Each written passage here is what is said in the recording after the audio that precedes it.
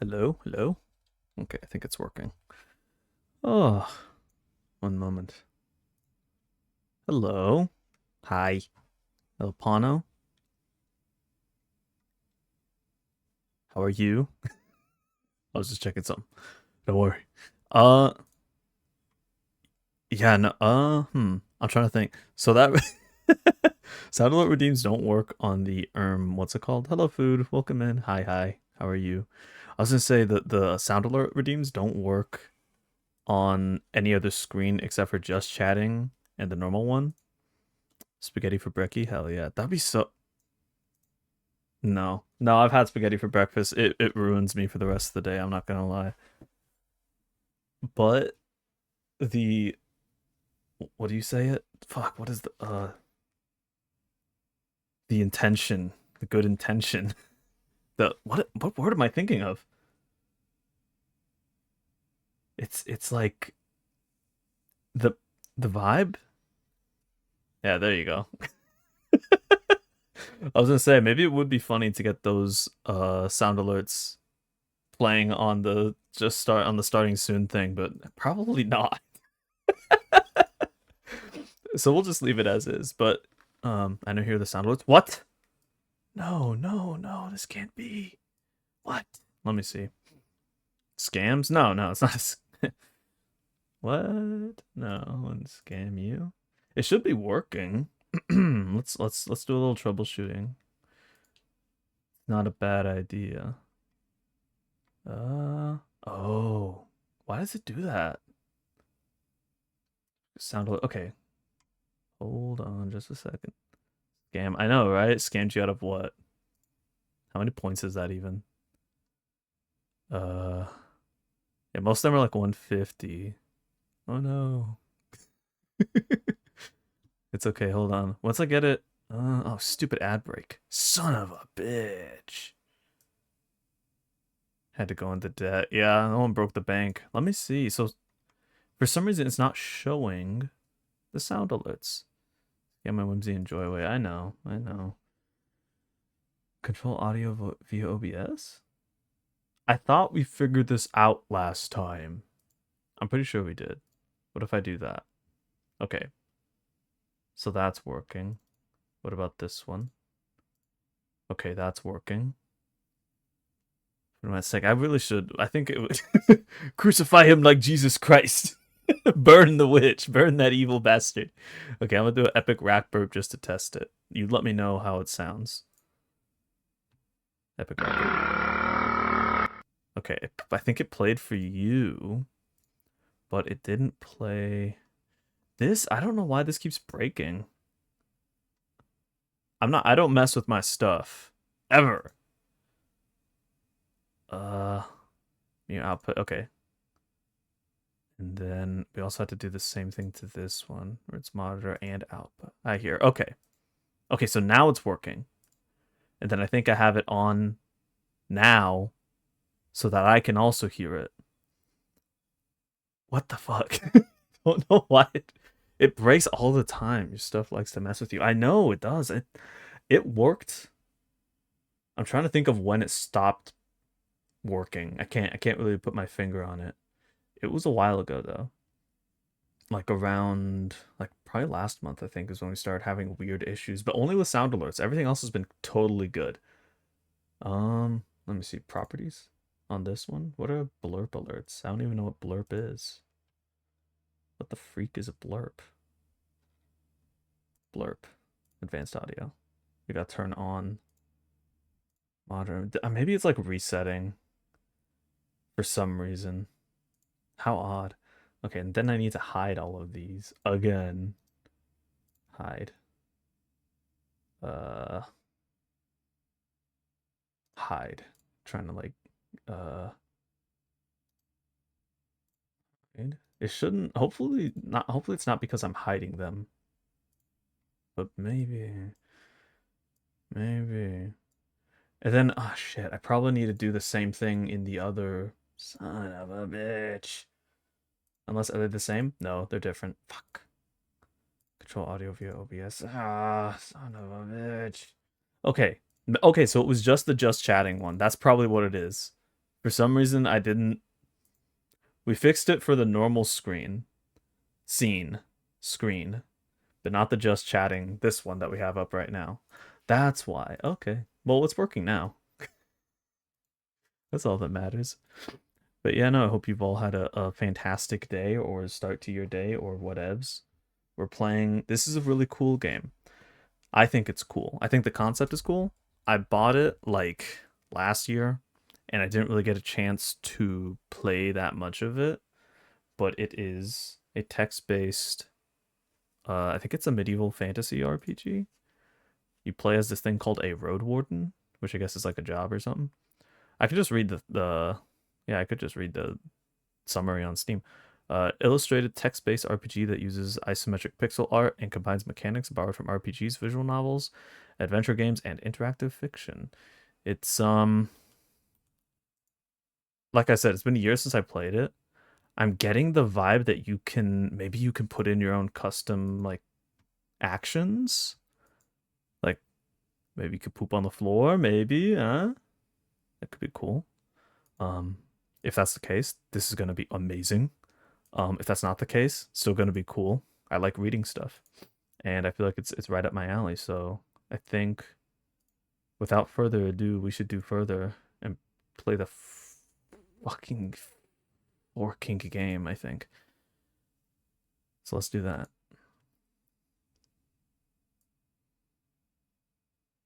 Still don't know what a Roadwarden is, but we'll figure it out. I'm pretty sure. It's the game launches. Okay, it's up. Is it on screen? It do be on screen. Ooh, look at that. The phrase safe travels is used ironically when someone hopes to be extremely fortunate. I don't know what that means. I think every time you launch this game, it gives you some weird philosophical blurb, which is cool. So we're gonna be doing, I think, settings. I was looking at this stuff a little bit just to see what we might need to change. I changed the narration speed to be fast just so I can have everything on screen immediately. Describe attributes, yes. Quotes. Shows a bit of fluff whenever the game is launched. Oh, that's what that is. Achievements. Just double checking. Full screen or windowed? Full screen's fine. Music, ambient volume. I think everything's good. Yeah, I'm ready. New game. Alright, hold on. Let me get things. 1 second. Okay. Alright. Okay. Everyone knows to stay away from the wilderness. Most people would never risk a lonely journey. Roadwardens not only accept this struggle, they embrace it. They deliver messages, assist merchants, burn human corpses, and, if possible, get rid of the beasts and highwaymen. They live on the road, die young, or retire early. It's a dangerous job, but a respectable one, and it pays well. Leave the safety of the city walls. I better check my bundles. What? I think my horse has a cold. Oh. That's funny. I think my horse has a cold. I can't leave. That's neat. That's cute. I should practice with my axe. Okay. So, that's neat. I leave the safety of the city walls. Alright, pick difficulty mode. This choice can't be altered later on. Casual for those focused on the story. No time limit, more cash at the start. Some quests are more forgiving. Standard for those familiar with RPGs. 48-day time limit, regular rule set. And restrictive for the returning Roadwardens. 30-day time limit, increased nighttime damage. Oh, what?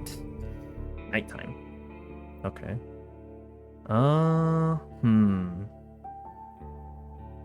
Was this familiar with RPG? I mean, maybe standard. I think that might be the bed. That's like normal difficulty, you know? It's like, yeah, standard. Normal. The wall is still standing. God damn, this shit's loud as hell. Why are those birds so fucking loud? Okay. Turn the music down a little bit as well. Like, everything's super loud. I think we're good now. Maybe it was just me. Okay. The wall is still standing. There are no wolves around, no stench of blood. Good signs. This should be the place you're looking for. You're supposed to meet with a group of soldiers, but you hear no voices, no sounds of labor. The gate is ajar, but the camp isn't safe. It may keep away the goblins and pebblers, but not beast folk nor trolls. The night is near. Your palfrey breaths. What the fuck's a palfrey? Sorry. your palfrey breathes heavily. It had a long day. I think that's some type of horse. I could just look for another shelter, and then look around cautiously. Dismount and sneak to the gate. Let's peek inside. Get off the horse and enter the camp briskly. Let's see. I didn't even like get a chance to like think of what kind of guy I am, you know? Am I chill or am I crazy balls to the wall psycho? I think we'll be chill. We'll just be me, you know? Which answer speaks to me? I think I need to look around cautiously. Considering the noise, you doubt that anyone noticed the clatter of hooves. The short, dry grasses barely cover the arid soil of this valley, but you may be a minute away from the edge of the sparse woods, which get denser as they climb up the hills. At best, this trail has a few more years before getting overgrown for good. Hard to believe it's the only route north. Could just look for another shelter. Dismount, sneak to the gate. I'll dismount and sneak to the gate and see what's going on. Oh, what is this? Take care of yourself. If you're hurt or exhausted, some actions won't be available to you. The weaker you are, the higher the chance you'll die in combat. Okay. Your heavy boots hit the ground and the pain of the long ride finally catches up with you. You stretch out, bringing your back and legs comfort. All you want now is a table, a decent chair, a nice mug of beer, and some warm stew. With any luck, your axe won't be needed here. I approach the gate slowly. If it's a military camp, it doesn't look the part. Plenty of wasted space, the fire pit is cold. Two people are sitting at the table, tired, disheartened. They're looking in different directions, paying no attention to one another. One of them is holding a cup. After a moment, you notice a quiet humming. You recognize the melody of a light-hearted drinking song from the city harbor. Don't look like much of a threat. I can enter. Sounds good. It takes them a few breaths to glance in your direction. The first person greets you with a wave of his hand. There are bags under his eyes. His beard is messy. Despite his simple shirt, he's wearing durable, decent boots. A mace with a head covered in iron hangs at his side, but he doesn't reach for it. I take a look at the second soul. Just like you, she's wearing a gambeson, but hers is a bit loose, as if she took it off a corpse. Her head is shaven, as if she's protecting herself from flesh-eating bugs. Her eyes are weary yet kind. She smiles. Considering the squad was sent here half a year ago, these two surely look the part. No, there should be more of them. 8, we believe. I asked them about their lieutenant. Well, I'll let them speak first. It's nice to see an unharmed traveler in this godforsaken shithole. Makes me just a tiny bit hopeful. The bearded man's voice is strong, yet timid. You'll be staying the night with us, I guess. We're soldiers, he and I, adds the armored woman. Her voice switches from half asleep to relaxed. We'll do our best to keep the camp safe, but if you were to take the first watch, it would be a huge help. Travelers ought to help each other, wouldn't you say? You think for a moment. To fully rest, you'd need a good sleep. Should I look out for number 1? Maybe. Maybe that might be the right play here. I'm tempted. I'm really tempted to just let them take the first watch. I think we'll do that. The man looks away. If you say so, then better keep your axe nearby. The nights here can get spooky. I'd say sinister, the other soldier snorts. I asked them about the lieutenant. You wonder how to phrase your question. Oh, this is neat. Whenever you meet new people, you can influence how they perceive you by selecting one of the attitudes. Friendly, be supportive and cordial. Playful, use a joke or witty comment. Distance, hide your emotions. Intimidating, hint at a threat. Or vulnerable, be sad, tired, afraid, or hopeless. Jesus. A little guilt trippy, but okay. Maybe we should just be playful. Or, sorry, not playful would be funny, but friendly, I think, is the best option here. Supportive and cordial. It looks, I mean, these guys look like they've been through the shit. This looks a little bit decrepit. So, let's be supportive and cordial. I was hoping to meet with your lieutenant. Could we talk for a bit? The woman lets out a loud sigh, dusts off her gambeson, and steps toward you. She pays little attention to the sword at her side. Miss. God damn, okay, hold on. Okay. We most definitely can, you and I, though holding this rank is still somewhat new to me. Are you a messenger? Did you lose your mount? She observes you with curiosity. Or are you looking for help? I'm a new Roadwarden. My horse is waiting outside. Really? The soldier in the shirt leans forward. That explains how you got here in one piece, all by yourself? Better bring your beast here, adds the lieutenant. We have no hay, but I bet it dreams of dropping a saddle. Long pause. What? No, you guarantee you don't have the best viewers on streampo.com. Get the fuck out of here! Alright. I'm Tulia, by the way. She reaches out her hand. I shake her hand. Or it may be a trap. I gesture for her to stop pretending to be embarrassed. I should wash myself first. But you can call me. I shake her hand. I'm Lito. Spaghetti. How do you want people to call you? Spaghetti, of course. Her grasp is confident. The shake is slight. Just keep your horse away from the tents. She steps away. We don't need to smell its dung. Ah, there's this one issue. The soldier in the shirt also rises to his feet. We've no tent to spare. You'll have to use a blanket or something. No problem. I enjoy observing the stars. Or I should get used to sleeping on the ground anyway. Well, I do enjoy a bit of stargazing. I would like to do more stargazing. You walk through the gate. Your mount looks around and snorts anxiously. Not many humans could ride a horse. It's not only taller than you, but also bulky, as heavy as it is strong. You can get in the saddle within a single breath, but most people wouldn't know where to even begin. From every side, it's a wall of flesh. Horses were brought to the Dragon Woods from the conquest in the south.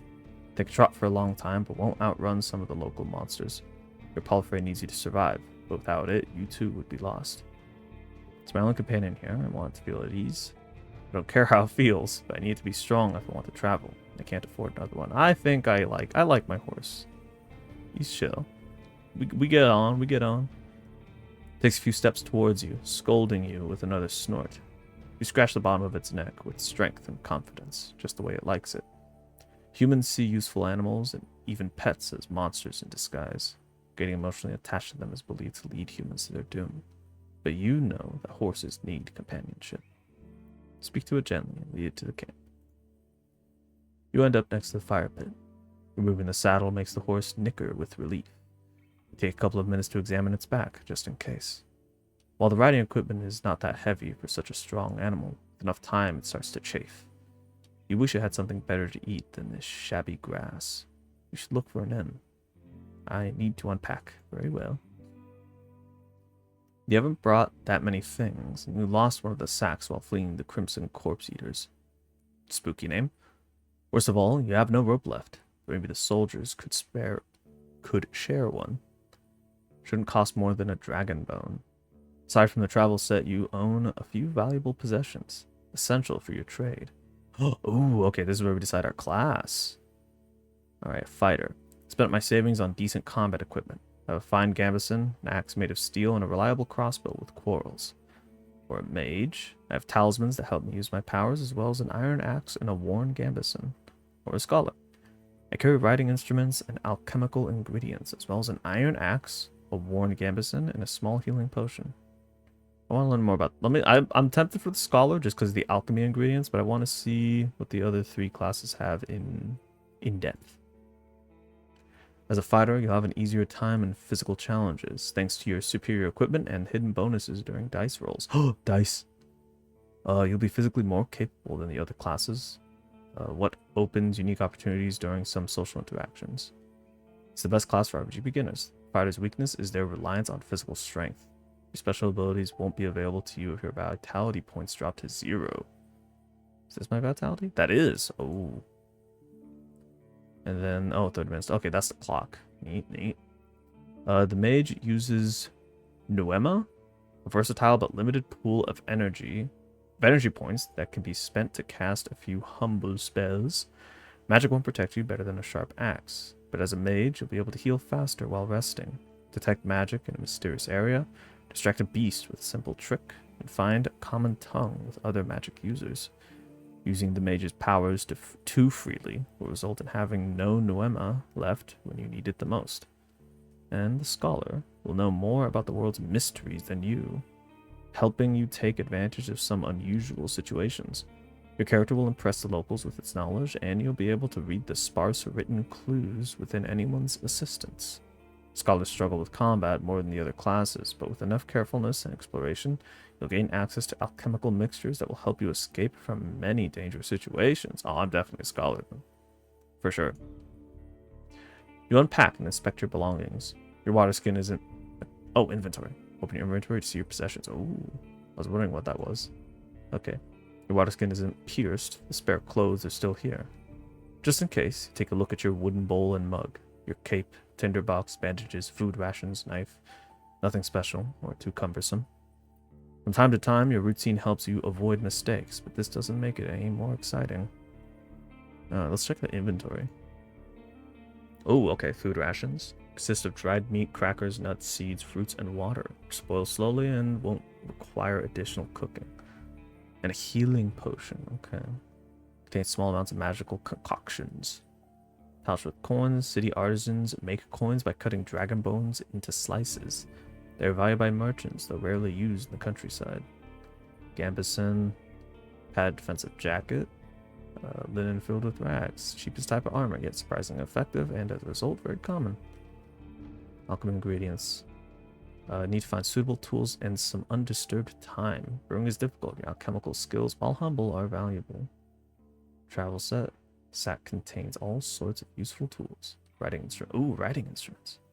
Parchment scrolls kept in tubes, ink, quills, and wax tablets with a bone stylus. Most northerners are illiterate, but they are happy to meet someone who can write a letter in their name. And a simple battle axe. Traveling with an axe shows that you've learned how to fight humans and human-sized monsters.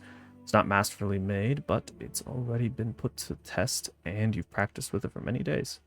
Neat, neat. Okay. I return to the soldiers. They're at the table, again, observing your beasts and chatting between themselves. Your stomach growls at the sight of them eating out of wooden bowls. One more bowl was put at a previously unused end of the table. You could sit down on a tree log. Join them and take a look at the meal. Thank them for the meal, but I don't want to eat with them. I sit down and ask Tulia what she can tell me about this area. Completely ignore the meal. I sit down and speak to Tulia. I should take the meal. What the hell? Oh, what is this? Armor. Stealth lighter attacks, but not for long. Oh, okay.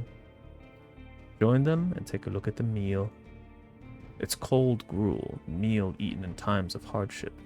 The specific bowl is filled with water, hog millet, and some strange-looking cereals and blueberries. Welcoming you with a meal, even a humble one, is beyond their duty. Soldiers live with and for their companions, constantly on the move from one part of the realm to another, making sacrifices to protect their group as they face dozens of hideous creatures. Their lives are filled with discipline, hardship, and camaraderie. Roadwardens, on the other hand, learn how to work by themselves. They seldom engage in open combat, patrolling the same roads for years. They help the settlement stay in touch, but also maintain commerce, settle down, forge friendships. When there are no laws to follow, they use their own judgment. Different responsibilities, different lifestyles. I eat quickly, not focusing on the taste, then speak with Tulia. She's focused and chooses her words carefully. She looks away only when she gathers her thoughts. I'm afraid I could tell you less than I would like to, and less than I should. She nods toward the other soldier. As you can see, there's not a lot of us left. At the beginning of summer, there were 8 of us, including our previous lieutenant. 5 are dead, 1 has run away in tears. We're also strangers in this land, adds her companion. Any piece of information may help me do my job.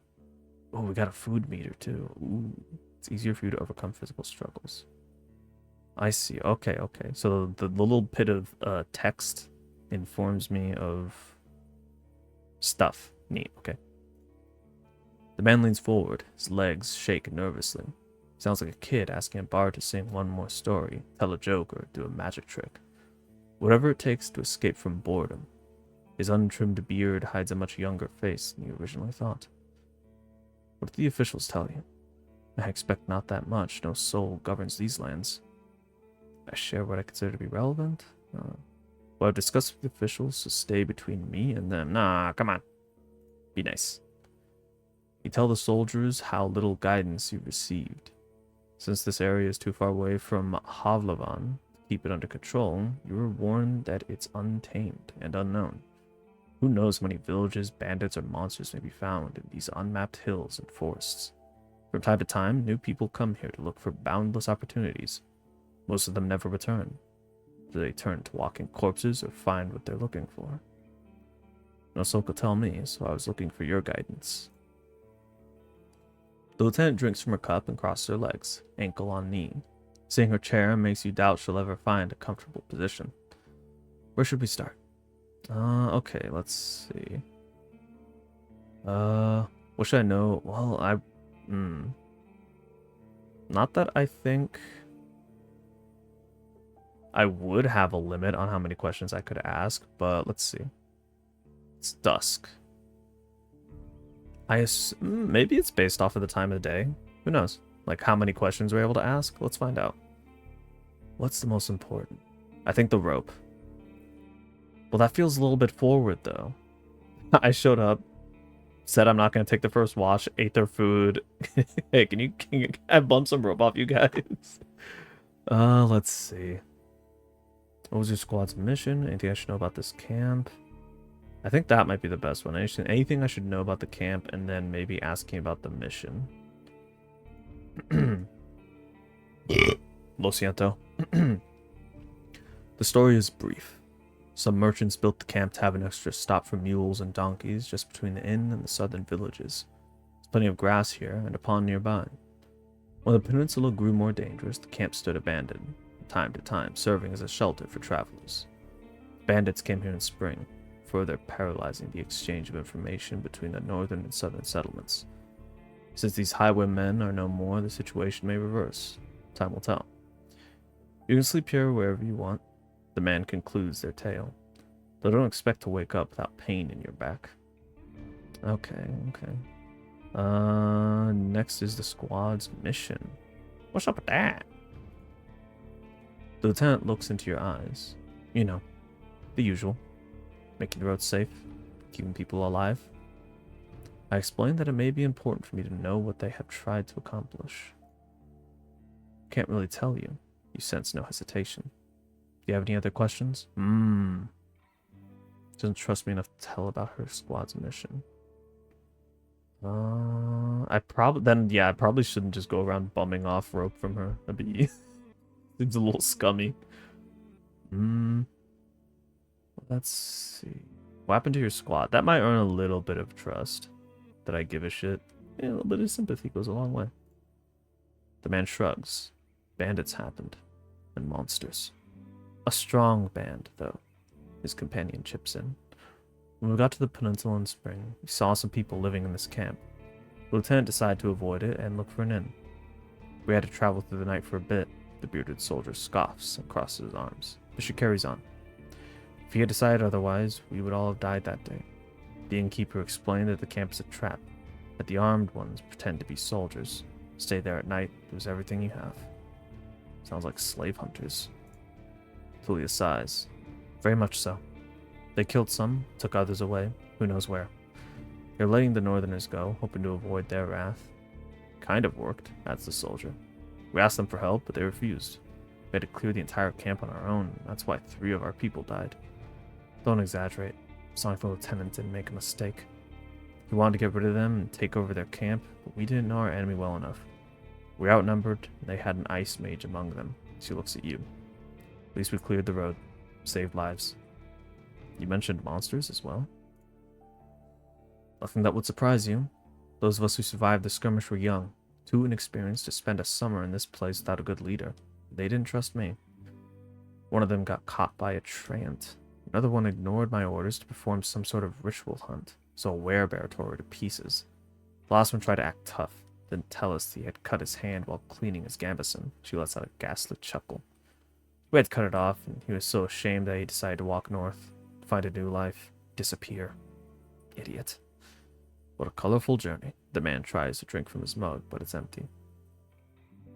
You've made this place safer. Barely. Tulia seems tired. And who knows if it was worth the lives and effort. Okay. That's tragic. Goddamn. Alright. Any ideas what happened to the previous Roadwarden?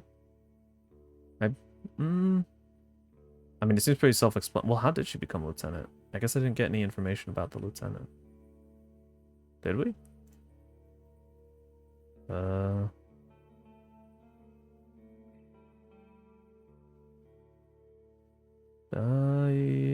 It said 3 of them died. 2 got killed afterwards. And the other one lost his hand and ran away. Fair enough, though. Reasonable. It doesn't say anything about the lieutenant. Maybe we should ask about that. Tulia, how did you become a lieutenant? It's not much of a story, honestly. She looks at her hand, which is currently rolling a mug over the table. In the city, there's a strict order of... what should I call it? She exchanges looks with her companion, but you can't help her. Well, leadership succession, I guess. Havlavan chiefs select commanders, those select lieutenants, and those put their soldiers in order of priority. If a lieutenant dies, they get replaced by the next soldier in line. So you were his successor? Nah, not exactly. When we fought the bandits, our lieutenant was hit by a slingshot. His boyfriend jumped to help him, but failed to protect either of them from a spell. It was like a ball of ice that hung above them and exploded, piercing their heads, completely avoiding their shield. Really unpleasant. She pauses. You were the third one in line, is that right? Or jumping like that to save a man that wasn't attacked doesn't sound like the wise decision. Oh, I see. Okay, so the boyfriend was a succeeder. They both died. Oh, okay. This seems a little bit callous. I would not say that. You were the third one in line, is that right? Basically, yeah, she says without enthusiasm. I didn't plan to become a leader, though. I'll get demoted once we return to the city.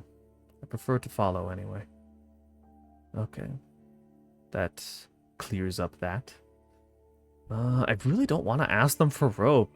This place seems pretty jacked up. But I know I also have to, like...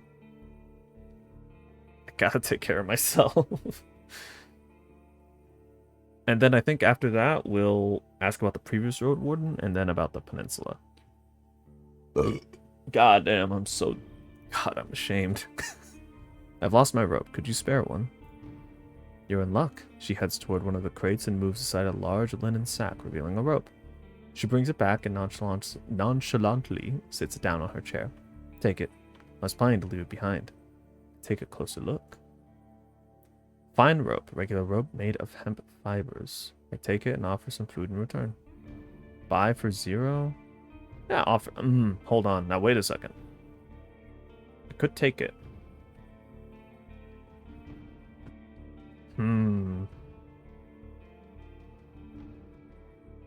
How much food do I have? That's my food. I have 2. I mean, they offered to just leave. They were gonna leave it behind anyways. I'll take it. I'll just buy it for 0. That sounds good. Tulia nods. For now, you leave the rope on the table. Okay. Any ideas what happened to the previous Roadwarden? Tulia takes a deep breath. Aren't you a bit late for a rescue mission? We haven't heard from him for almost half a year. The soldiers speak for a bit between themselves, trying to get their story straight. They confirm that he had stopped by their camp a few times, but stopped showing up at all in early summer. The bearded soldier starts to scratch the table with the tip of his knife, without looking at you. I don't remember his voice, always busy, drowning in things to take care of. He would sit somewhere, sharpen his sword, fix his loud mail, clean clothes, write notes on that wax tablet of his. Yep, and leave it done. Unlike us, Asterion never gets bored. That's funny. That name is in there. Who lets out a joyless chuckle. He's secretive. Some of the locals speak about him warmly. Maybe he just doesn't like us. Sounds like you're not sure if he's dead or not. If anyone knows, they won't tell us. Maybe someone is keeping him in a basement. The man carves with passion. We haven't seen him. Or his Saurian. Something ate them, I bet. The officials have hired you, right? They don't expect him to return. Richer Roadwardens often use four-legged, meat-eating saurians as their mounts. They have to be tamed and trained since they're hatching, but unlike horses, can easily defend themselves from many monsters. At least your palfrey is fast and reliable, and won't suddenly sink its teeth into an innocent passerby. Yeah, that'd be scary. Do you know what he was looking for? Maybe he left you a message? Neither one of us had any insight into his dealings, says Tulia. My predecessor left me no clues. He also took a look at Astarion's stuff. Wait, she raises her open palm. I almost forgot. She stands up and heads to a nearby tent. He has kids, in a village near Havlavan. I was planning to take all his things there. Pouch, second spear, decent bow, some potions. Quite a treasure. She glances at you. But I would much prefer to bring them the truth about their father. So, you want me to find out what happened to him in exchange for his stuff? Here's the catch. She dusts off the hilt of her sword.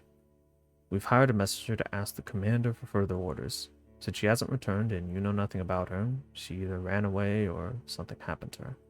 She sighs with resignation. We are meant to stay here until fall. What do you think? Come see us, tell us what you've learned about the man, and we'll get back to Havlavan together? You think about your real mission. You're planning to return to Havlavan in the early fall anyway. If he's alive, don't think he's going to be happy about me taking away all of his possessions. True, but he's considered dead. Doubt he'd begrudge you anything. Who knows? You may just find his shell lying on the roadside tomorrow. He wears mail, uses a spear mostly, maybe 5 feet tall, but stout. Long red beard, short hair, pale face, rarely smiles. She glances at her companion, but after he adds nothing, she sits down and stretches out her legs. So find out what happened to him. Dead, alive, left, just let me know. Alright. What should I know about the peninsula? I'll tell you what I know, and you'll be the judge, says the lieutenant. How long did it take you to get here from the city? On a decent palfrey, I'd guess it would be 3-4 days. When you confirm, she continues. From here, you can reach the coast in about a day, as long as you don't make any stops. Do you know the situation? Why no ships can get here? You nod. The sea route allows Havlavan officials to keep in touch with the coastal villages, collect taxes, move the soldiers, collect lumber, deliver tools. But maintaining order on a wild coast, such as this one, is like filling the ocean depths with coins.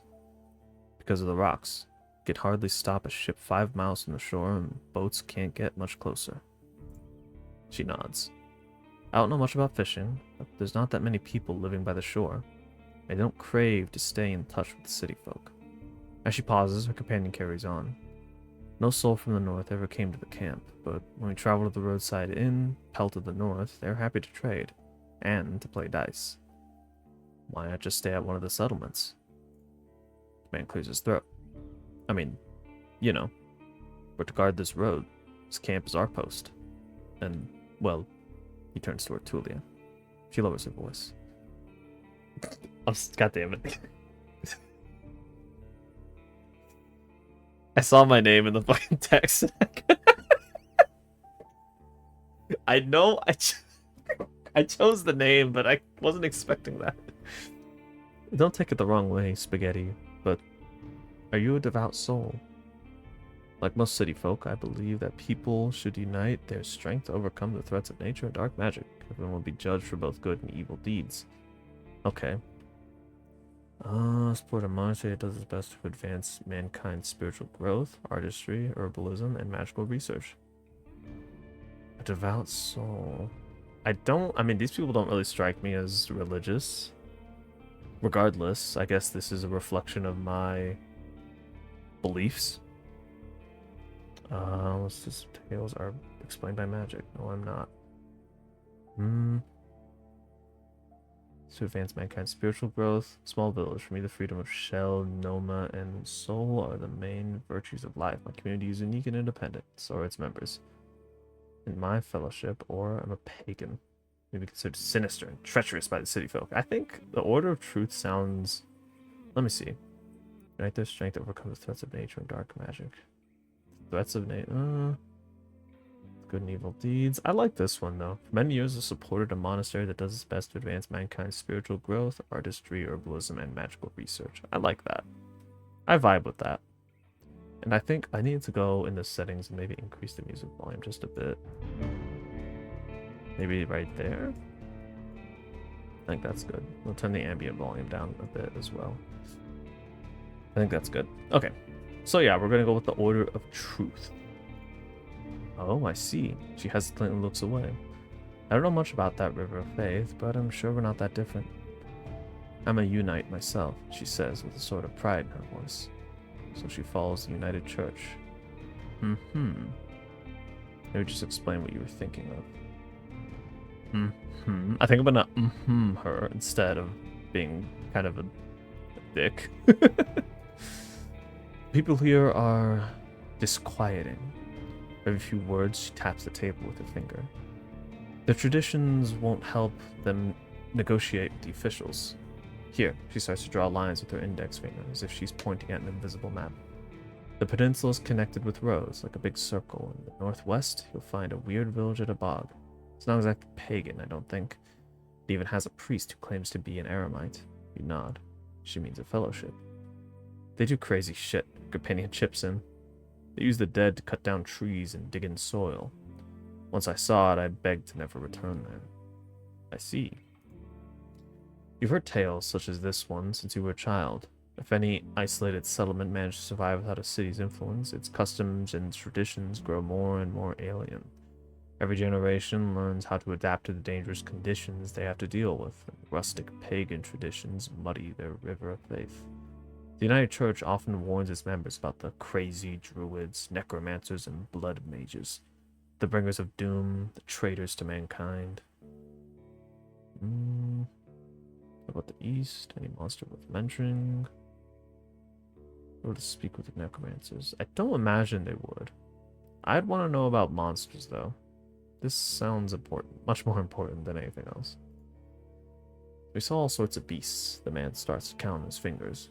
Goblins, trains, cats large and small, runners, howlers, wolves, spiked boars, mothling eaters, griffins. That was him. I didn't burp. How rude. But we managed to stay away. Some could catch up with most mounts. Tulia glances at her companion. The Alpalfre should be fine. The trees are so tall that the flying creatures keep the coast and mountains. There's not that many humans around, and the animals are busy fighting amongst themselves. They fight more for food than territory. The soldier cracks his knuckles. Don't provoke them and ride fast. Just count on luck. We're able to speak with these necromancers. I want to know about the East. She stares off across the camp. Hard to tell. We went there only once. There are hills, forests, rivers.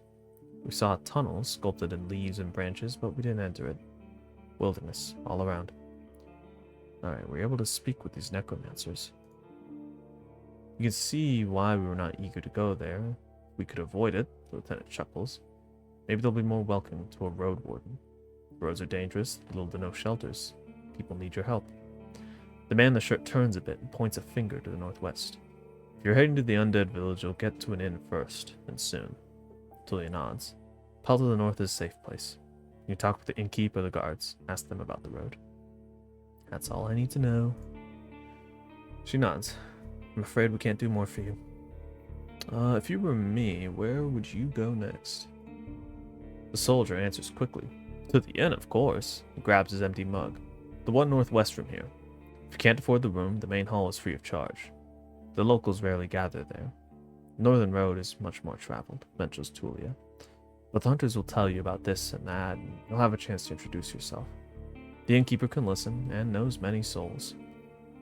Any tips on how can I make a good first impression on him? She smirks. Avoid cheap jokes. Stick to trade, don't waste his time. Show him that you can be relied on. It's getting late. We should prepare for the night. What time is it? Nighttime. Okay. I agree. Tulia sighs with relief.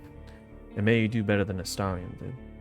Stay vigilant, she winks at you, shattering the mask of a soldier. Open the archive to reread the most recent text. Okay, cool. Thank you for your help. You go to the barrel and splash water in your face, which makes you even more aware of how much you need a bath. Oh my god, don't tell me. There's dirtiness. My appearance.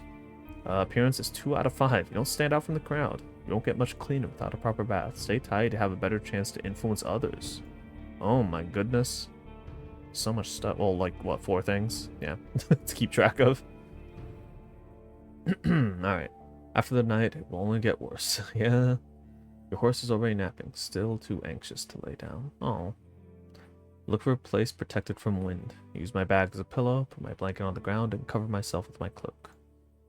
You aren't used to sleeping in such harsh conditions, but it's better than nothing. The weather is gentle, but you won't catch a cold. Stars instantly inspire your dreams, both with their splendor, by making you look for patterns and shapes among them. Your job starts tomorrow. I focus on the real goal of my journey. The Merchant Guild wants to take control of this realm. Your wardening duties are secondary. First and foremost, you need to explore the peninsula. Learn about the territory, resources, and threats. Get to know the locals, and if you can, convince them to consider negotiations with Havlavan officials and traders. Could the tribes resist the soldiers or be a threat to the priests of the United Church? Are there any forbidden practices that need to be eradicated, such as blood magic, necromancy, robbery, or slavery? At least I have time, 40 days to be exact, and to be as thorough as I can. Once you finish your reconnaissance, you should speak with Tulia and return to Havlavan. There, you'll report back to your employers and get your reward. In the meantime, you have your own goal to pursue. Oh, okay. Oh, okay, I see. I need to gather some extra coins so I can save my sibling from debt collectors. I need to gather some extra coins so I can retire early and live in prosperity and safety. Get some connections among local leaders. I can use them to become a major player in the Merchant Guild. I'll be remembered as a soul who brought peace and order to this realm. A hero. I just want to help people, make this region safer for the locals and the newcomers alike. I need to find a new life for myself. I have a difficult past, and I want it to be forgotten. I think I just want to help people.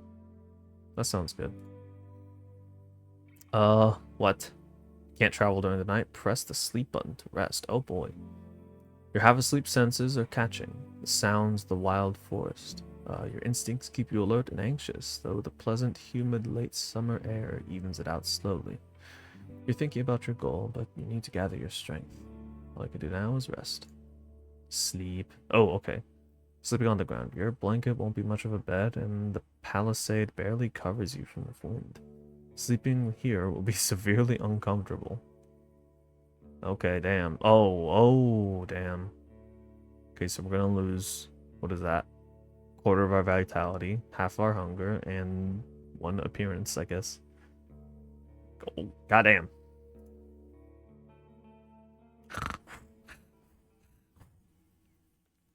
You're surrounded by sunlight.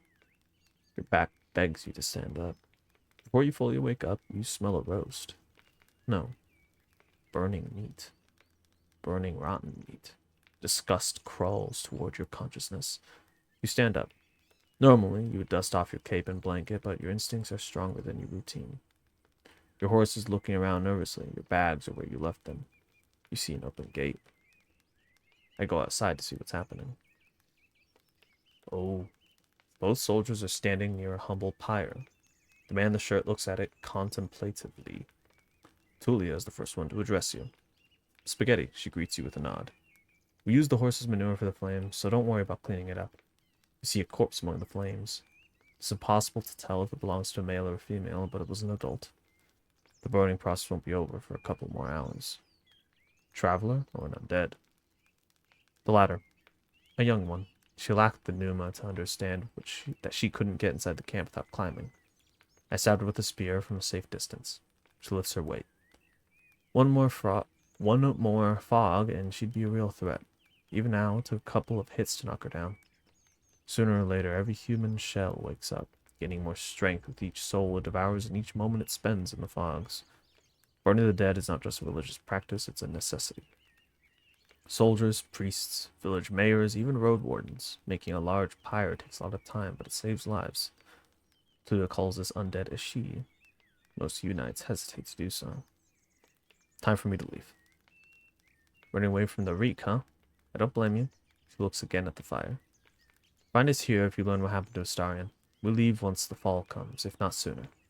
Safe travels. These words make you stop. An old farewell, mocked in a number of songs and tales, but yet you hear no scorn in Tulia's voice. She observes the fire with one hand on her hip, the other one on her chin. I prepare myself for the journey. Oh, travel button. See the map and move to another area. Oh, okay. You gather your equipment and spend half an hour warming up and preparing your mount. Double checking the buckled straps, you put on your gambeson and make sure that your axe is tightly attached to your belt. Then get in the saddle. The palfrey knickers ready to leave. It's time for you to get to the crossroads north from here. Alright. Oh my goodness, is this the whole map? Oh no, this is huge. Travel forward to continue your journey. Once you're done with the north, speak with Toy to return to Havlavan. Nighttime shelter. Oh, okay. Map key. Show map key? Oh, this is the map key. Oh, okay. So what is this? Tulia's camp. Oh, okay. So these are marked. Oh, I gotcha. This is a legend then. Not a... Well, I guess it's a key. Either way. Travel north.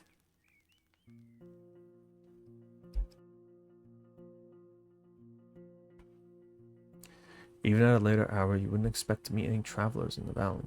The warm summer breeze lures your mount forward, but the serene chirping of birds is quickly replaced by the distracting screeches and gurgles coming from further down the path. You soon find the pack of four-legged griffins. They're larger than foxes and merge the features of birds and furred beast. Each one is of a different size, coat, and colors, and their temperaments are just as varied. Their fronts are covered with vivid feathers, while their rears have darker fur. Their wings are massive, making them impressive jumpers, but they're too heavy to fly.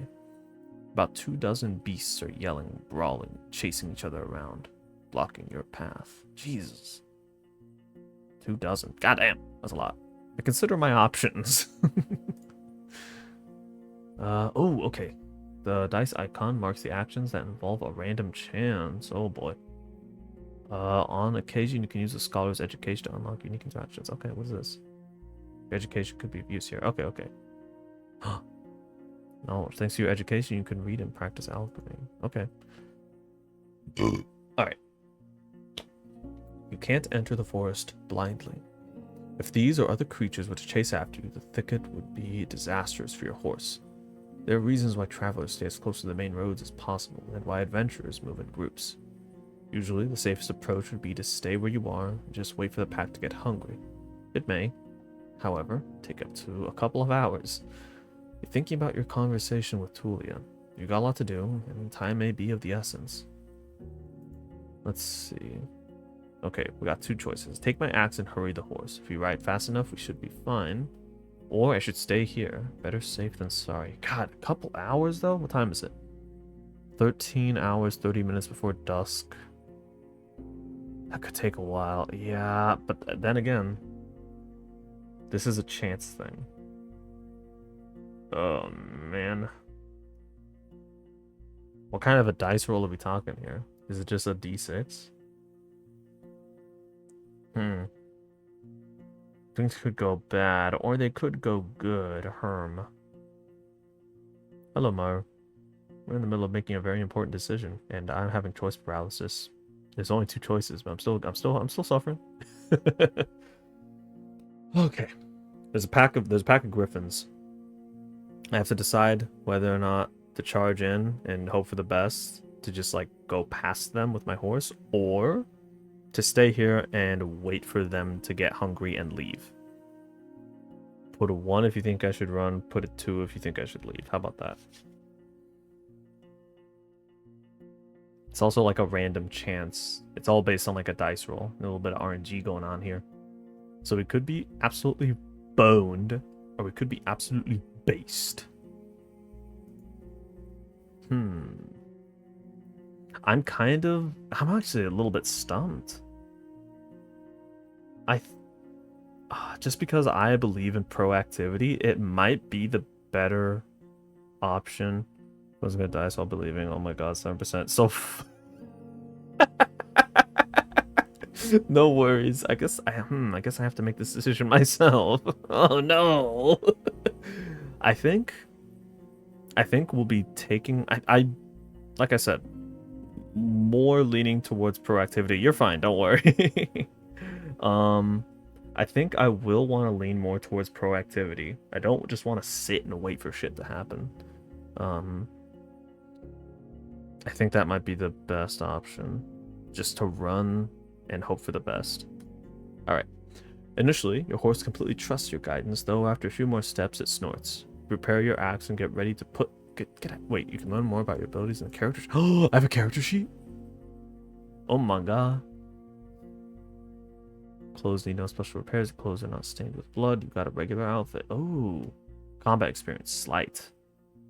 Engaging in combat helps you during future fights that involve random chance. Okay.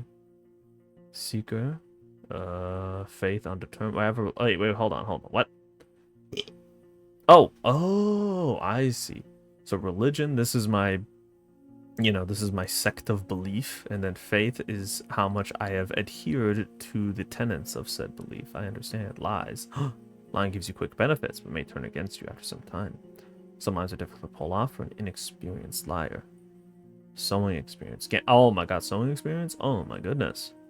Gambling experience. This is neat. Okay. Knowledge. You are literate. Your education helps you solve many mysteries. Alchemy. With access to an alchemy station and proper ingredients, you can brew useful balms and potions. Okay. Alright, well. Alright. Okay. You prepare your axe and get ready to push away any griffin willing to jump on you. Once you get in the middle of the surprised herd, your mount squeals and gallops forward. The creatures in front of you flee, but others try to jump at you from both sides. You kick two of them away, but the third one scratches your leg. It hurts, though only a bit. Ah, fuck! You're barely standing. Oh no! You ride away, and the griffins can't keep up. You still hear their screeches when your mount slows down. Once I get to a safer spot, I stop to clean and bandage my wound. Oh boy. Oh, look at this place. Keep track of your achievements as your journey unfolds. Oh. My name is Spaghetti. I used to be a scholar. Now they call me boss. Alright. The road splits. According to what the soldiers have told you, you may find a safe inn by turning left. The forest to the right is lush and the trail overgrown. Kids used to have this song. How did it go? The harshest pathway leads to the dragon's lair. Those who search for treasure, do you truly dare? The signpost in front of you doesn't make your situation much clearer. It was put here by someone who can't write, folks who can't read. Covered in old red paint, it points east. Blood there, as people say. Danger to be found. There's not a soul to ask for guidance. I look at my horse. Horse! My beautiful little horsey, tell me, which way do you think is best? Snort. Snort if you want me. Oh my god, what's my horse's name? Oh my goodness. What should we name the horse? Shit. I think the horse's name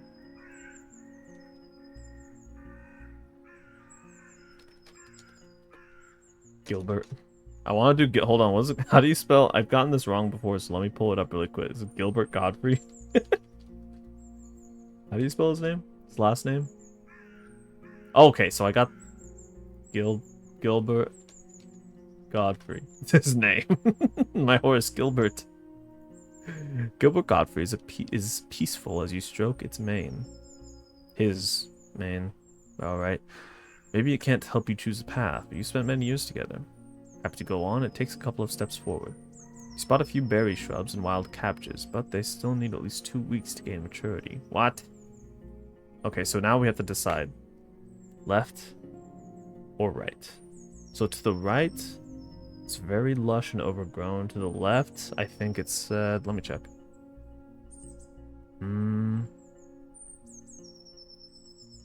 Where did Tulia say to go? Yeah, the inn... Yeah, left side goes to the inn.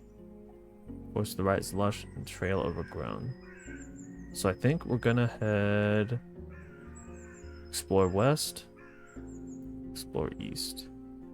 I think it's west, right? Yeah, because east... They didn't really have a lot to say about the east. Tulia and the soldier guys. So let's head left. Explore the west.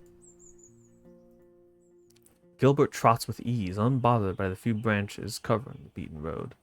The bird songs and distant howls draw your attention to the forest, which gets sparser and brighter. You spot boars, roe deer, and saurians. The sight of a nearby wolf pack worries you, but once you push your hips forward and your palfrey enters a canter, the beasts don't even begin a pursuit. Speed alone will protect you from many dangers. Notice a stone tower, taller than the trees. It must be the inn I've heard about.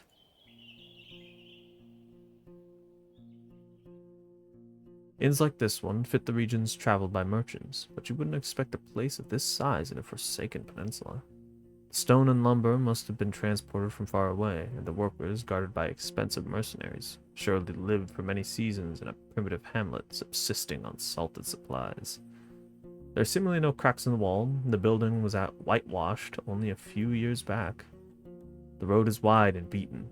Dozens of souls could ride if not in the buildings. Could hide, if not in the buildings, then at least in the yard.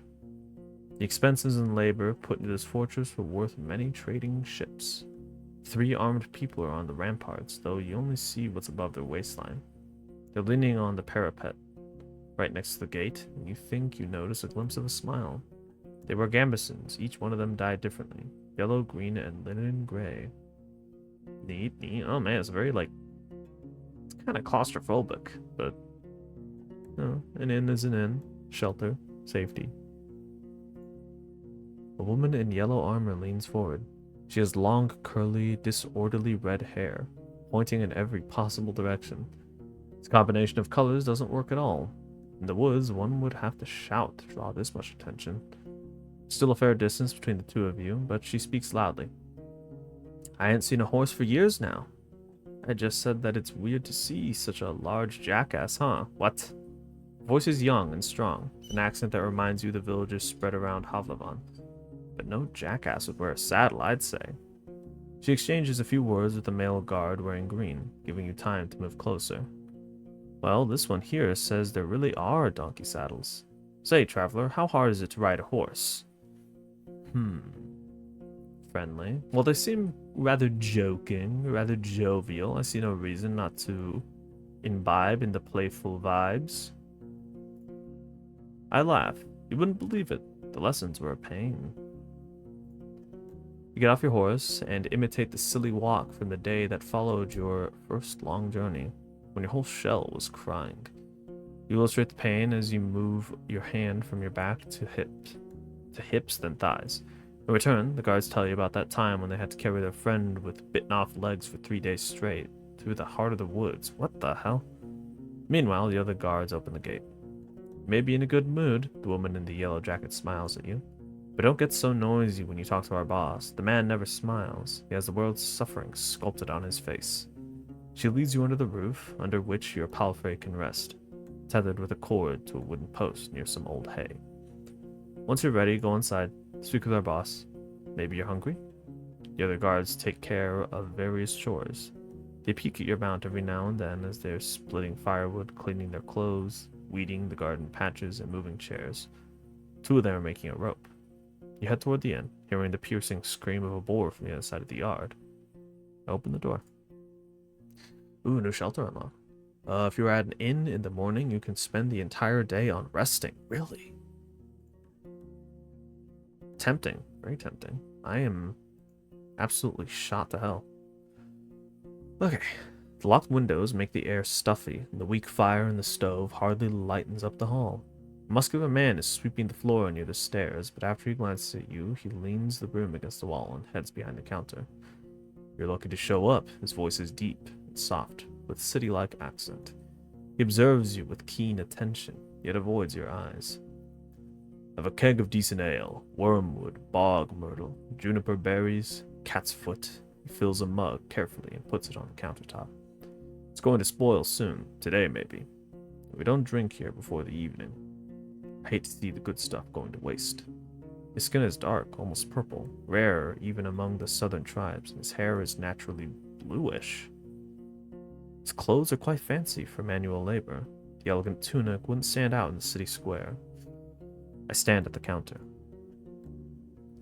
Planks let out a creak after every step you make, so you slow down a bit. could swear that the innkeeper made little to no noise. Here you go. He pushes the mug forward. But just so you know, my pelt to the north doesn't belong to Havlavan. You can sleep on the floor if you wish so, but if you want a bed or a meal, you have to pay. You may have some leftovers from dinner, but I'd need to check. I don't know why that's so funny. You can sleep on the floor. People just walk over you, I guess. I don't know. Okay. So with our... I think... Yeah, so we're preparing... Well, let's see. Oh my goodness! Jay! Thank you for the raid. Welcome in, raiders. Hi, Sky. Hi, Jay. How are you? What were you guys up to? Playing something epic, I assume.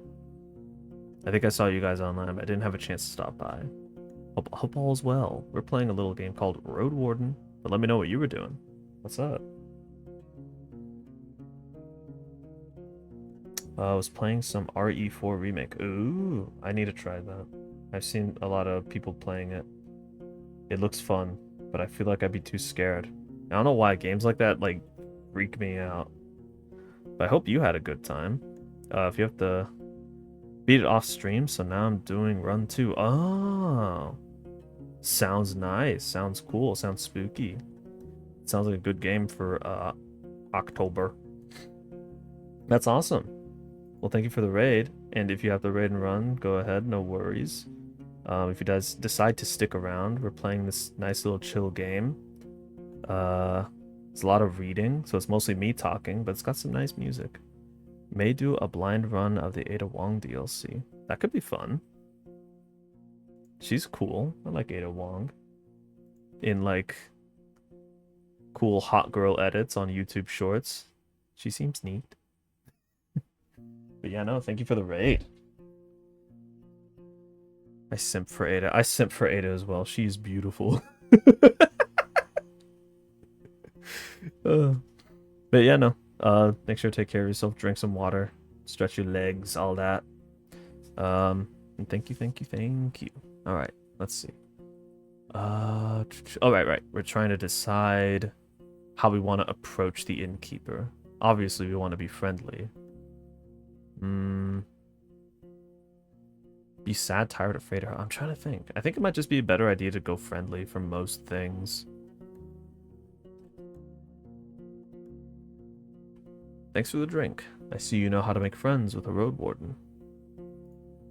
He meets your eyes with a puzzled look, then grabs a wet cloth and starts to wipe down the shelves. Uh-oh. From time to time, your conversation is interrupted by splashes of dirty water in a wooden bucket. Well, nothing is truly free.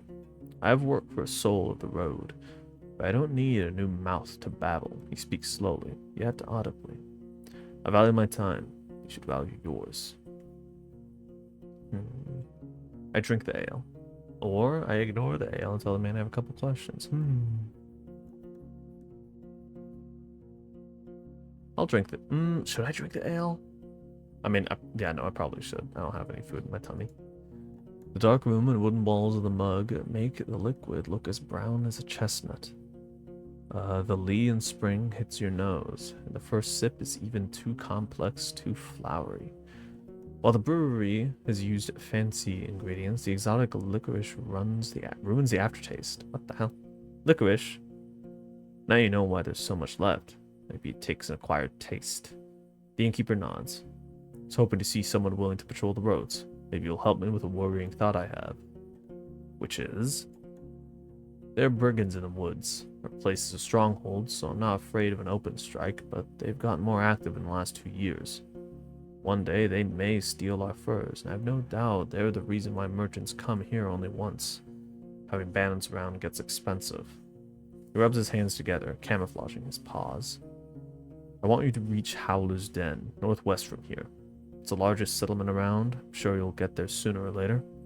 Ask Dias, the mayor, about Glaucia, that bloodthirsty wolf of a woman. Heard rumors about a raid in the north. Glaucia is ready to break the truce with the locals. I'm willing to join forces with them to get rid of her band. He looks at a nearby dragonbone. Not too difficult, right? Just do it when you have a chance. A couple of days won't make much of a difference. Pay you 2 coins when you get back with the news. Fine? Ooh, we can do a little bit of haggling. So the job is Go to Howard's Dell. I read that as Den the first time. Dell. Ask the mayor about Glaucia and see what the situation is, I suppose. To help the innkeeper decide where his allegiances lie. I'm a good run, I may pass out. Yeah, no, Jay, go sleep or something, man. You're fine. Thank you so much for stopping by, though. Take care of yourself. Hugs and kisses on your way out. But yeah, you're good. Okay. I don't think I want to haggle with this guy, though. Sounds like a bad idea. I think I'll just take it. 2 coins. I still don't really have much of an idea. I didn't go to sleep till after midnight, and I woke up at 5:30 a.m. this morning. Oh my fucking god. Yeah, no, you should definitely sleep. Getting too old for this boss.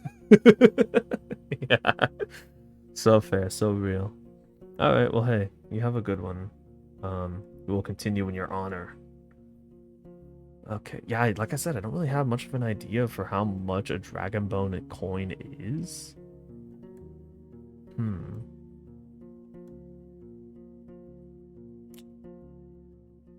I don't know. It doesn't seem like a smart idea to try to, like, barter with this guy, though.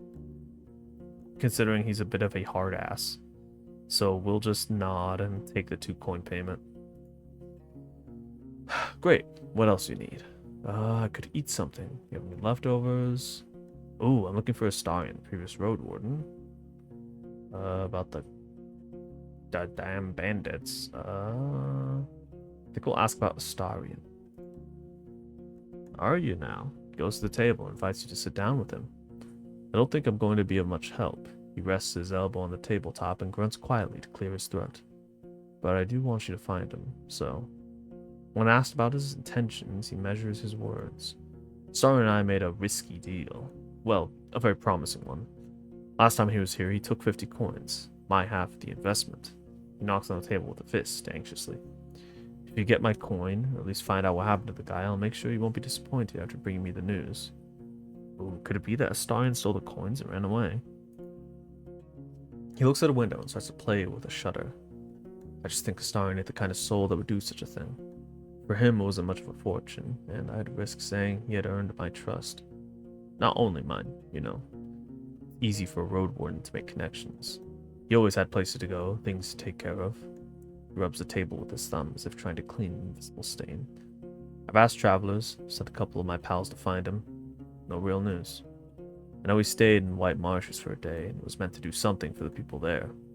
It's a village in the northwest. Just stay on the main road until you reach the bogs, then enter them. You may get there before dusk. So, let me know once you find anything. We may yet return to this whole investment thing. I'll think about it. He nods. What else do you need? Eating something would definitely be a good idea. And maybe cleaning myself off. And, like, I don't know, taking a goddamn nap. But let's see. I think he would know a lot about the peninsula. Maybe we should ask that first, and then we'll get to the food. What could anyone say? This place doesn't even have a name, unless there's an old book in an archive that no soul knows about. You know what I'd call everything from here to the coast? The hunting ground. He glances at your eyes. But it's not us who hunt, keep that in heart, but the beasts in all shapes and forms. His words gain confidence slowly, which is strengthened by his deep voice. I've lived in this inn for over 10 years now. I've only seen a couple of roads, a couple of places. It's just... Once you get here, you see how harsh it is to hit the road, you have only more reasons to stay at the warm stove, behind a wall, even if it's suffocating. He looks forward toward the windows. I'm sure you heard a lot already. The people don't build hamlets anymore. There are no more ibexes from the south, and the traders stay for only a few days. All of our iron is used for cauldrons, not swords or tools. Let's see. What will I find traveling west? Well, there are hills nearby. Then you'll find a village, maybe an hour away from here. It was destroyed by beasts almost a decade ago. Nothing to see there. Goblins live there now, so most people just travel around it. And they say it's haunted, but who knows, who cares? He crosses his arms and starts to sway back and forth, gathering his thoughts. You'll get to a large tree on the edge of the swamp. For the locals, it's sacred. You're not used to hearing someone mentioning pagans as if there's nothing unusual about them. There's a small path south, which leads to an old mine in the mountains, nothing to find there. Keep riding north, and you'll find Howler's Dell, set at a clean brook. Farmers live there, and Moflins and Druids. They'll let you stay for a night, but they're not cheap. If anyone thinks my prices are bad, it means they ain't been to the Ape Ale Inn yet. He lets out a gentle smile. I smile politely. I know only a bit about the next settlement, Old Pagos. The soil there ain't too fertile, so they work in their quarry and help other settlements build things in exchange for crops. The forests and hills ain't too harsh, but the Seekers have a small monastery nearby, in the mountains. I don't care much about them. They keep to themselves, and they don't pay well. The third village is unknown to me. White marshes, set at the bogs. Heard it smells like a griffin's lair. Heard a lot of nasty rumors about the place, but I won't share them. Don't want to be a lie spreader. So, 3 villages, really. Howlers, one near the monastery, whatever it's called, and marshes. Don't let their beds and palisades fool you, though. Weird people live there. Don't tell them more than you need to. You wonder if it's something he would tell other travelers as well. Are the eastern roads as rough as I've heard? Pretty much. Don't leave the main road, I'd say. Not so far from here, you'll find an old dolmen. A few of my people had to spend a night there, and monkeys stole food and gods from their bags. It was their fault. One of them had fallen asleep in the middle of his wash, but, you know. The eastern forests are wild. Roads are rough. Almost no soul lives there. One day all these roads will be swallowed by the trees again. The furthest my team has ever gone was the home of the Enchantress. Just stay on track until you reach the crossroads, right near an abandoned watchtower. From there, turn east. You'll recognize the place. It's a nice home in a lonely meadow surrounded by a wall. He looks toward the closed window, then at you again. Kind of like our walls, but simpler. Without coating. She lives as a hermit, Eudocia. I don't even know how she survives there, but if you don't have decent coin, you won't find much there. So, back to the crossroads. If you turn left instead, you'll see a road. People stay away from it. It connects the tower and the monastery. A shortcut between the 2 sides of the peninsula. I was warned by the locals not to use it. It already belongs to the beasts. Have you ever been to the northern coast? I only know about another inn. It's far from here, maybe a day on foot, a bit less from the eastern side. His eyes once again focus on the floor. Never been there, but I've heard it's a safe place, close to villages of fishers and hunters, though I don't know much about them. Okay, this is all very interesting. My dumbass does not remember most of it. I know, so, got 3 villages, and that's it. Got, what is it, White Marshes, the place by the monastery, and then, what's it called, something Dell? Trying to think of which one we'll check out. Well, I guess if we're accepting the job from him, we'll probably head to the Dell, Howler's Dell. But for now, that's all I need. Okay, now let's talk about, well, what time is it? 12? We got 12 hours until dusk. So I think we should eat. Definitely eat. You have any leftovers? Yes, I feed them to our boar. Won't give them away for nothing. He tells you to wait, then leaves the building for a few minutes and returns with a wooden bucket and a long stick ending with a hook. Go through the grate and turn left. You'll see a bunch of bushes. We need some berries. Bring me a bucketful and you'll be done in half an hour or so. Horse could use a nap anyway. I'll prepare something to fill you. Ooh, yeah! The hook is not made of metal or wood. It's a long curved claw, almost black. How's it not made of metal or wood? What is it? Stone? I reach for the tools. Half an hour? It's quite a lot for berry picking. I won't do that. Do I look like someone who forges for berries? Come on! No, I'll pick the berries for some food. Come on. That's not. Come on. Alright, the tools are cold, not too heavy. You notice a pair of thick gloves at the bottom of the bucket. Ah, berries are not a problem, the innkeeper smirks. Unlike the snakes, better scare them away with a stick or move them with a hook. And protect your hands. The little ones won't eat you, but don't get bitten. I'm sure you know how to be patient. I don't really have other questions. I should do that right now. Fine. I'll go right away. You step outside. Gilbert is lazily looking around. You hear the clinking of tools coming from the armorer's workshop. Push the guards, I head to the armor, I go to the well. I should go outside and forage for berries. I think that, yeah, let's take care of business. First and foremost, business. The innkeeper knew what he was talking about. He put on the gloves and looked through the bushes from a safe distance. It doesn't take long before you notice the first serpent lying on a rock somewhere in the thicket. The creatures are not that large, and even if some of them hiss at you or slither closer, the jabs of the hook keep them at a distance. You don't know much about these berries.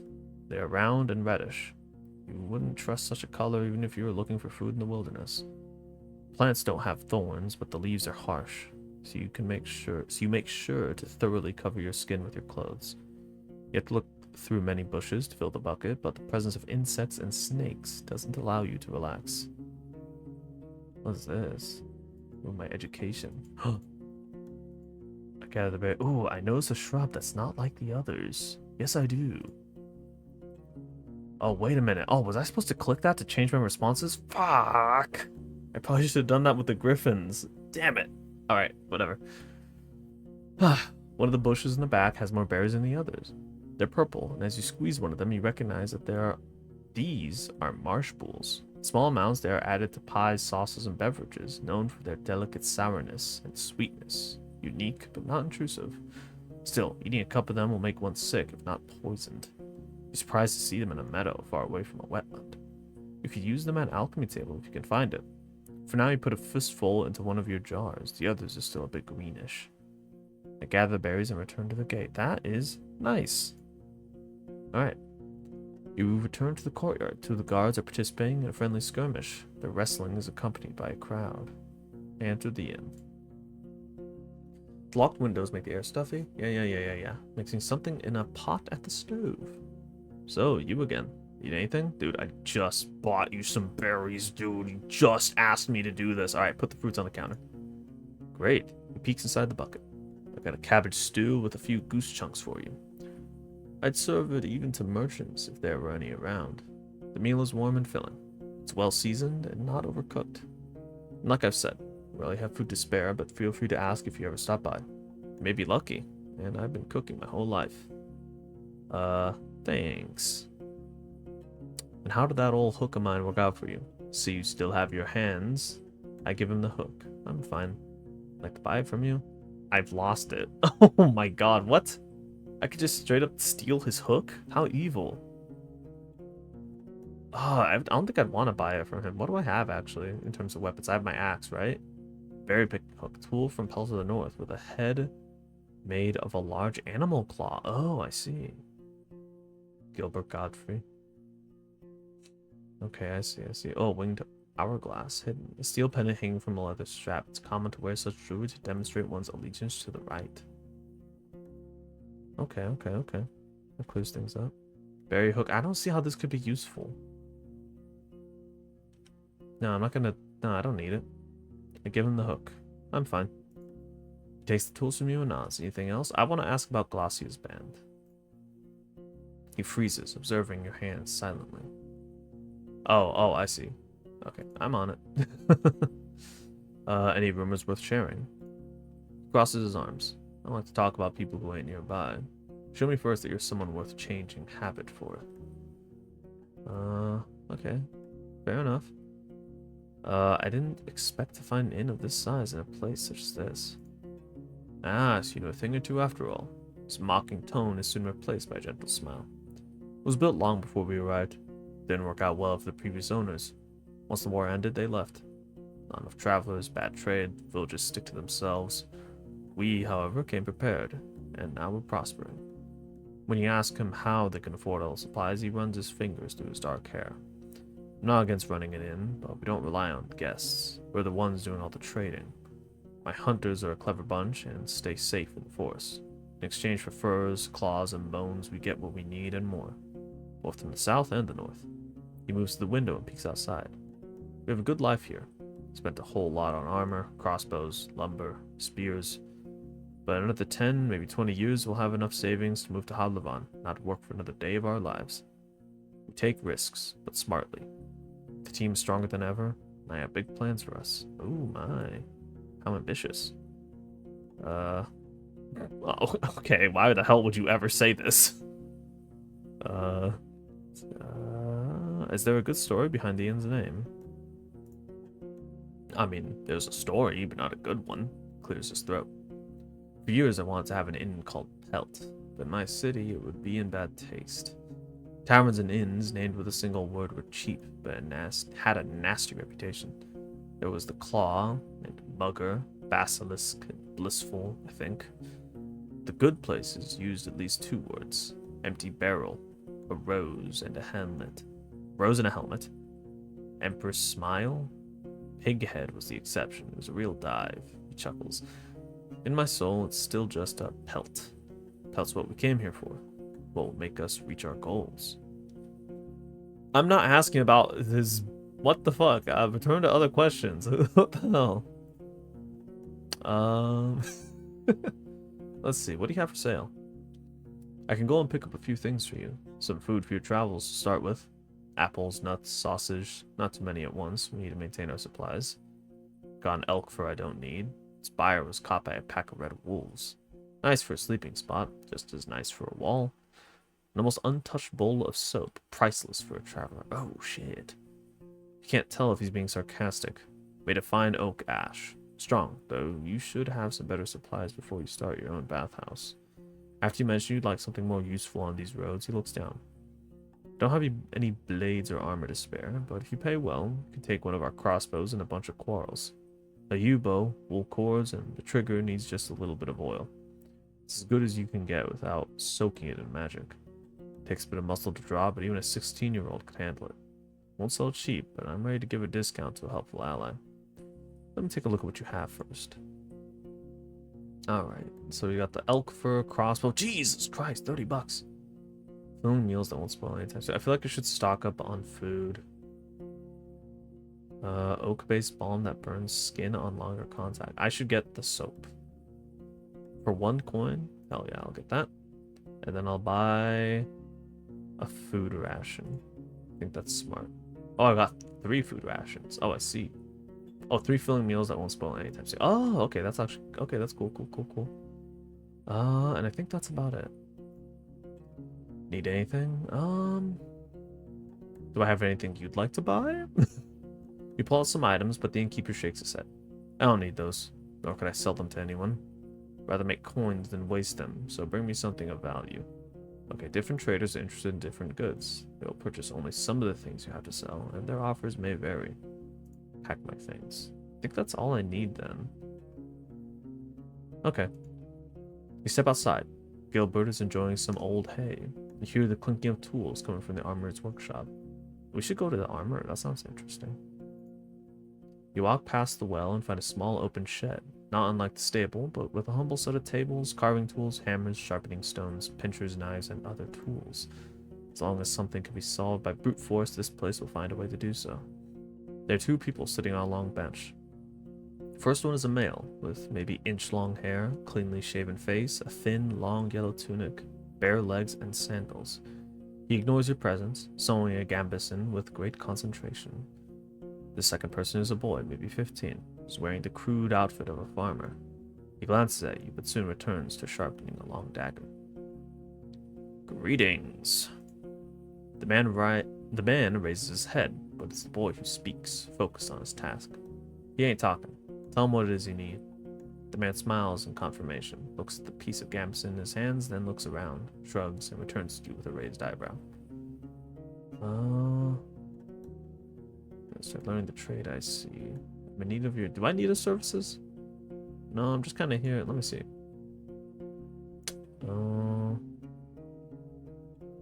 Man, no, I don't think I don't think I'm in terrible need of anything right now. I just wanted to see what was going on.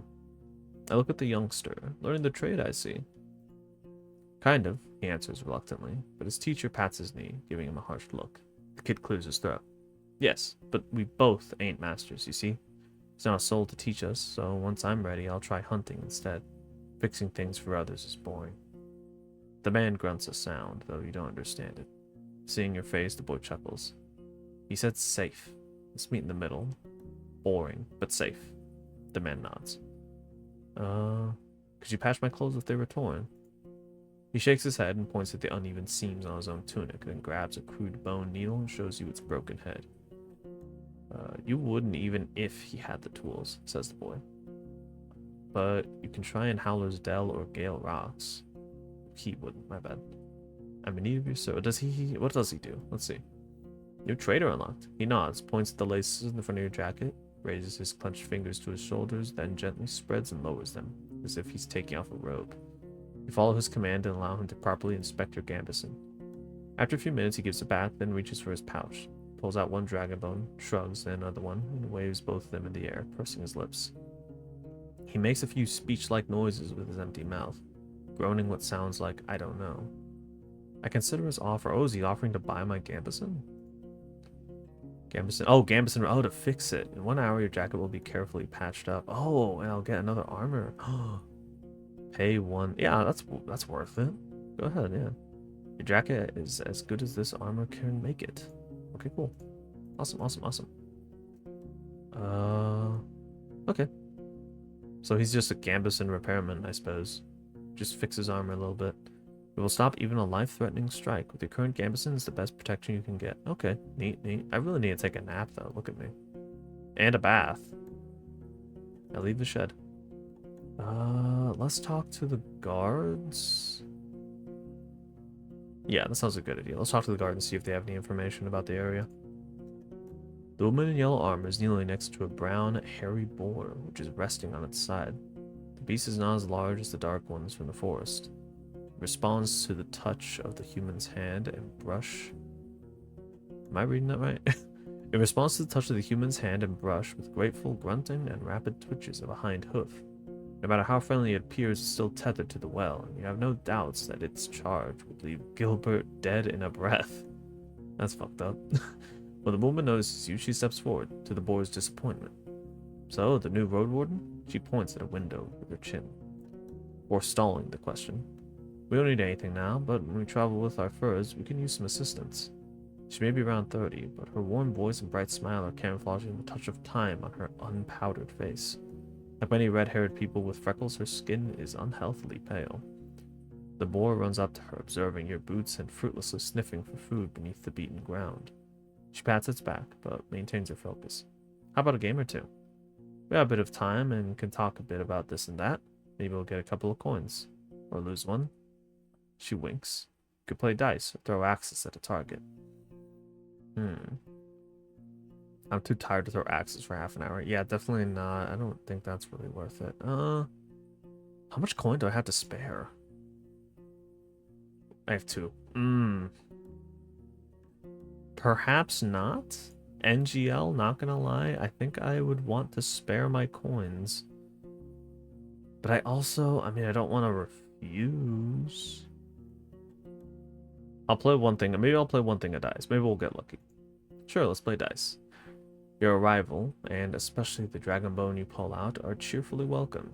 2 of the guards bring a table from the inn. Another one prepares a couple of stools and chairs. They're also spectators, and you're told that the other hunters are either sleeping or have duty on the tower. Remember, no magic, says one of the players. His face is deadly serious. The game is new to you, but in no way baffling. 4 people can play at once. Wooden dice are long, with only 4 dotted faces. Every time someone wins a round, they get a point, and the person with the most points at the end of the game wins all the coins. As you play, you don't feel like you have much control over the results. The most points at the end of the game. Well, wait, hold on. Dice are long, 24 dotted faces. Well, when does the game end? That's my big question. I blend in with the crowd.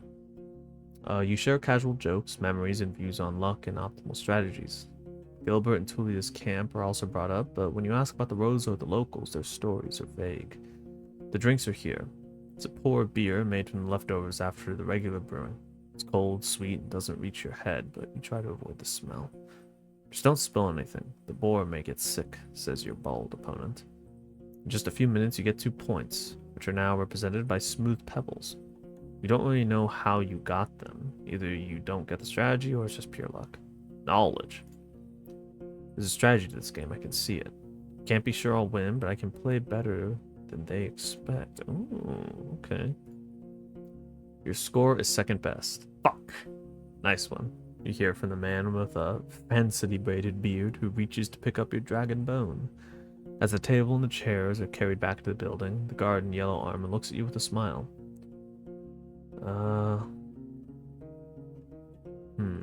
There's questions about this place. Tell me about yourself. Oh, what was that? After a brief giggle, her voice gets cold and serious. Nah, Roadwarden. We use names and stories among friends. You ain't one. Don't make me tempt curses. Oh, shit. Okay, she doesn't trust me enough. Fair enough. Have you ever been at the heart of the woods? We sometimes hunt south from there. There are good hunting grounds in the western half. The second one is too overgrown. Maybe the soil is different. She shrugs, then moves the hair away from her forehead. But it's a risky spot. There are treants there, and wolves, even the furless ones. And if you have to go through the tall grasses, watch out for what's on the ground. There ain't many arches and trees. She smiles, as if it's a joke. But there are all too many worms, even larger than a water leech. Okay. I was foraging for berries for the innkeep. She chuckles. So I've heard. Don't worry about it. Usually we forage by ourselves, but we wouldn't ask you for a dragon for a meal. You give small jobs to people all the time, just to see who agrees to do them. Wants to judge who's of use and who's too proud for their own good. I have some questions about this place. Not too much to tell, honestly. There are many beasts around, both wild game and dangerous monsters. We spend our time surrounded by these walls, leaving only to hunt, forage, or trade. Any interesting creatures living nearby? That could be neat. Also very informative on my journey. Ha! Here? Everything lives here. She flips her hair. I swear, we saw a few dragons, unicorn family, a battle between trolls and goblins, faced two beastmen. Oh, and a gargoyle.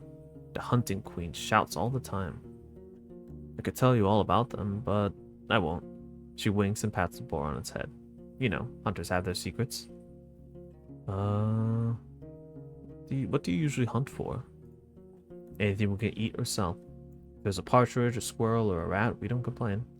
But when we move as a group, we look for something larger. Deers and aurochs are delicious. But we don't always look for taste alone. There's value in bones, antlers, claws, tusks, things people use to make tools or sculptures. We use some of them to make tools and spears. We can never have enough spears. She pauses and looks at a strand of her hair, then suddenly speaks up again. And we look for furs, of course.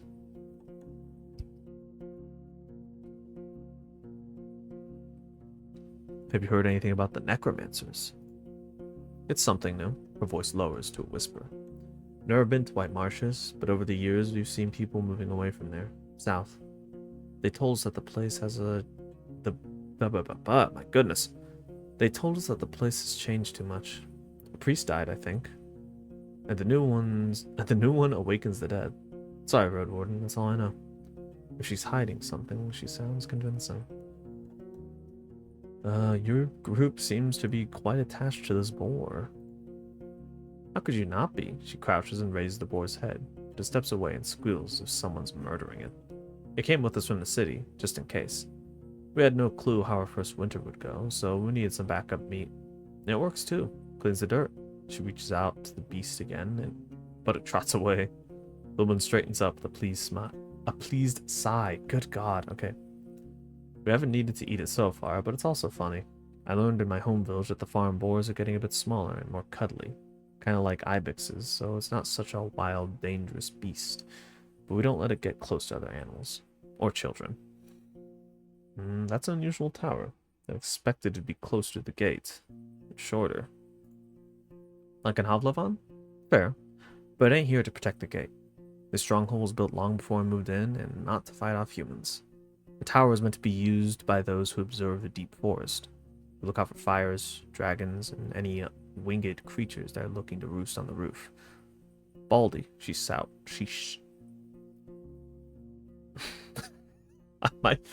my mouth is not on my side today. Jesus. Baldy, she nods toward a man who, indeed, is completely bald. Has a great eye, sees well even in darkness. Okay, what can I find north from here? I'm sorry, we don't really go to those regions. We stay close to home, and we sometimes move south or west to Howler's Dell, but only to trade. They're fine with buying more than they need, since they then take wares to the coast. She takes a long breath, twirling her hair and gathering her thoughts. You know what? I've never even seen a beach. I've been living here for how many more than 10 years now? She giggles. The only part of the sea I've seen was from Old Pagos, which is placed on a hill. Never put a toe in salt water. She looks toward another huntress who confirms that her experience is the same. The Old Pagos is a good place. As long as you don't mock their order and act nice, they'll also be kind. Boss says they're too serious for him to stand them, but at least they don't bite without a reason. Thanks. She observes you with a hand casually resting on her hip. I'm looking for knowledge about wild creatures. Well, I told you our knowledge is valuable. I don't know. She looks at the boar, which seems to be obsessed with a clump of grass growing next to the wall. 15 dragons, no less. My goodness. 15, what the hell? 15 bucks for that? I'm not a friend. I don't have enough. Never mind. I guess I walk away.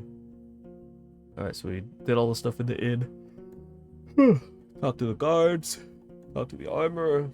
Let's go to the well, I guess. The recently renovated wooden roof covers the well from rain and birds. One of the guards is enjoying the cold water he drew with a bucket and tells you to use only as much water as is necessary. The oak ash soap you own can help you get cleaner. Oh, I need 3 pieces of baking equipment to get more out of this place. What? I wash my shell. I step away. I guess what's my shell? Is that just my skin? I don't know. Wash my shell. Splashing yourself with cold water from a bucket won't take away your smell, but it's enough to remove the tallow and sweat from your skin, or mud stains from your clothes. I step away. Okay, now we're at the point where we can travel, I guess. Or we should travel. Daytime rest, meals and supplies, trader. Oh, I see. Leah's camp. Okay. So let me double check. Journal. Groups and places. Howler's Dell. Where is this? Prosperous village of farmers and animal breeders set along the western road. The locals are following the teachings of a group of druids. I think that's our first quest, I suppose. Well, along with finding Astarion. So let's do that. So it's in the west. Let's travel west, right? The road uphill meanders, slowing you down and forcing you to pay close attention not only to the shadows of the trees, but also to the tight, rocky passages. You can't help but notice a few caves and fine ambush spots. I keep an eye out for any sign of life.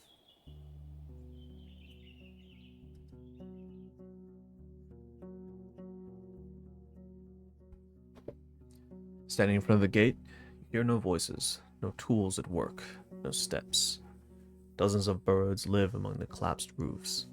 Their fluttering, singing, and squawking is free of worries. If you want to travel any further, you need to ride around the palisade. Searching the ruins may take a lot of time. The broken gate in the north will lead you to the village. The sound of a gentle river reaches you from the east, where you see a saggy fence surrounding an overgrown pasture. Behind the burnt building in the east, you see an oddly barren field. Okay.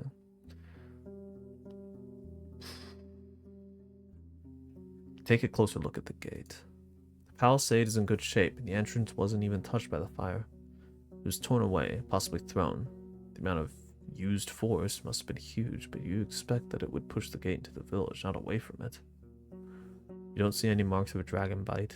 A troll could toss such planks, but after so many years, you see no paw prints. A mage? Can't really tell. I approach the building near the field. The broken logs and planks are charred, while the wooden walls are rotten, covered in moss. You see no ashes or dust, proving that the fire happened long ago. It smells awful, and there are no reasons to stay for long. You see no furniture, just some broken shelves. It's just a storage room. Valuable odds and ends were already taken by the scavengers. Guess we move forward. Where do you want to go? Explore the southwest part of the village, inspect the fields in the southwest, inspect the pasture in the southeast. I think I want to explore parts of the village. Oh, okay. The buildings, some of which have collapsed, are made of wood, now charred and rotten.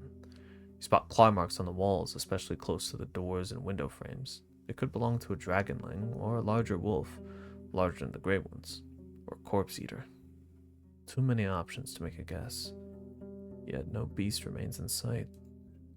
Is this the village that's like filled with goblins? Scary. Hold on. Let's save. Quick save. You find the remains of clothes, furniture, odds, and ends. Only one object seems to be of use. A basket-like fish trap made of vines and willow branches. If a large fish swims in it, it won't be able to get out on its own. It's quite large, but I can't fit it on my saddle. Picked up the fish trap. Feel a slight aching in your stomach. Ooh, where do you want to go? Let's go to the southeast part of the village. Find a small backyard. The ground is beat. The grass grows only right next to the buildings. Would have been a fair spot for training dancers and fighters. The stakes of the palisade are covered with playful carvings left by children who are portraying monsters, weapons, and humans. The rubble has been pushed into the corners of the houses. The furniture is broken, but you find something of use in one of the piles. A slightly rusty piece of metal. Once pull it out, you realize it's a quarrel for a crossbow. Still usable. Won't be difficult to find a use for it. Yeah, why not?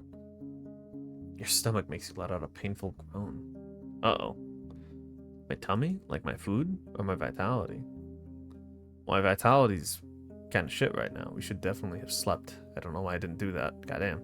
I think, well, we would have lost the whole day. It's fine. Where do you want to go? Inspect the palisade in the west. Explore the northwest part of the village. East. Southwest. Pasture in the southeast. I kind of want to explore the pasture in the southeast. Oh, it doesn't look like this much. You don't find a single sign of livestock that lived here in the past. Any bones, horns, antlers, or dung have already been devoured by the wilderness. The pasture ends at the river. The opposite bank, the meadow turns into a thick forest, impenetrable for a rider. What are the chances that a herd of defenseless animals could get there and survive? The breach in the southern fence wasn't made by some brute force.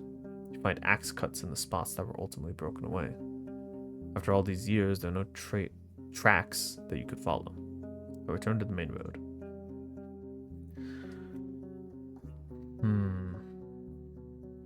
Inspect the palisade on the west? Sure, why not? Oh, that one's been busted open too. Tracks of human footwear and many, many more ape footprints cover the path formed around the palisade's breach. As far as you can tell, the freshest footprints lead to the village. The wooden stakes spread on the ground are rotten, covered in mushrooms, small flowers, insects, and worms. A good source of animal or goblin food, though you'd expect them to also hunt for birds and eggs. The meadow in the west turns into a forest quickly. The grasses in the north surround dozens of tree stumps, already covered with moss and fungi. Shouldn't enter the forest, especially not in this area. It's unpredictable. Stomach makes you let out a painful groan. Yeah, my tummy's aching. Expect a clearing in the west. I think it's referring to this area. I think.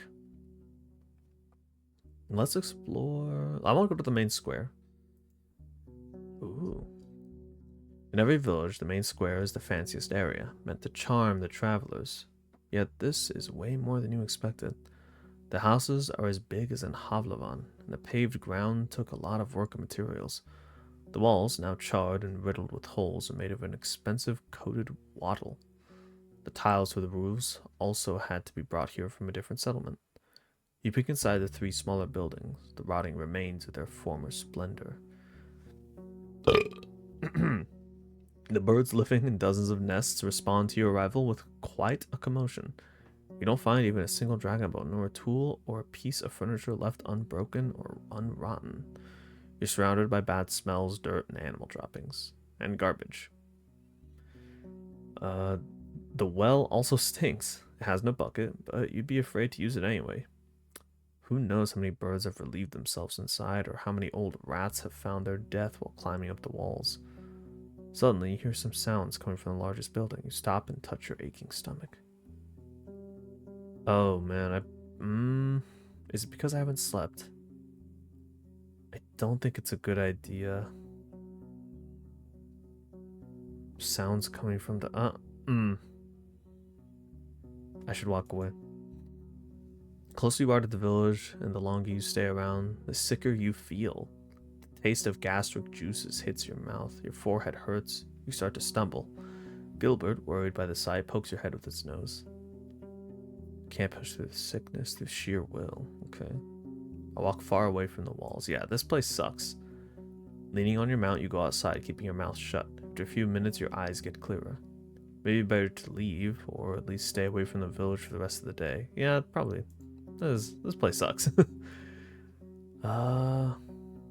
Let's inspect the fields in the southwest. Yeah, I feel like every step of the village weakens me more. I should return another day. Yeah. Sounds good. Surrounded by what looks like a field plowed late in autumn, disturbed by hundreds of rains and snowfalls. There's a few clumps of grass and wheat, but a place like this one, abandoned for years, should already have turned itself into a green lea. What's a lea? I still don't know what that is. Barren field? Maybe it was overused, but you'd still expect the weeds to sprout. Curse. The path leading west from here ends at the edge of the field, shifting into a meadow, then a forest. Don't have a way to investigate. True enough. We can expect the clearing in the west. The meadow is lush and colorful. It's so dense it's unsafe for a rider.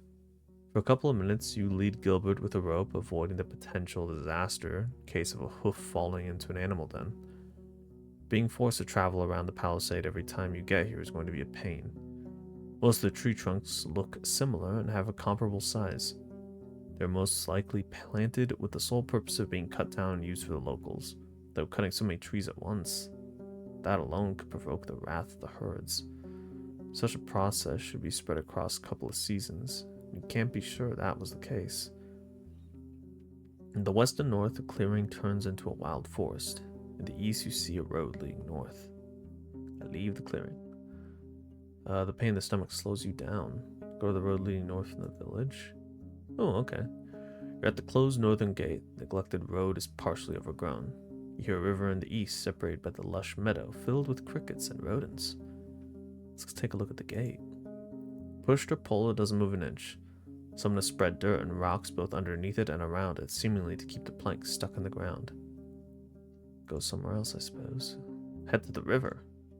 Ooh. You see a quenching family of boars, some of them brown, some black.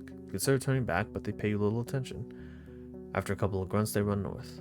The river is not too wide, yet unusually deep, with banks altered by the locals for decades, if not centuries. The water is cold and clean, yet filled with long plants growing from the bottom. You would rather avoid jumping inside or drinking from it, but you're tempted to at least wash your face, neck, and hands. Dozens, if not hundreds, of small fish are looking for tasty leaves, but also try to avoid their predators. A dance of life, completely unaware of your presence. You suddenly realize there's something else buried among the kelp. A rusty sickle sticking out of the ground, a couple of stone axes and hoes. The wooden handles in a large wagon are covered with moss, but you recognize their shapes. Why would someone drop them here?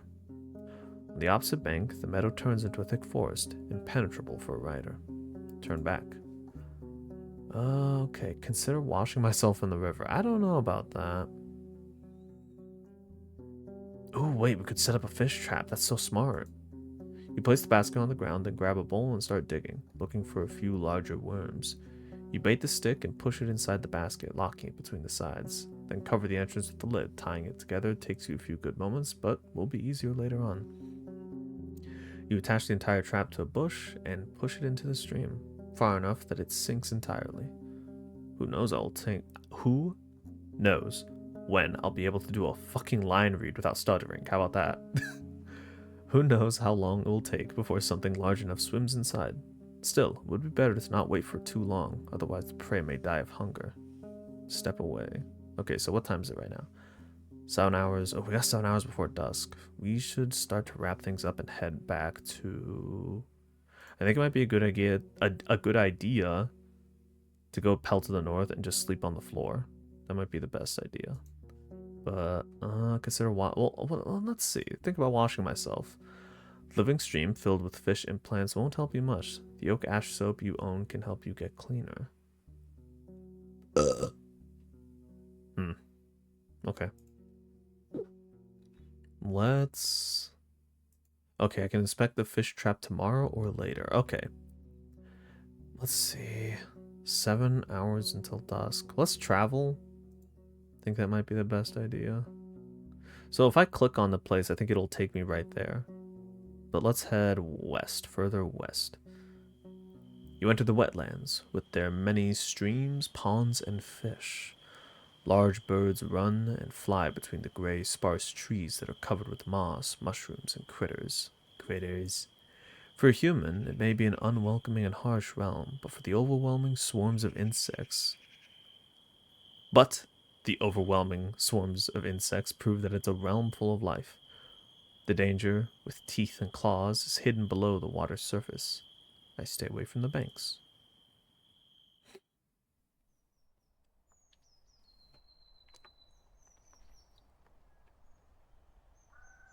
Taking a sip of water. This plant shouldn't be alive, not without leaves. It doesn't resemble the other trees of the wetlands. It's something else. Get off your horse and prepare your axe. The water is filled with dirt and dead plants, and it smells like an old corpse. The roots are spreading far, breaking through the water's surface. You don't see any saurians in the grasses or on the shore. You approach the table-like altar made of 3 limestone slabs. Were these rocks originally as formless as they are now? Or was there a point in time centuries ago when they were precisely shaped and decorated by masters of artistry? There's no way to tell. Gilbert is peacefully observing the dark grass and slapping flies with its tail. Whatever it is that you feel in the air, it's clear that your companion sees this place through very different eyes. I smile and scratch the bottom of its neck.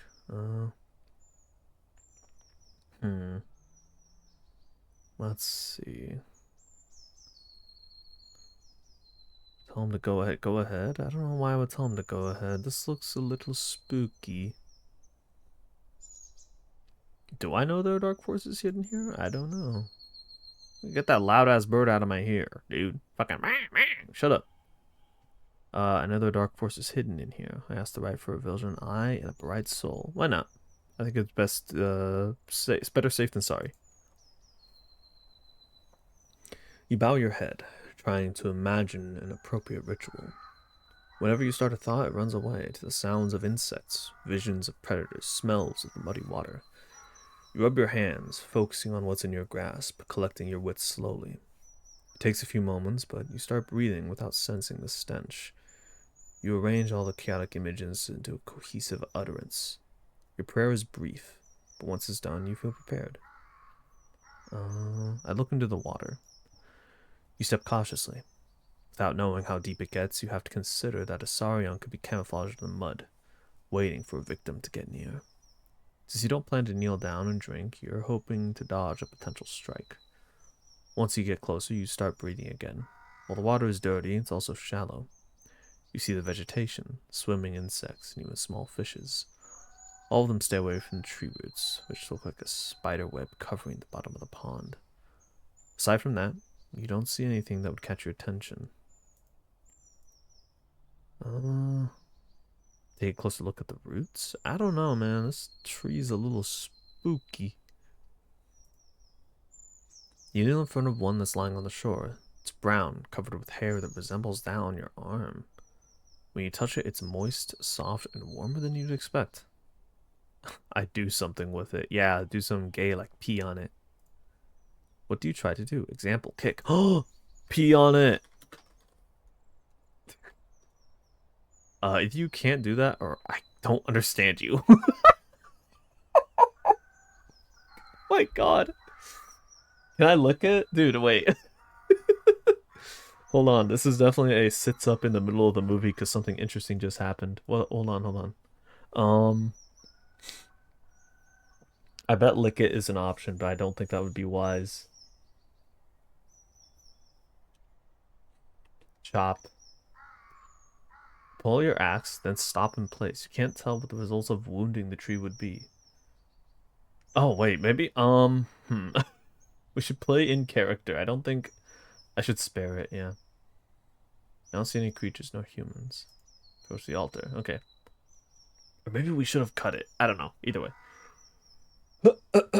there's... goodness me.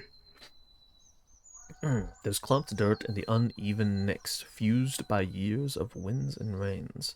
The bottom surface of the table is dusty, but you don't find any spiderwebs or mold, even though it's a perfect spot for them. The tree roots...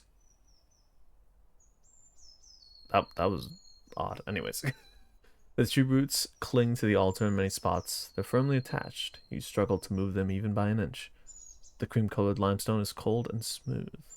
I try to make an offering. No! I refuse to partake in any black rituals and dark magics. I approach the altar. I can't do anything with the altar. Whatever. Alright, I guess we're moving on. What is this? Large tree. As a plant with no leaves growing near an altar. You're currently here. I think... Oh, hold on. What time is it? We got 6 hours. I think we can head south from here and see what else is going on. The shapes of mountains are cutting through the horizon. The water gets gradually less muddy. The cleaner it gets, the more animals you see. A family of deer blocks the road, resting and enjoying the cold water, which would be deadly for a human stomach. You consider riding around them, through the sparse meadow, but your presence also causes them disquiet. Without much haste, they regroup and run east into the leafy forest. They travel forward. Oh my. You've reached Hag Hills. The wall of stones has blocked the city's grasp. The one well-established route through them leads through the valley where you found Tullia's camp. There are no maps of the highlands, nor local tribes, only stories. The beaten path leads you by the garden beds of herbs and vegetables to an old yet not abandoned mine, hidden behind a massive door made of steel. Look around. There's no hitching rail for a mount.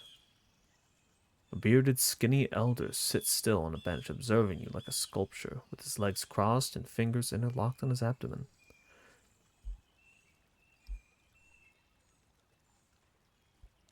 I think we should hide our emotions. Let's be calm and super chill. I get off my horse respectfully.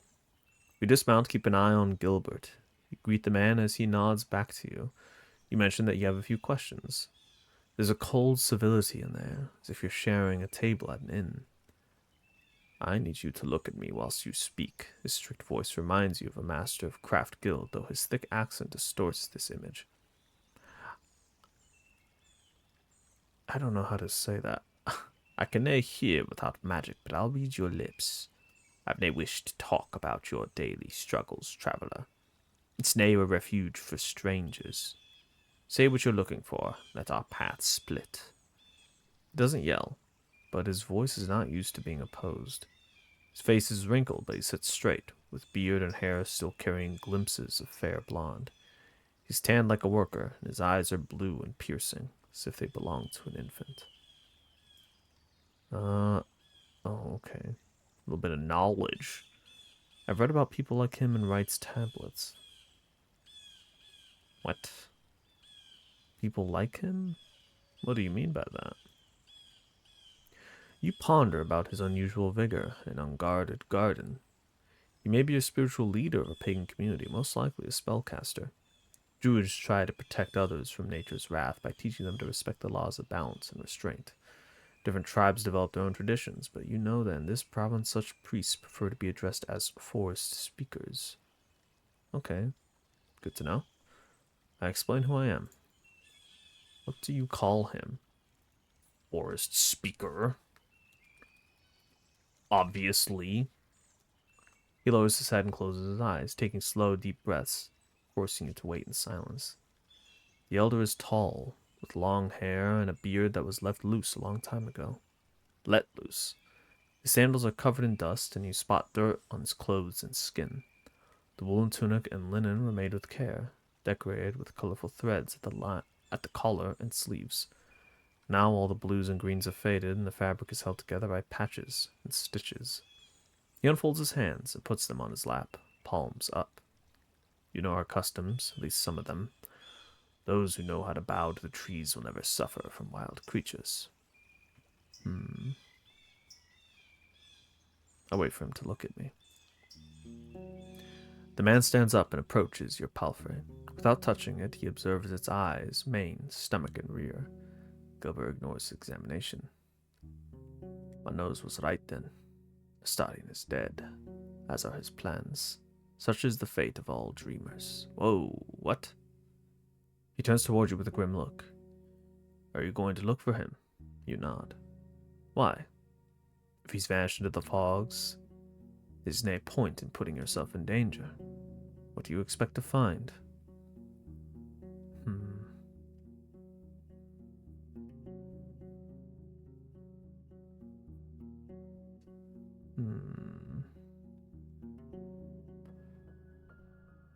It's a job. There's a reward for finding him. Or he may need my help. Well, to be fair, I am only looking for him for the job. This is not a part of my duties. Closes his eyes and nods slowly. The people of the North need someone willing to jump through the fire in exchange for furs and iron. Yet I wish you'd focus on saving the living, nay, chasing those who are already gone.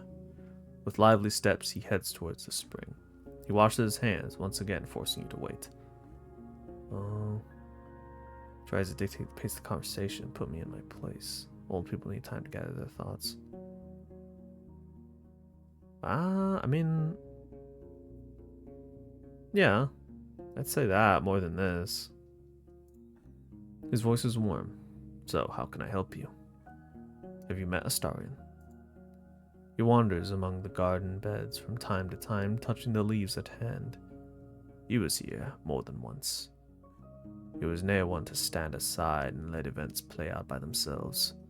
The villagers from the north are sometimes in need of my assistance, and Astarion was serving them as a messenger.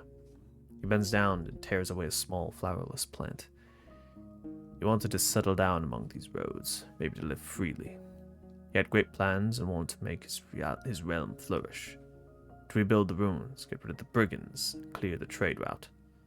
I told him that the forest needs no more people, and that this realm is too wild to feed and clothe everyone. His greed and dreams have eaten him, and now he is no more. He closes, and you can hear his heavy breathing, as if he's getting tired.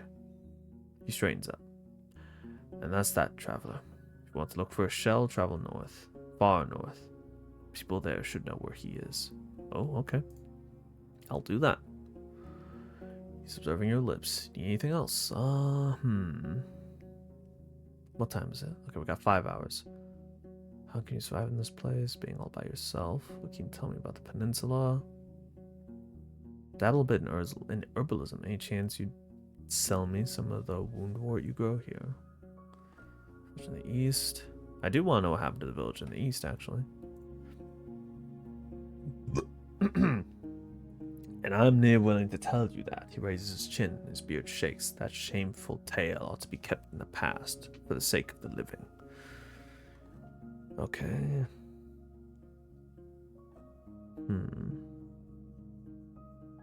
Let's not... I see I'm looking for a job. Let's focus on... one thing at a time, you know? Don't want to get split in 7 different directions. What can you tell me about this place? Your eyes sees what there's to know. People found copper in a cave. It's been abandoned for a long time now, so we turned it into a shelter to stay close to the sacred trees in its altar. Oh. Okay, so good thing I didn't chop that tree. It's sacred. We're servants, my wife and I, and this place is nothing more than servants.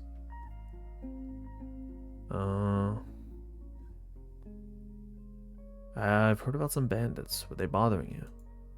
He strokes his beard, but then grasps it nervously.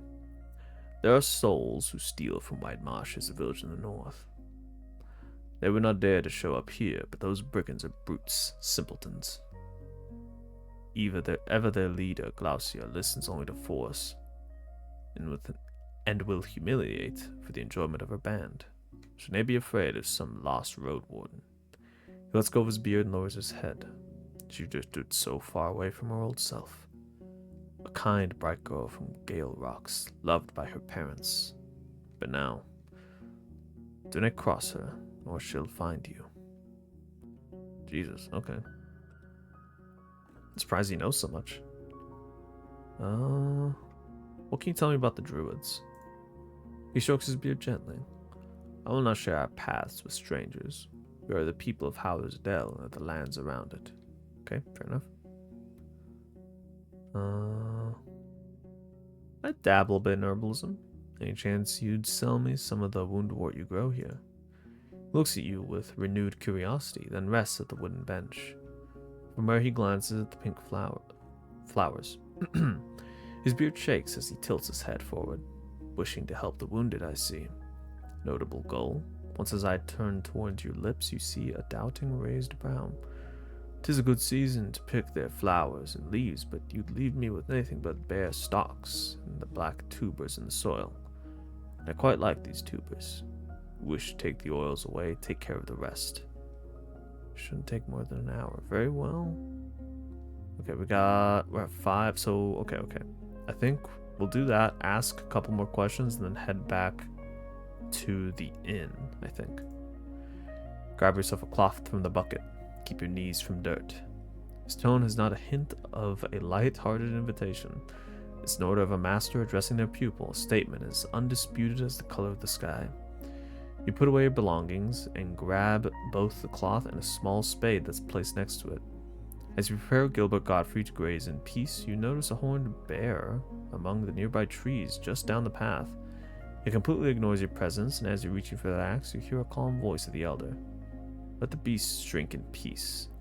They seek no harm. After a minute or so, you place the cloth on the ground and kneel on it. You start by cutting away the oily parts of the plants with your dagger, and placing them on a wax-soaked linen cloth, hoping them to stay somewhat fresh before the season ends. You stop caring about the way they color your fingers with green and pink. You don't have to be gentle either. After all, you plan to remove the wound warts in their entirety. The man interrupts you before you start digging. I did not expect there to be many herbs growing in the city. You look at him and wipe your forehead with a sleeve. Let's see. Oh, hello, Farina. Welcome in. We are playing Roadwarden. It's very interesting. I'm getting enthralled in the world and the characters. It's like reading a book, kinda, I'm not gonna lie. Okay, let's see. This area is a great garden with all sorts of valuable plants and caretakers willing to share their knowledge. People do have gardens in this city. I will stretch, hold on. I just read what that message said.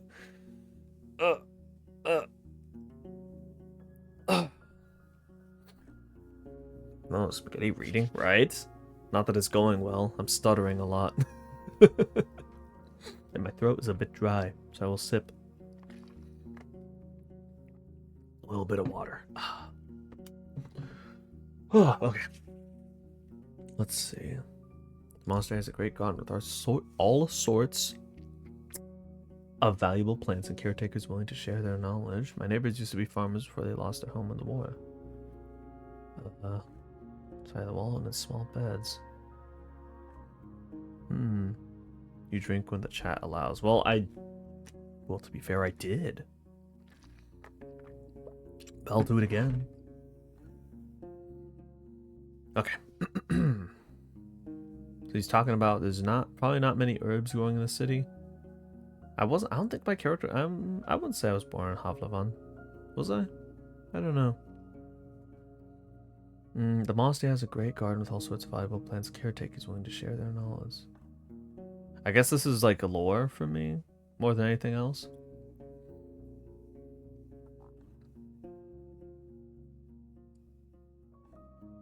I actually don't remember what's consistent. I guess I wasn't born in Havlavan, so I wouldn't know. He nods. I figured as much. You stab the soil with the spade, getting to all the black rhizomes and roots you can find. The man tells you to leave the garden bed as it is so he can add some animal's dung to it. You gathered a small pile of yellowish worm-like tubers, still covered in dirt, not much longer than a finger, and disturbingly twisted. This is what D&D is like on Discord. Yeah, no doubt. Never done D&D on Discord, but can't be all that bad. Still covered in dirt, not much longer than a finger, and disturbingly twisted. You gesture at the results of your work, but the man frowns and looks toward the pond. You forgot to wash them, herbalist. I begrudgingly carry the tubers to the bank. You get closer to the tiny waterfall. You stand across it and let the cool water do your job for you. I'm so burpy. Cross out the cold water do your job for you. In the meantime, washing your hands. The refreshing touch tempts you to take a sip as well. Finally, you put the tubes on the bench, and the old man, without comment, grabs one of them and puts it in his mouth, chewing with a hint of a smile. Your mount just woke up from its short nap. Thank you for the burp. There's like a bit of a delay before you can do it again, sadly. Lo siento. Your mount just woke up from a short nap. Okay, got some more questions to ask. Can you tell me anything about the altar near the crossroads in the north? He smiles. 'Tis the tree that you should pay attention to, the true gift from the forest. It answers to our offerings and rewards us with its magnificent fruits. They heal both shell and soul, and make anyone who eats them stronger than they were. We gather around this altar whenever the winter ends, whilst it requires a painful sacrifice from all of us. It repairs one's soul for the future like nothing else could. I can't understand his accent. He's saying nothing instead of nothing. I don't know. How can you survive in this place, being all by yourself? Well, he's got his wife. I don't think he's by himself. What can you tell me about the peninsula? I've lived here for almost a century, traveled both by the paths and through the wilderness. His voice becomes stronger and makes you think of a bard. But I will never be your guide or a teacher. And if there's anything I can wish for, it is that you will stay away from the woods. The creatures get angrier the more we take from them. They may listen to our warnings, and one day they'll bury us under a storm of claws and fangs. There will be no soul to spare a tear after us. His eyes are as harsh as a hawk's, making him look like a priest who hears a child asking for honey on a day of ceremonial fasting. Do they poke the hornet's nest? Do they ride east? And never use the path that runs through the heart of this land. That road was meant to save time, but brings only death. Be a servant, nay an overseer. Do not try to bend this place to your will. He points at you and wags his finger after every word. Your will, anyone's will, is the key to danger, nay salvation.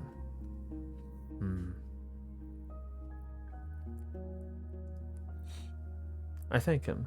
These instructions are in line with my own thoughts. Well,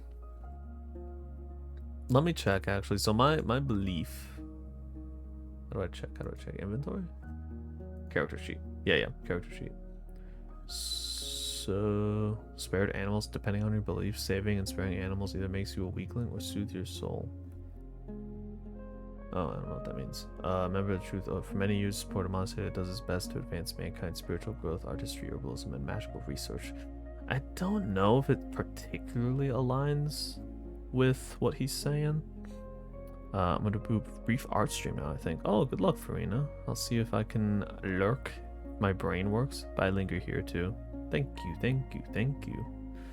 Bounces up and down while thanking you. I don't know if it quite aligns with my beliefs. That is to say they're not like adjacent. More so kind of just parallel without much crossover, I would say. I need to take some risks to achieve my goals. I think so. Like I'm chill with nature. I'm not gonna fuck with it unnecessarily, but I'm also fine with taking risks when it comes to my own life. At least if I'm like, if I can afford to, with my health and all that. Oh, and I'm also dirty now. God damn it, your face is dirty. I need to take some risks to achieve my goals. He's observing your lips. Seems like the path to the heart of the woods is quite dangerous. It has long and dark past, and already caught many souls of its builders. 'Tis paved with blood. Last 10 years have revealed it was all for nothing. It's the days of... He glances at you, once again surprising you with how shiny and lively the blueness of his eyes is. Of grand discord. Tribes of this land are locking themselves in their fields and houses, too afraid to leave them behind, too untrusting to meet other souls unguarded. 'Tis nae the first road to be claimed by the wilderness, and it will nae be the last. You ask if he has any tips for you on how to survive such a trip, and he tells you it would be wiser to just avoid it. He then reaches into his pocket, grabs a leaf, and puts it into his mouth, chewing gently. Death may take many paths to us, stranger, but cats are the one enemy that's both as dangerous in its stealth as in combat. No human could fight it alone. If you see one of them, and is nay too late. Do nay provoke it, make it wary, but nay scared. Look big, talk a lot, seek its action in its eyes. Can I enter the cavern? I need a place to rest. Why would I allow a stranger to do such a thing? Oh, okay. Damn. Well, what time is it? We got 4 hours. I think we should head back now. Talk to the old man. Oh, travel time. Okay, that's cool. I do want to see. So this altar. I want to see what the altar. Make an offering. What is your sacrifice? Ration. You place any type of food you can find in your sacks or on the nearby plants, but none of them seem to make any difference. Try something else. Make an offering. Finger? Question mark? You either can't do that or you don't possess such an item. What do I have? Small healing potion, pouch with coins. Can I sacrifice Gilbert? No, I'm not gonna do that, but I'm just curious. Food ration? I guess it doesn't take food. Okay. Well, at least I tried. Yeah, let's head back to the Pelt of the North and take a nap. I think, right? Yeah. Let's see. Enter the inn. Yeah, let's enter the inn. The windows are open. While there's a few guards eating and drinking, the hall is clean. The innkeeper is standing behind the counter, preparing a set of mugs. Something bothering you? We're gonna sleep. Sleep on the floor. Sleep in a room? Costs 1? Oh, sleeping in a room would be so nice. Sleeping on a bench would absolutely destroy my appearance, though. I think I'm gonna spend the gold to sleep here. And then tomorrow, we're gonna really lock in and get some shit done. You hear a thunderous roar. You rise to your feet and rub the sleep from your eyes. The doors are opening. People are shouting orders and words of warning. As you open the window, you see what's behind the commotion. Something's on the other side of the wall, trying to get through, and the guards are fighting off with their torches, spears, and crossbows. Thanks to their light, you see the large, furry paws placed on top of the wall walk. As far as you can tell, the beast is but a single leap away from getting inside. Oh my god, it's not their first night. They know what they're doing. I would hope so, but at the same time, I mean, hey, I'm just a guest here. However, I am certain the innkeeper will look kindly on my assistance. However, I have very low vitality, and I have a good, decent bit of armor, but... fuck it. We'll help. You look for your gambeson and blade, still a bit foggy in your thoughts, and once you find them, you struggle to get inside the jacket. As your habits kick in, you see the innkeeper right in front of you, holding a candle. You're a guest. Stay here, he says without a shadow of hesitation. My team has no time to worry about outsiders. Just after his words, you hear cheerful laughter from the wall. Judging by the way they point their fingers and lower their weapons, the beast is fleeing. Okay, damn. I guess not. But you playing on your phone. God. No, I'm not playing on my phone. I'm taking care of business. I'm not studying what you're talking about. Oh my god! So loud. Oh, welcome back, Maru. Good god. Alright, calm down. Chill out.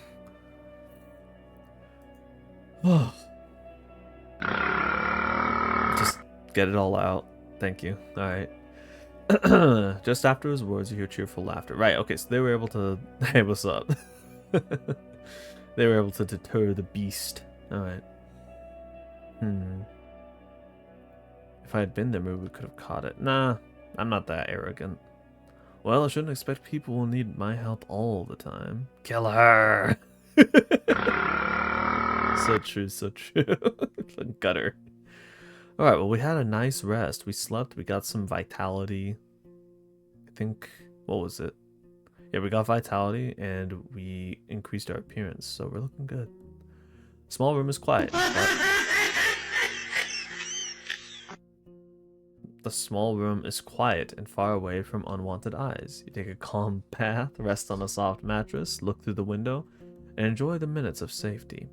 In the morning, you find a stool with a large wooden plate bearing an aromatic breakfast, a decent stew with white bread to dip. Downstairs, the innkeeper is putting firewood into the stove.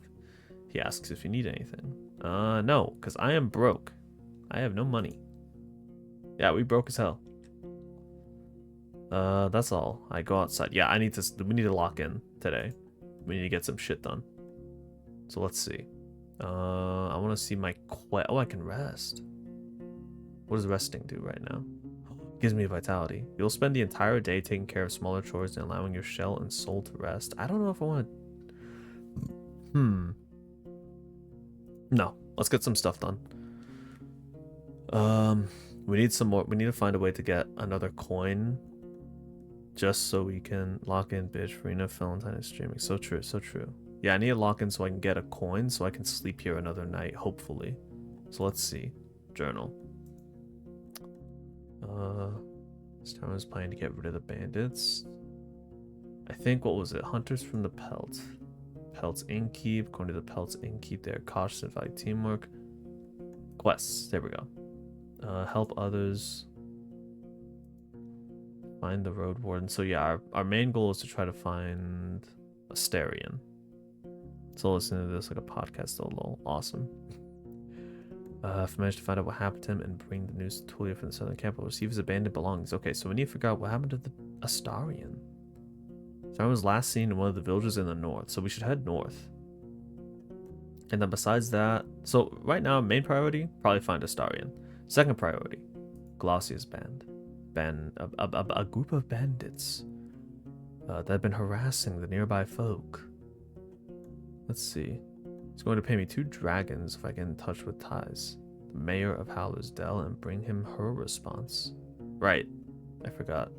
The innkeep is trying to decide who he wants to throw his hat in with about Glaucia. Yeah, broken the truth to the villages. Looks like the bandits have been especially harsh toward White Marshes, so we're gonna need to go to Howler's Dell. Jesus. Where's Howler's Dell? It's along the western road. Okay, so let's see. If we continue west, Southern Crossroads. Yeah, that's the path where we broke off. So let's head north. Okay, you slow down among the shrubs. A small pack of dragonlings is feasting on the carcass of a gray auroch. One of them, with red feathers on its arms, straightens up and gives you a curious glance. Its head tilts left and right, forward and back. It screeches at you, but doesn't move forward, and returns to its meal.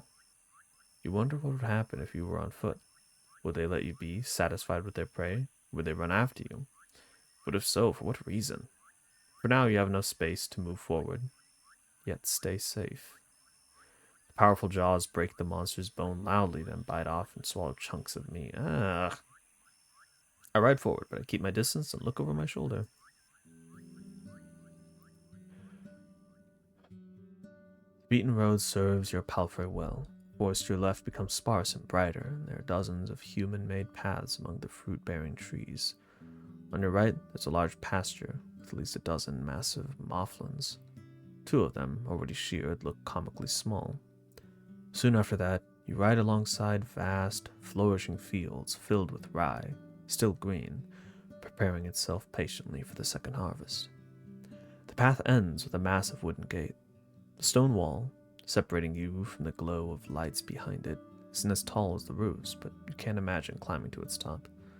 There are pretty much no cracks, no missing bricks, sign of many hours of labor, especially considering how massive the settlement is, as wide as a city district.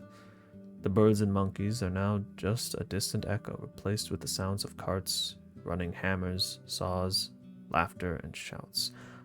I'm not gonna lie, I'm still a little baffled every time I see monkeys pop up in my medieval fantasy story. It seems like such a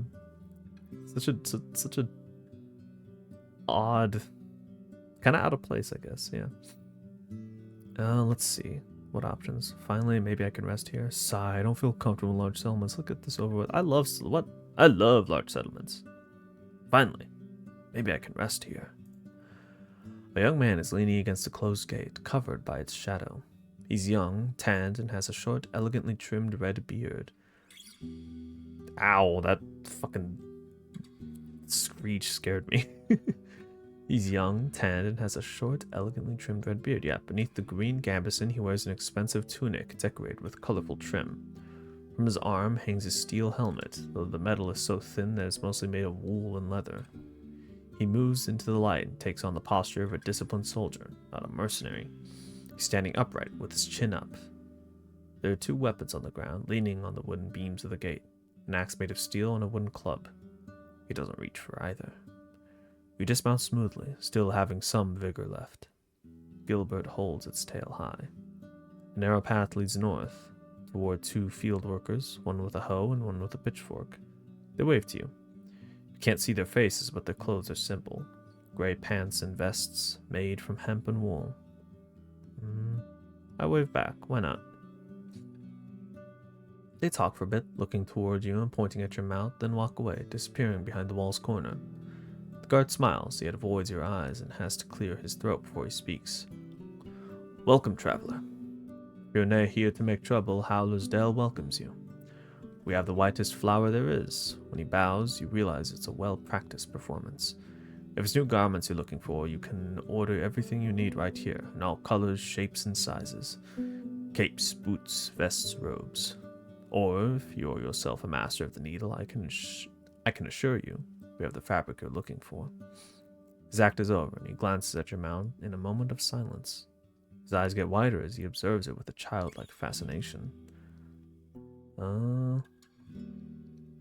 This is Gilbert. It helps me patrol the roads. You can pet its side if you want, but no sudden movements.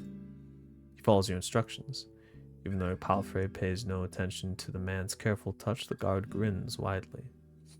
I'm Spaghetti, your new Roadwarden. I want to see your mayor. City folk, eh?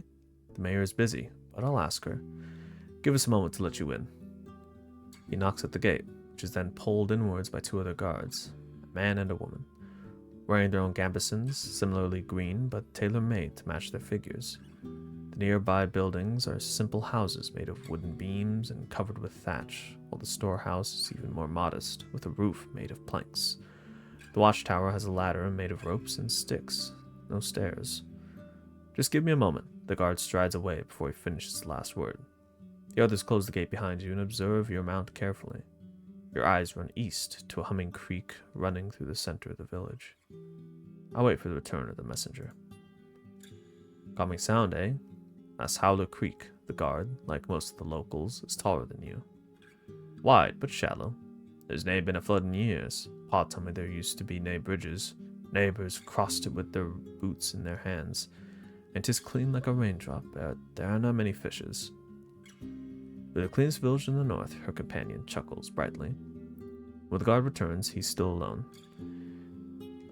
She can come now. A friend of mine is in labor, The mayor comes to be there when the child... goodness, goddamn. The mayor wants to be there when the child arrives, but I was asked to show you the village. I nod. Fine. He approaches the watchtower. Tie your mount here. We'll keep the kids away. Most of the neighbors are getting ready to celebrate. Once you're done, he grabs the rope ladder. The view from up there is gorgeous.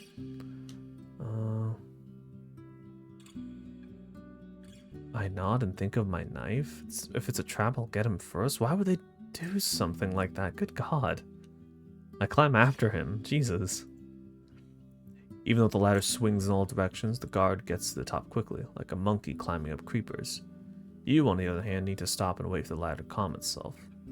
When you join the man on the wooden platform, you're a bit dizzy. He's leaning on the wooden parapet, observing the area with a smile. I look around. See?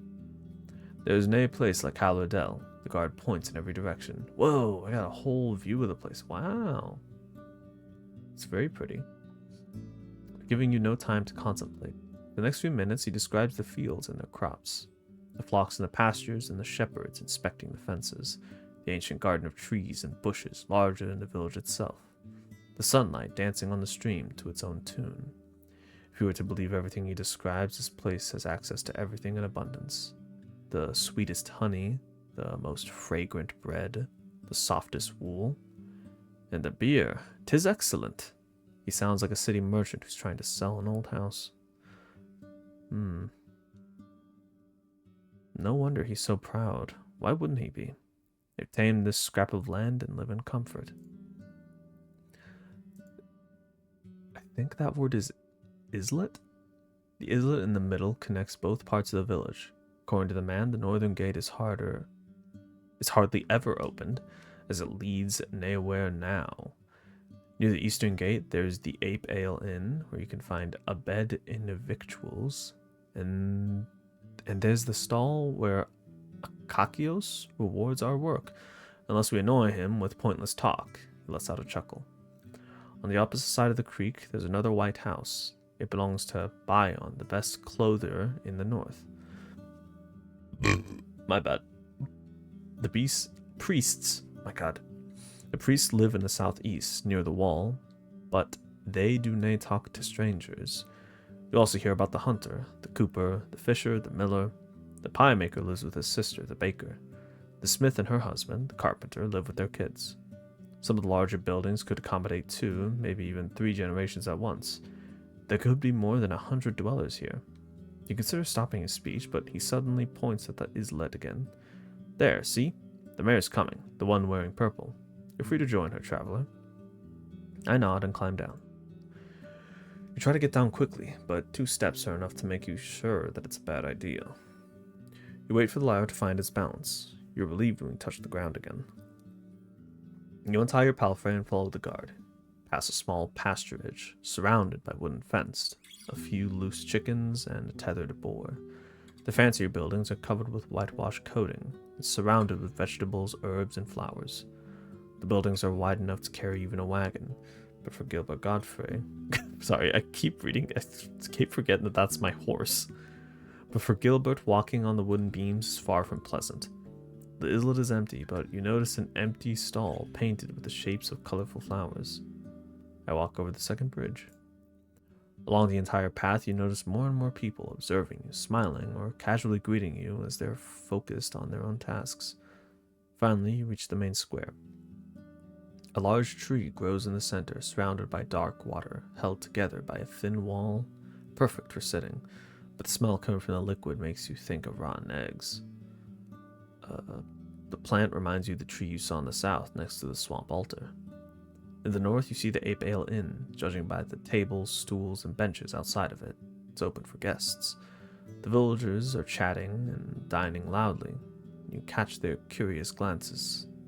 On the side of the dining area, the merchant is arguing with a tall, broad-shouldered worker.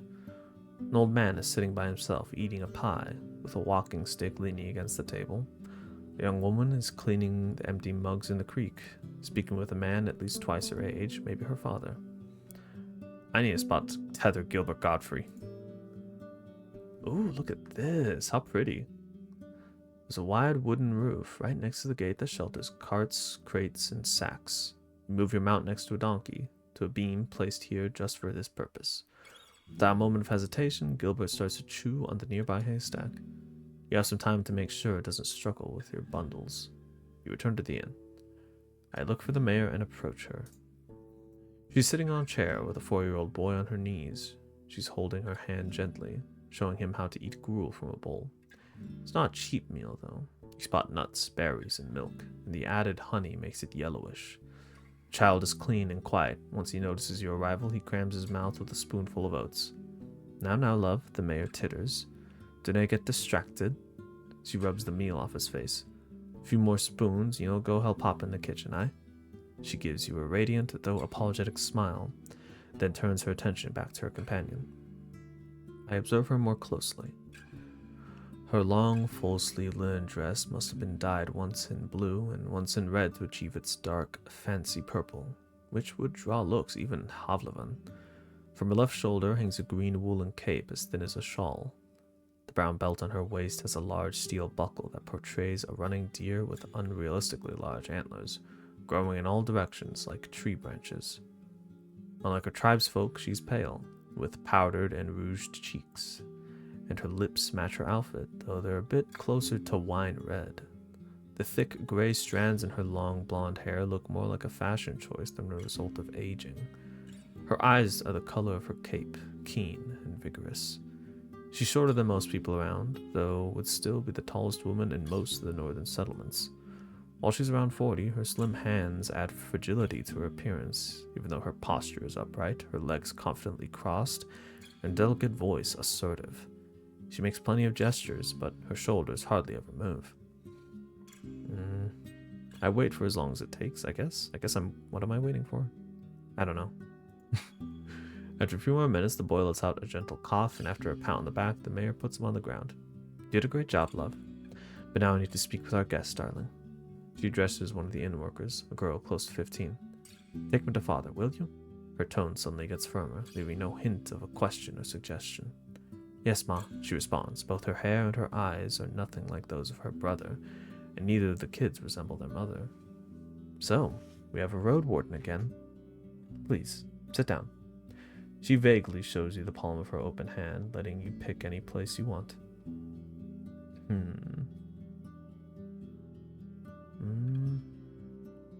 Since I'm her guest, I sit on a bench next to her, sit on a stool opposite to her, and here's a trade partner. I usually want to look at the person I'm talking to, but maybe customs are different in this place.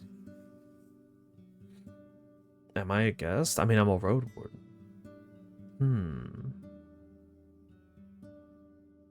I want to be friendly, so maybe sit next to her, I think. Yeah, I'll sit next to her. The flowing water hits silently the rocks and wooden stakes surrounding the isle, then splits into two stream beds. In Havlavon, the river is surrounded by tall walls, protecting the banks from deterioration, and the water is seldom free of dirt. Here, the smell is as fresh as it would be in the woods. The mayor observes your outfit carefully, smiling at you with kind approval. Once your eyes meet, she hardly ever looks away. Her voice gets much warmer. I'm sure you're hungry. My husband will bring us something soon. I mean, I'm not going to say no to food. I appreciate it. Did I mention it? Hunger makes me peevish, and the day is too nice for that. She taps her chest and looks at a flock of birds that fly above you loudly, heading south. As we're waiting, be so good as to help me understand something. Ever feel bitten a mercenary, but I can ne'er imagine a single reason for you to choose this realm for your wardening, nay, so long after Astarion's disappearance. There's ne glory or treasure to be found here. Her pale fingers form a tent on her stomach, then clasped, leaving the forefingers pointing at you. You were sent here by the merchants. They want the peninsula. Oh, shit. I think I would want to be supportive and cordial. Oh, I guess I can preview each option. Trade the situation as lightly as you can. Simply explain the situation. Traveling with the city would keep her people safe. Well, I don't want to do that. What the hell? Well, she caught me. I don't hide the fact the guild needs new opportunities. Let's see. I want to be straight up with her, but I also don't want to be like so insanely blunt that comes off as rude. I think it's just be friendly. I present Havlavon's interest as an opportunity.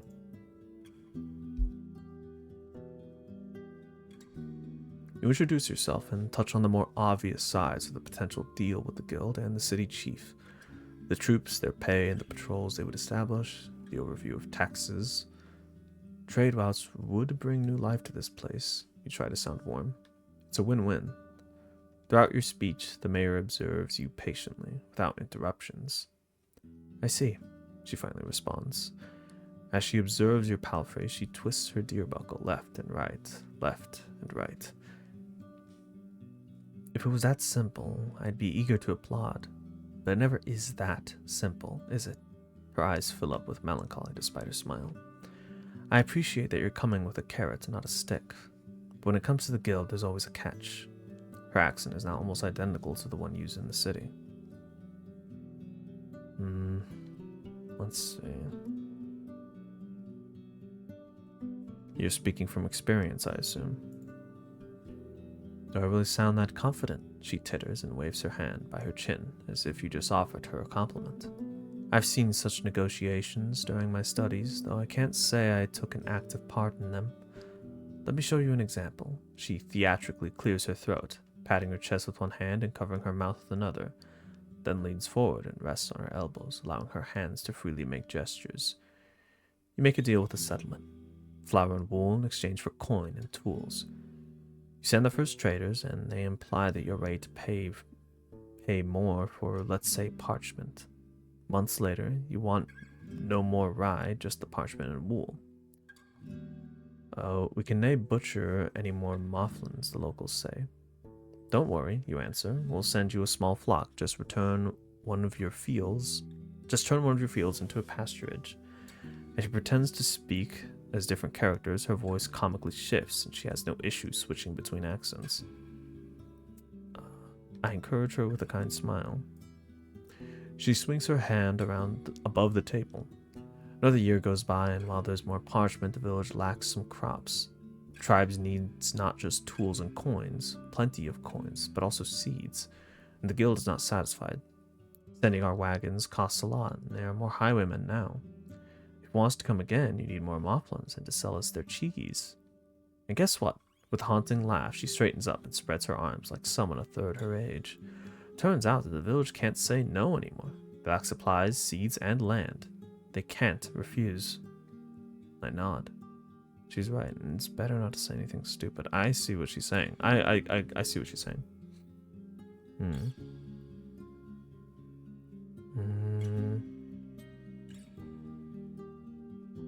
I think I kind of agree with her. That would be a difficult situation. I nod. She's right, and it's better not to say anything stupid. The pause doesn't linger for long. I see we understand each other. Let's finish the introductions. I'm Thias, one of the keepers of the Ape Ale Inn and the mayor of Howler's Dell. I assume it would be convenient for you to take my answer back to Havlavan. She wonders for a moment. Say, when could we expect the first caravan? After winter? Depends on what you can sell and what you want in return. While the conversation goes on, the food gets served. The refreshing aroma of roasted mutton covered with a thick sauce made of mint, parsley, and honey tempts you to bite in right away. The juices are sinking into the round trencher, a plate made of simple brown bread. It's also a small bowl filled with chopped red radishes and a sliced boiled egg, and a mug filled with cold buttermilk. It's all brought by a young people, all of them referring to the mayor as their mother. And in the end, the innkeeper himself shows up to wish you a good meal. He's wearing a clean orange tunic and a not-so-clean apron made of hemp. He politely introduces himself as Eric's, and, after confirming you won't get sick from what he prepared, he leaves you and his wife to your conversation. Ice tears the meat into smaller pieces, then eats slowly, often expressing her enjoyment with a hum. Meanwhile, we get to the important stuff. Sounds like the nearby ground is fertile. The village would gladly pay its taxes in grain and vegetables with the expectation that a squad of soldiers would provide additional protection. Our youth is strong, she claims proudly, so we don't need your guards on our walls. But a lone road warden won't keep the roads passable. We need fighters willing to patrol the paths, maybe even the heart of the woods. That's what we'd expect in return. You're not expert when it comes to linen, cheese, and wool, so the mayor spends a good couple of minutes describing the outstanding quality of what the village has to offer, especially the clothes, which are meant to be as unique as those made by Master Crispus. You vaguely recognize the name of this tailor shoemaker, but you've never earned enough to pay him for as much as a single sleeve. And of course, we will never reject some steel and bronze. We lack alloys for sickles and scythes. She then repeats her question about starting a trade route. Truth be told, the guild is not sure what the peninsula has to offer. It's going to take more than your village to convince them. Understandable, but you can't find much in the other tribes. They are barely enough to survive, even after they trade for our crops, for we have the only decent soil in this realm. At least the people of Gale Rocks have salt and barrels of fish, while creeks, wells, meat. sells meat and wood. Actually, if you haven't been in Creeks yet, the farthest village in the northeast, you could give them a chance. She nods with a smile. They could use your help with keeping their roads safe. White marshes, on the other hand, as well as old pagos, are close to worthless. For a trade route, that is. She clears her throat. After these words, she stands up, walks to another table, and offers her trencher to an elderly man who sits there by himself. With a trembling voice, he thanks her, then starts to chew on the soggy bread. She sits down, wipes her hand into a clean cloth, adjusts the folds of her cape, and once again crosses her legs. So tell me, I'm not saying that name, god damn it, Spaghetti. How's Havlavan? I haven't gathered much news since the invasion. Ooh. Okay. Strong, sometimes better, sometimes worse. Not everyone has their own bed, but the new generation is ready to start their own fight. Turning to the war, have no trade in hand. There's not enough settlements to send them away. Many people are unable to prosper. Things stay humble, but are starting to look brighter. The harbor is full of life and the kids grow strong. I was hoping to hear that. Her smile shines with kindness. I thought they were done for, losing all those ships and getting cut off from so many tribes. I'm surprised the soldiers didn't butcher all the priests and traders to fill their stomachs. It felt so unavoidable that I even came back home, afraid for my life. But I still carry memories of that place, most of them warm. I'm glad the others haven't given up. Her smile fades away and she speaks without looking in your direction, giving you a moment of rest. The first time I crossed the city walls and saw the streets, my soul saw them as if they were made of dragon bones, not stone. All those people, and the noise, and high houses, and this life happening all around me. But after only 2 years, everything collapsed, for the first time in human memory, like a burning dollhouse. She pauses, rests her hands on her stomach, and turns back to you. But don't let me drag you away from your duties. How can I help you? Well, let's see. Okay, yeah, this is the main... Well, I guess I should ask about Astarion first. I'm looking for Astarion. She stares you in the eyes, then turns toward Gilbert. Is your pal for a mare? We have 2 jacks. Could use some mules. Hey, you should redeem something on my thing so it counts your view. Marina, you so forking right. Un momento. Let me do that. What? Farina, are you live? Or are you just... I don't know what... I don't know. I will say. It does not say that you are currently live, but I will have it open for when you are live, I guess.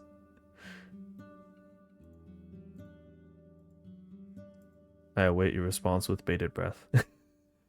She stares you in the eyes, then turns toward Gilbert. Yeah, so your pal Freya Mare, we have 2 jacks, could use some mules. She... oh, I guess we have to describe it. Is a stallion. A stallion, so it won't give you anything stronger than a hinny. So I've heard. Her eyes wander over the square. But the small donkey bellies bring weak offspring to horses. Her pale fingers reach for her own stomach. When her eyes return to you, they regain their sharpness. I'd rather avoid long talks about that man. Let him remain as part of the past spring. Since you're asking about him, I can only assume he was indeed sharing his goal with yours. I won't deny that. Yet, you're already different from him.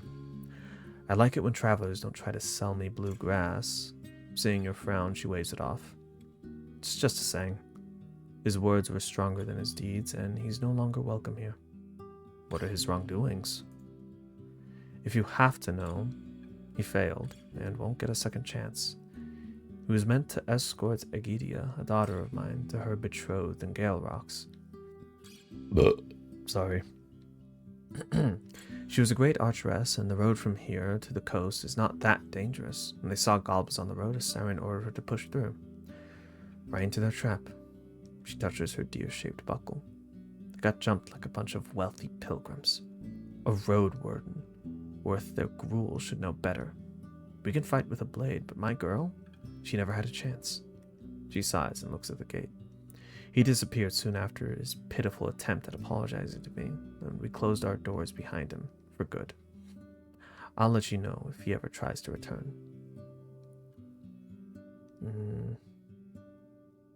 Did you ever find your daughter? For a few breaths, her green eyes seek something in your face. Her words are careful yet hesitant. She's with the Fogs now. Goblins were after food, so they carried her shell away. One day she's going to charge at our walls, awoken and empty. Even though she was a bit mawkish, her heart was strong and patient. She listened to people, was ready to help them and to cry with them.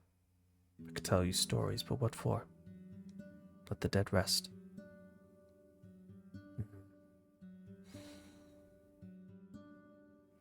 Any ideas where I can look for him? She adjusts her cape with an annoyed shrug. Try asking for him in the north. He spent most of his time between Might Marshes, Gale Rocks, and creeks. Here he wasn't that eager to share his plans. Why did you let him leave? He didn't do anything, well, forbidden by our laws. He was simply stupid and cannot be trusted. But this isn't Havlavan. We have no rich folk to dread. We treat each other fairly. Lost in her thoughts, she rubs the neckline of her dress. One good thing I could say about him is that he didn't try to justify his decisions or to avoid the consequences. But I'd rather have him prove first he can do what's asked of him. Thanks for the help. I wonder, back in Havlavan, did you spend any time in Backwood Corner? Used to be this dark, dirty alley with muggers working even in daylight. I stayed there with Octavia, the miller, in exchange for doing chores for her. She had this small wooden hut.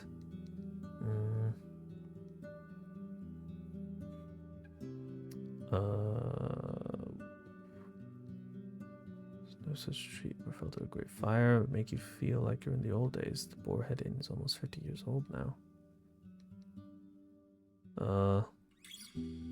Let's put a pleasant spin on that place, I guess. You wouldn't recognize it now.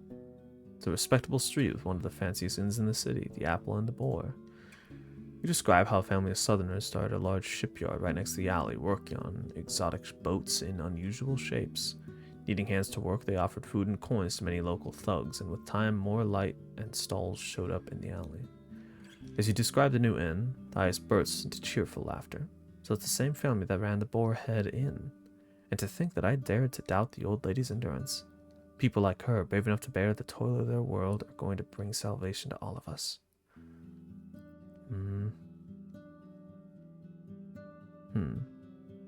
Ooh, okay, wait, let's see. Village, what you could tell me about Howler's Den. I guess we should bring up the innkeeper's business, Glossia. I was in Pelt of the North. The innkeeper feels uneasy about Glossia's band. When you mentioned the raids on the northern villages, her eyes narrow. Are you sure? It's the first I've heard about it. Glossia's been around since years back, but she's not much of a nuisance. I'm just a messenger. He's asking for you to join forces with him. Well, I can't give you my answer. I won't ask our hunters to endanger their lives in the pursuit of some gossip. I could ask around, learn more about this. She sighs with exaggerated relief. What a splendid idea. There are only 3 villages in the north. White Marshes, farther north by the western road, Gale Rocks by the northern coast, and creeks in the far east. Bring me news from those places and you will get my answer. I think I can do that. But again, how much money are we getting for this? I honestly don't remember. Regardless, it's a quest. Who cares? I can do that. Tell me, how do people dress in the city these days? Is it similar to what we have here?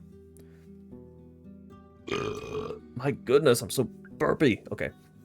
Before the war, the merchants were wearing those really long dresses and robes, way too long for my taste. They got mud stains after every rain, and I see no reason to keep shoes completely hidden. Many folks wear headgear. Sure, I'll pay my attention to fashion. I do like fashion, though. That's simply not true. Not anymore. There's always a shortage of fabric. Most people wear tunics like in the old days. At least we can hope that if the visitors arrive, we won't stand out much. She laughs, but also adjusts her dress. drawing your attention to its superb quality. And who knows, maybe our little village here is going to help those unfortunate clothers. I'm sure we could spare a couple of sheets of fabric. Let's see. Tell me about Howler's Dell. Have you heard of the necromancers in the north? She taps her fingers on the table. Yes, I have. After you ask her to tell you more, she seems to regain her confidence. You mean White Marshes, for sure. I don't know all that much about what's happening there. We avoid their lands if we can. She frowns. I shouldn't gossip about it with strangers. We can talk about it on another occasion.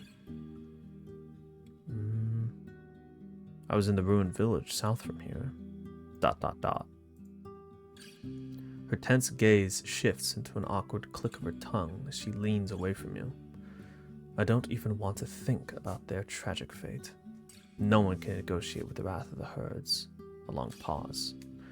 And I better not find you upsetting my neighbors with these sad questions. It was a challenging time for all of us, a wound we won't forget. Okay, fair enough. I saw a weird tree south from here, the one with the altar standing in front of it. She straightens up and raises her chin. You mean Beholder, guardian spirit of our wetlands. Every fall we bring it our gifts in return and provides us with its blessed fruit, the flesh of the forest. She stares into your eyes. It's older than the oldest books and the oldest thoughts. The druids help us honor its sleep and show us how to ask for its help. Neither of these rituals, she scoffs, would be of use for you. Okay. What would it take to make you consider joining Havlavan? I can consider it right now. While she laughs, her eyes remain keen. But if you want you to give you some answers, let's see. She looks up and to the right, theatrically raising her hand to her chin. Some gestures of goodwill would be a great start. Since you're the guild's messenger, I need to know you can be relied on. She gives you a wide, white grin. And that's only the first step, I assume. Of course. Do you even have the power to handle tax negotiations? She scoffs loudly at your headshake. Do enough for my village and I'll hand you a beautiful signed letter. A list of all the things my neighbors are looking for, as well as what they can give in return. Your superiors are going to see more than enough to prepare their offer. She rubs her hands. I think that's fair. Do enough for my village is a bit vague. I mean, seems pretty clear. How about the townsfolk? Be chill as hell. Don't throw crap around. Don't get PO'd and punch a hole in the drywall. I don't know. I'd say, yeah, looks like we're in agreement. Perfect. One more thing, though. She puts her elbows on the table, leaning closer to you. If you go behind my back, I'm not going to wait for a dagger. I'll end you first. She rests her chin against her open palms, giving you a disarmingly warm smile. I'm sure people already know that we have a new Roadwarden. Maybe ask around to see if anyone needs your help. The more my neighbors trust you and need you, the more willing they'll be to offer you better pay. Well, let's start here. What can I do for you? So kind of you to ask. But before I ask you to run, let's see how you can walk, shall we? Her eyes wander left and right. She gestures for a nearby guard to move away. He nods, then gestures at a few other souls to follow him. While a few of the locals cast curious looks at you, they turn away as quickly as you notice them. The mayor's shiny green eyes are still locked on you, and her voice is close to a whisper. Since Astarion's disappearance, there's little trade on the roads, and not much news reaches us. Be so kind. Her flirtatious tone distracts you with how obviously fake it is, and help me learn some interesting tales about our neighbors. I smile back at her. You mean ones that weren't meant to reach you. See, I knew that deep down you're a true sage. She titters and straightens up, adjusting her cape without haste. Do you have something to share? The squad that made camp at the southern crossroads is now nothing more than 2 people. They plan to return to Havlavan before fall. Since they cleared that camp of brigands, they went so quiet I almost forgot about them. She rubs her chin with her thumb. I'm surprised they've managed to stay alive till this day. Sending such an inexperienced group here shows that the officials misjudged this land. That's all I can say. That's all I have to say. We talk and talk, but I still don't know where you are from, Spaghetti. Oh my god. What's your story? Have you lived in Havlavon your entire life?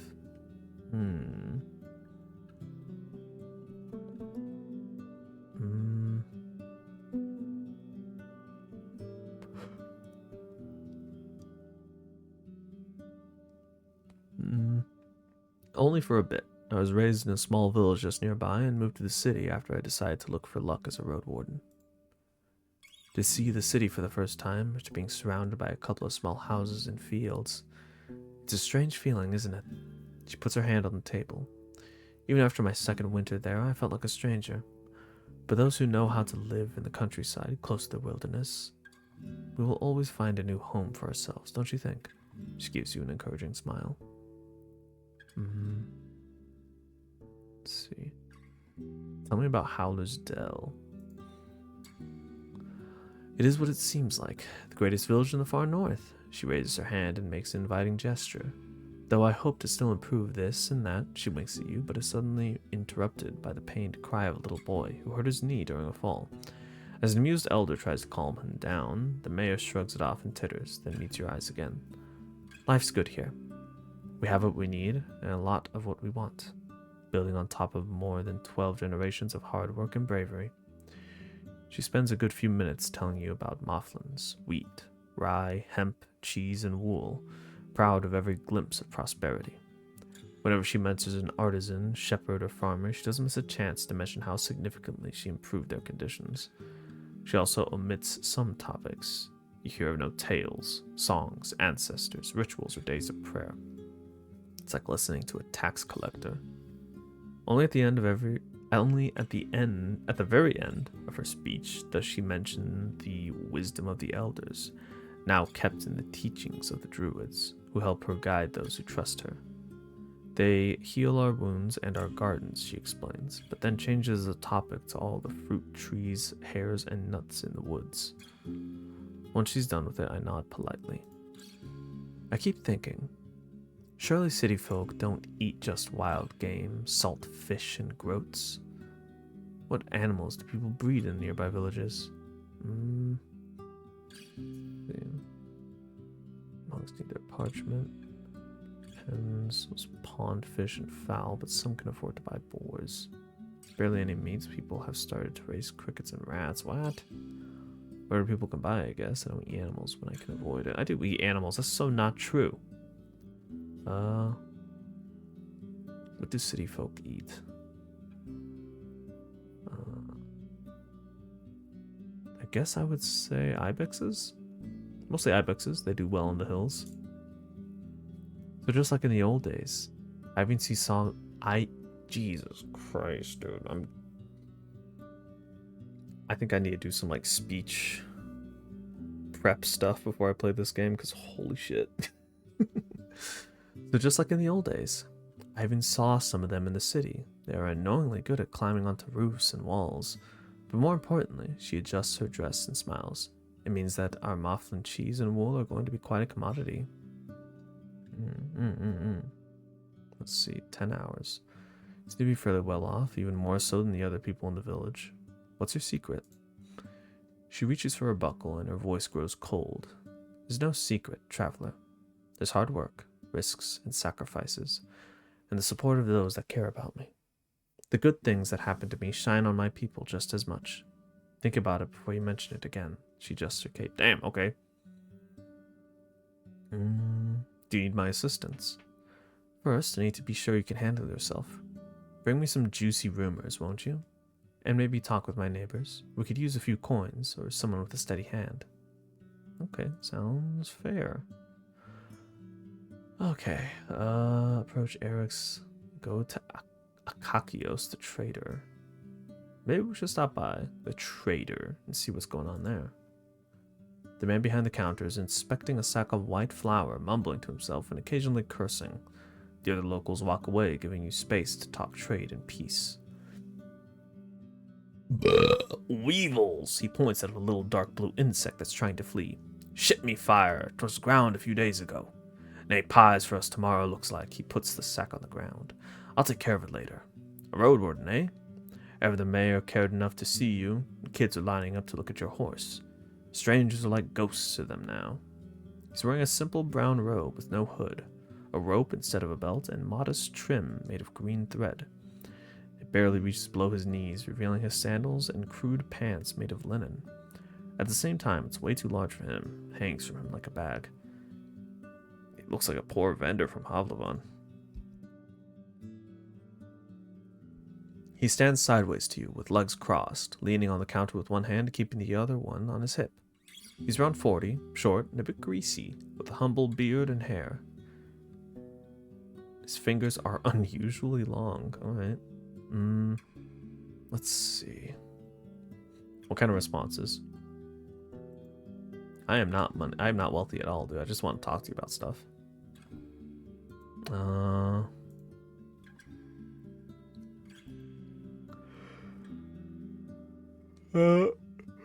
This seems like a good response. You're a trader, I assume? I guess we'll see each other often. For you, a trader. For my neighbors, the treasurer.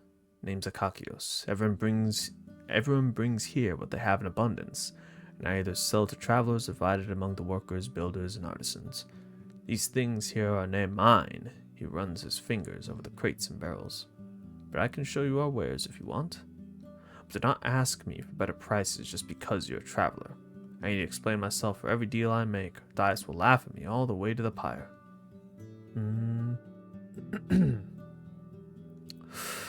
What can you... No, I don't know if I should be asking about Asterion. It seems like everyone's pretty pissed off about him in this town. Do you need any help? I could use a job. Know what? That's something urgent. Need a medicament for my daughter. Now that she's hurt nothing, she raises his open palms as if to show that he's not holding a knife. She's a teen, wants to start hunting in the woods. I can't teach her much, but I'd sleep better with her having a healing potion. You have? He hesitates. Almost 8 days. Bring the potion before the last dusk, and I'll pay you 5 dragon rings. Dude, I got a potion on me right now. But, I do think we should negotiate a little bit. Where can I find such a potion? She didn't want to take the stall after you? A strong elixir would be worth more than 5 coins. Well, now it's all I can pay. He spreads his arms. That's a nice sculpt, you stupid. Dragons I get here belong to the village. 5 is fair pay, and I'll mention it to all the neighbors how helpful you are. He takes a deep breath and adjusts his robe, still sweating. She didn't want to take the stall after you. Nah, but that's fine. She hates me. It's better for her to take after her mother. Where can I find such a potion? Or should I pry? No, I'm not gonna pry. Your daughter hates you? That's whatever, dude. Not my business.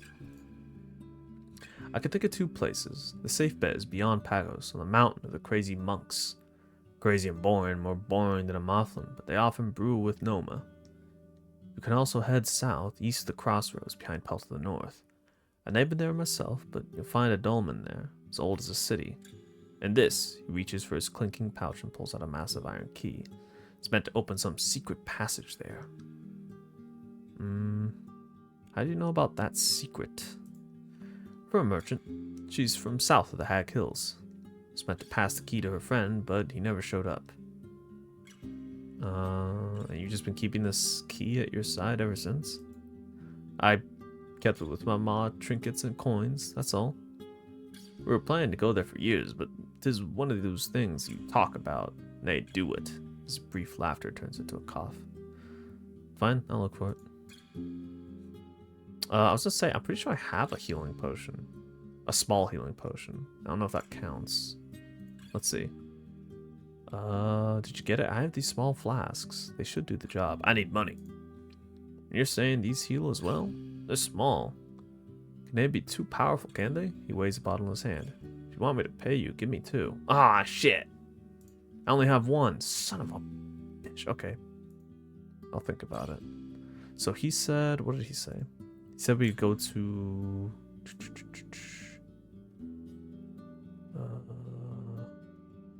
yeah, merchant's medicament. On day... Okay, I need to deliver to him on day 10 or earlier. I could look for the potion in the secret chamber of a dolmen somewhere on the southern road. merchant gave me a key to it. Or buy a flask or two from the monks who live near Old Pagos. Goddamn, I already had to buy. I don't know how much those things are gonna cost. Is it even gonna be worth it? I might just make net neutral on this quest. I bring goods to sell. You just for you to gather your things. This junk does me no interest. We're looking for what we can make by ourselves, like iron or enchanted items. Next time, maybe. I pack my things. Damn. All right. Okay. Nothing for now. I walk away. I'm gonna leave the square. Offer my services to the guards. How about that? Escorting the foragers. Oh shit. A group of workers is going to explore the forest garden, seeking wood and mushrooms. You'll ride ahead, looking out for threats. This task will take you about half a day and may get dangerous. How much time do I have left? Hold on. 10 days. Or sorry, 10 hours. My god. We're on day 2. Well, the sun's not at noon yet, so I think we can do it. We'll earn 1 coin. I'll do it. Work for 1 coin. Alright, cool. Turns out you don't have much to do. You get your job done quickly and with little difficulty. Okay. Oh, you know what we should do?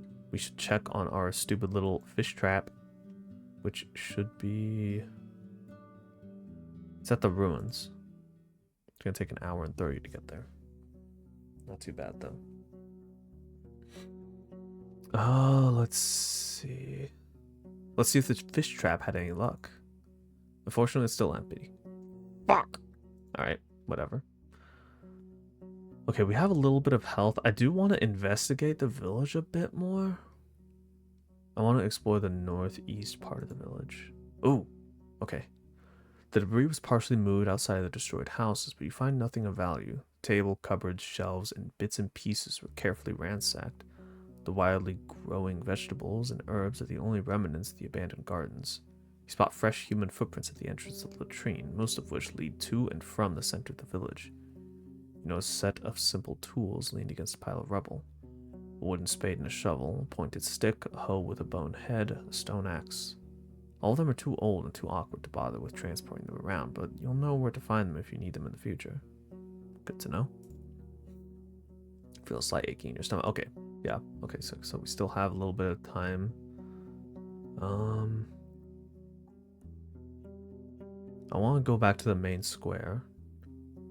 Okay, you're almost sure. Okay, you've returned to the village welcomed by the annoyed squawks of nearby birds. You're almost sure something hides inside the largest building. Let's save.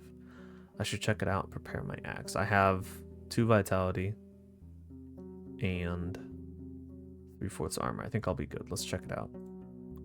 You step cautiously toward the scent of urine and sweat.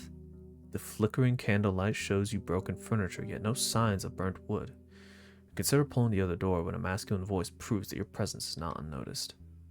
I didn't want to come to this, but stay where ye are. Whatever you put inside, be it a shoe, a hand, or your damn thinker, it'll get a bolt. Oh shit.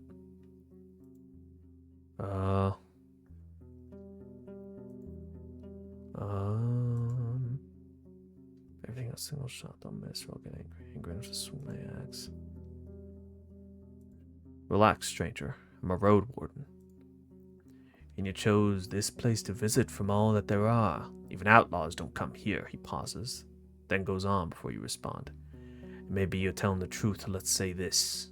The ballista here is all pulled and ready. But you won't do anything stupid, right? No running, no jumping around. Show your hands. The man's voice lacks confidence and his accent is tricky for you. He could be from the distant south, but as long as you don't speak too quickly, you understand one another. You don't hear any other movements, breathing, voices. You lean your axe against the doorframe and make sure that your knife is well hidden. I walk inside. Oh boy. The dense smell of urine hits you with full force, while the tools and utensils are hard to distinguish from the rubbish. The route to the upper floor is blocked by the collapsed roof and loose wooden beams. There's scraps of rusting iron and steel on the ground, detached from now destroyed barrels.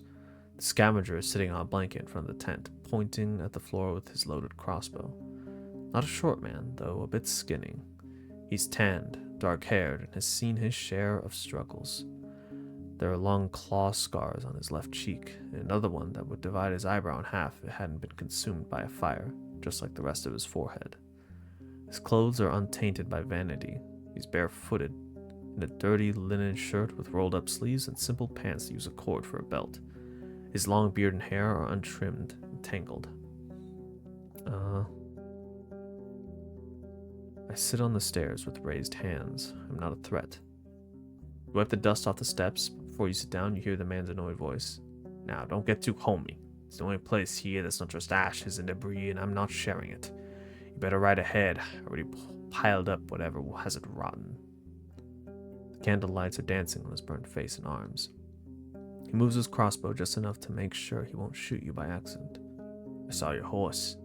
Maybe you could help me, What are you looking for in this place? You don't sound like you're from the north. Since I'm going to patrol it. I'm short on dragon bones. I want to see if there's anything left behind. They could have a hideout nearby. I should ask about Asterion more. Yeah, I'm looking for another Roadwarden, a man known as Asterion. I've never met him. But I've surely heard this name many times. He vanished long before I got to the coast. At first, people were asking about him. Now they think he's dead. Listen, he scratched his thigh nervously. I'm hungry, so damn hungry. Can't hunt or fish with all the ape men around. Can you share anything, Roadster? I may be a drifter, but I wouldn't be begging if I had not lost my bags on the road.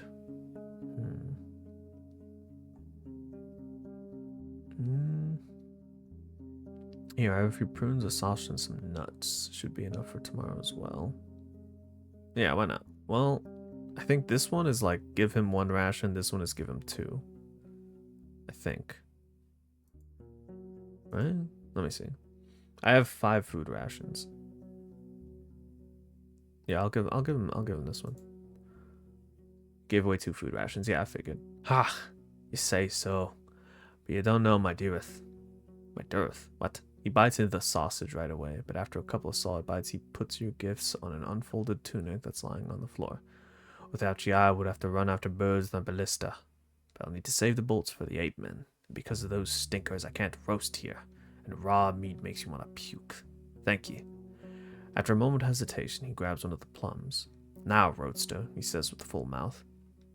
If you have questions, ask me. I'll say a lot to make you get me out of here. What the hell? To make you get me out of... I don't know what the hell he's saying. Should I ask him where he wants? Travel now, what will you give me for my help?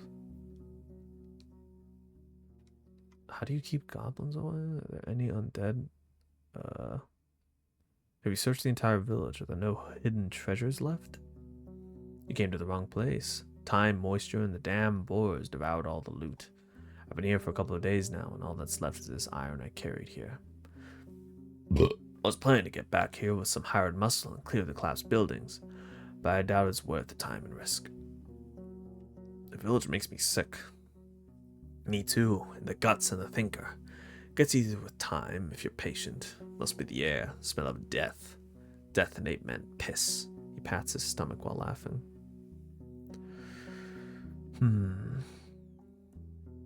Heard about some bandits. Have you seen any hideouts nearby?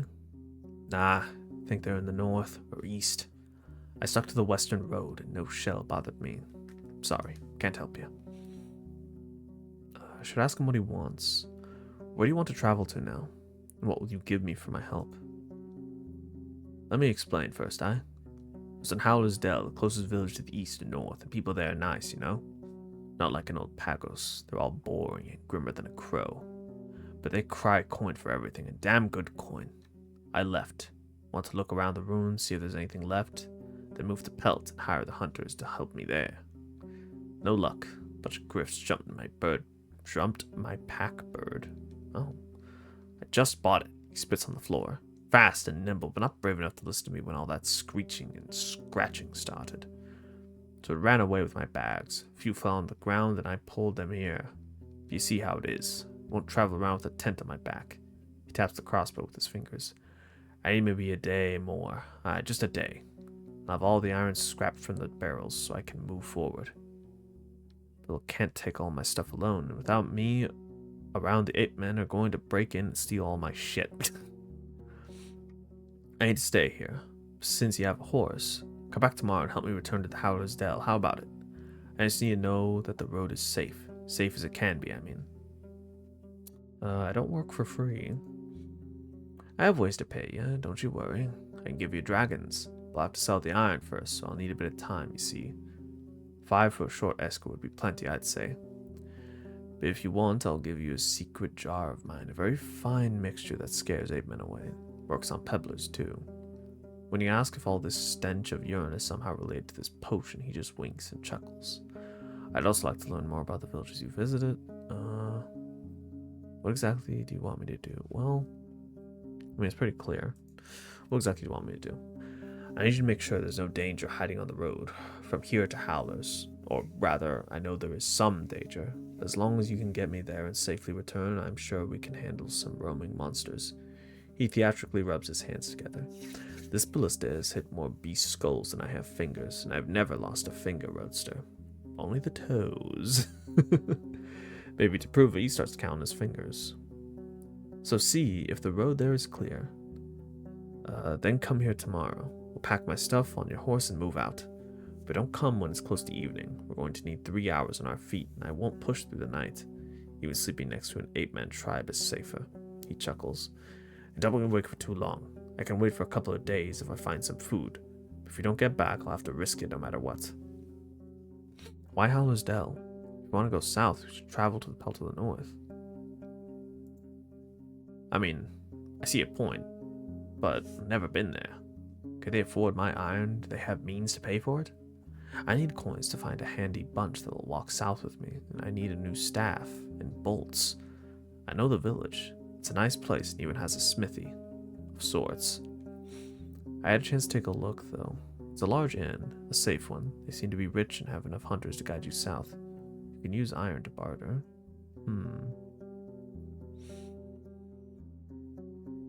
Where's my money come from, though? That's the thing. Fine, it's a deal. I'm going to escort you. Thanks, Roadster. Just come tomorrow. I'll make it worth your time. Okay. We got 6 hours left in the day. Let's see. Okay. I'm not really too curious about what happened in the village, so I think it's time for me to leave. Well, do I want to learn about him? Maybe. Let's ask. Tell me about yourself. He gives you a sullen glance. What for? No legacy to keep alive in tales. I may tell you this and that after you take me out of here. Are you sure there are no undead around? He nods. I've seen none. People say it's been less than 10 years since the herds came here. But I don't know if anyone bothered with raising the pyres. If not, the dead are all roaming in the forest now. Licks his tongue with frustration. It may be that there's a walker somewhere under the debris waiting to break through like a dragon in an egg. He looks straight at you. Aye, you'd better not dig. Well, I guess it's time for me to leave then. You feel a slight aching in your stomach. Right. Okay. I want to look around the northern gate. The paths here have almost been reclaimed by grasses. Want to look into the well? It's filled up with soil and you find nothing interesting about the area. Approach the nearby tree. You don't find anything worth picking. Half-dead quincies have maggots crawling under their skin. You wonder which part of this meal is more tempting for the dark-winged birds sitting among the branches, the flesh of the fruits or of the worms. Quincies are rarely eaten without having a chance to blet. You can safely guess that they were meant to be dried or to add taste to cookies or hard drinks. After a few moments, you realize that the bottom part of the tree just above the ground is partially charred. Someone must have posed a torch here, but the wet wood didn't burst into flames. I go somewhere else. The northwest part of the village. Colorful grass covers the entire fenced pasture. The large stone placed in the middle suggests it could be a playground for ibexes, or maybe it's just an old garden. You see a couple of small sheds, a latrine, and a single building to the south, completely burnt down. All of these places were cleaned out by scavengers. Gilbert doesn't want to approach the large ruins in the north. The terrible stench of feces and rotting food scares you off as well. The paths are covered with goblin footprints. It's daytime, so the pack should be asleep. If the beasts were active, they would try to scare you off or to hunt down your mount. This is their territory, and once they wake up, you will face a furious enemy. Oh my god. Okay. We leave then. No, I'm leaving. We walk away from the walls. Okay, leaning on your mount, you go outside, keeping your mouth shut. After a few minutes, your eyes get clearer. Maybe better to leave. Yeah, we're definitely not bothering with this. Okay. So let me see. Journal. Murder. I think this is our first goal. This is our first one that's got a time limit besides escorting the scavenger. I think we'll stay close by. But for now, what do we have? We have gold. We have one, well, not gold. Why do I keep calling it gold? We have a coin, a singular coin. And 5 hours left in the day. Let's see. Should we? How long will it take us to get back to Pelt? 45 minutes. We should head. I think we should head north. The road is beaten free of litter. You notice paths between the fruit-bearing trees on your right, and soon after that, you ride alongside vast fields of broad beans, almost ready for the second harvest of the summer. Then there are the green hemp plants, taller than you are, waiting for a scythe or sickle. The locals keep the beasts at bay, I guess. This takes us... Oh, what is this? Gilbert Gottfried's hooves thump loudly on the beaten track. The green bushes, shrubs, and trees prove that the soil here is fertile, yet the plants don't overgrow the road. These crossroads must be busy at times, maybe even patrolled. In the distant west, you see the mountain peaks dividing the lowlands from the ocean. The road east leads toward the hills, behind which there are unusually tall, dark trees. There's a dense forest in the north, from which you hear the croaking of toads. The last path is already known to you. You're surrounded by 4 signposts, all of which seem to be made from the same type of wood, now covered in moss and fungi. Yet the pictures and letters that cover the nailed boards are nothing alike. What does the map look like right now? So right now we're past Howler's Dell. And I think right now I want to narrow down where some of these villages might be. So Old Pagos, that's a place we could go to get a potion. And then the next place I wanted to go was it Gale Rocks? No, White Marshes. It's among the western bogs. So it's the village's terror to awaken the dead. Maybe we'll avoid White Marshes and we'll head to Gale Rocks? Northern Shore, right. Let's approach the northern signpost. It's attached with nails and made of pointy carved bones, divided into 3 sections covered with small engravings. Oh my goodness. The part on the left has 3 large squares with roof-like lines hanging above them. No other pictures or words. The one in the middle has only 1 square, but also a simple horizontal symbol of a fish and a short word beneath it. It spells salt. The image on the right has 2 roofed squares, but also 2 other images, which you recognize easily. A deer is standing barrel. Huh.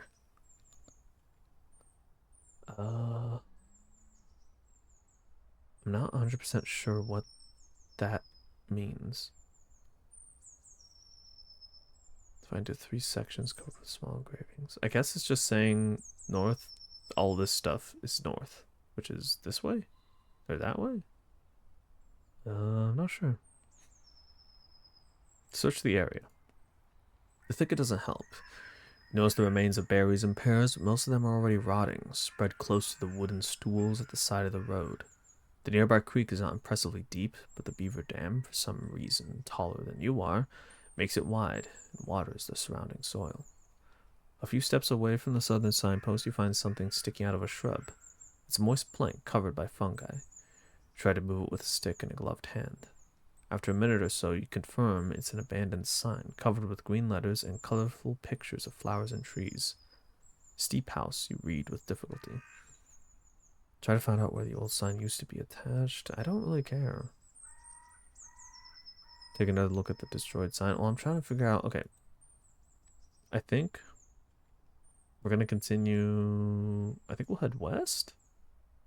Maybe.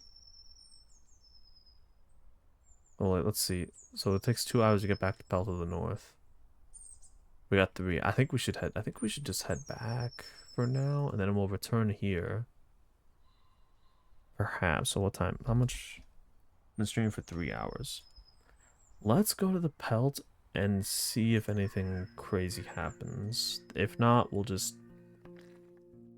call it a day. Lights are promising a refuge. The guards have bows and spears in their hands, and some rush to the gate, only to close it again right after you ride inside. Bored with life, Roadwarden, one of them grumbles. And you notice it's almost dark. I get off my horse and enter the inn. The windows are open. While there's a few guards eating and drinking, the hall is clean. The innkeeper is leaning on the counter, dividing a small pile of dragon bones. Ooh, I should talk to them. I should talk to them about Glossy's band. Oh. Okay. Well, I did talk to... Alright, whatever. Sleep. I think it'd be a good idea to sleep inside today, of course. So yeah, we'll do that.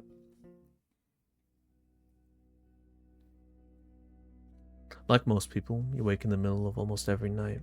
Before your second sleep comes, you spend an hour or two taking care of your belongings, shell and soul. Some people spend this time with their friends, families, or lovers, but your routine is different. If you don't have to take care of essential tasks...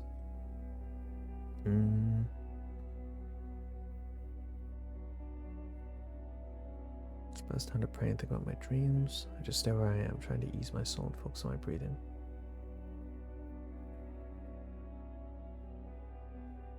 I spend some time outside. I check on Gilbert, of course. It's a good time to brush him, make sure he has everything he needs.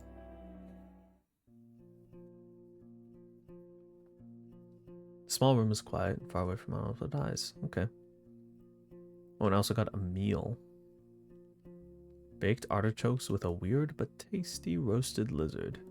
Downstairs, the innkeeper is putting firewood into the stove. He asks if you need anything. That's all. Okay. Let's see. Approach the guards. Do they have anything?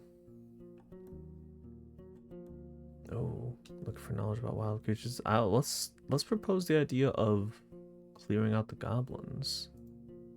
As long as it involves someone paying for it, I'm ready to listen. What do you know about the pack without interruptions? You tell as much as you can. Getting rid of them will do the trick, sure. As long as those buildings ain't razed to the ground, new beasts will move in, sooner or later.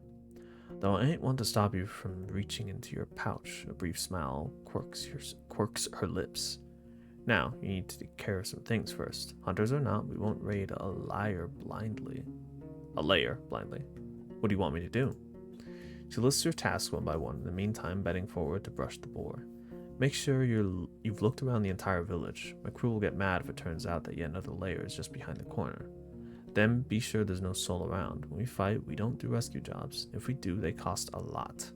The boar grunts and turns around, leading her to its other side. Speaking of which, for you it's going to be, she squints her eyes a bit, 14 coins. But we'll take some of the loot we find. Won't let go of magic swords and rings just because. Not that I expect any. She straightens up. But who knows? Just so you know, I'll bring an axe with me. She looks at you as if you're a lunatic. We won't take you with us. You can kill a goblin, good, but we have a team. Our own words, knowledge of our strong and weak sides. We don't need you around. Just give us 2 or 3 days after you pay us and we'll take care of it. Okay. Actually, well, I guess we just woke up. We have some time to kill. We should go and see if we can help the scavenger. So we head to the ruins.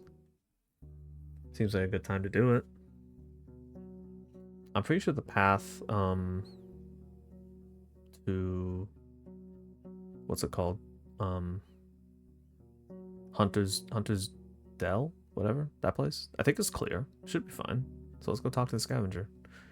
The entrance to the scavenger's hideout is open. You see scraps of metal organized in piles, while the old furniture has been dismantled into loose planks and pushed into corners. Hey, Roadster. The man looks tired and his beard is sticky, but he smiles at you. If you're ready, I'll start packing a tent. If you don't want to wait, start putting the iron on your mount. It'll be quicker. Just say the word and we can leave. Gather your bags. I'm taking you to Howler's Dell. Howler's Dell. That's what it's called. Scavenger keeps asking you to watch out for beasts and wraps the sharper scraps of iron in his cape. Folding the tent and putting it on your horse takes a while. Neither of you can sit down on the large pile of sacks and bundles. There's a long walk ahead of you, but for Gilbert, it won't be much of a burden. Once you clear the room, you walk away. At first, you hear only the birds and horseshoes. Then the man starts to whisper. Faster, aye? The apes are coming. The apes are looking at us? What? Don't need any proof of that. Nothing we can do about it. That lead us to the northern road. You move forward, slowed down by having to secure the bundles on Gilbert's back and carry your own bags. After half an hour, the man asks for a break.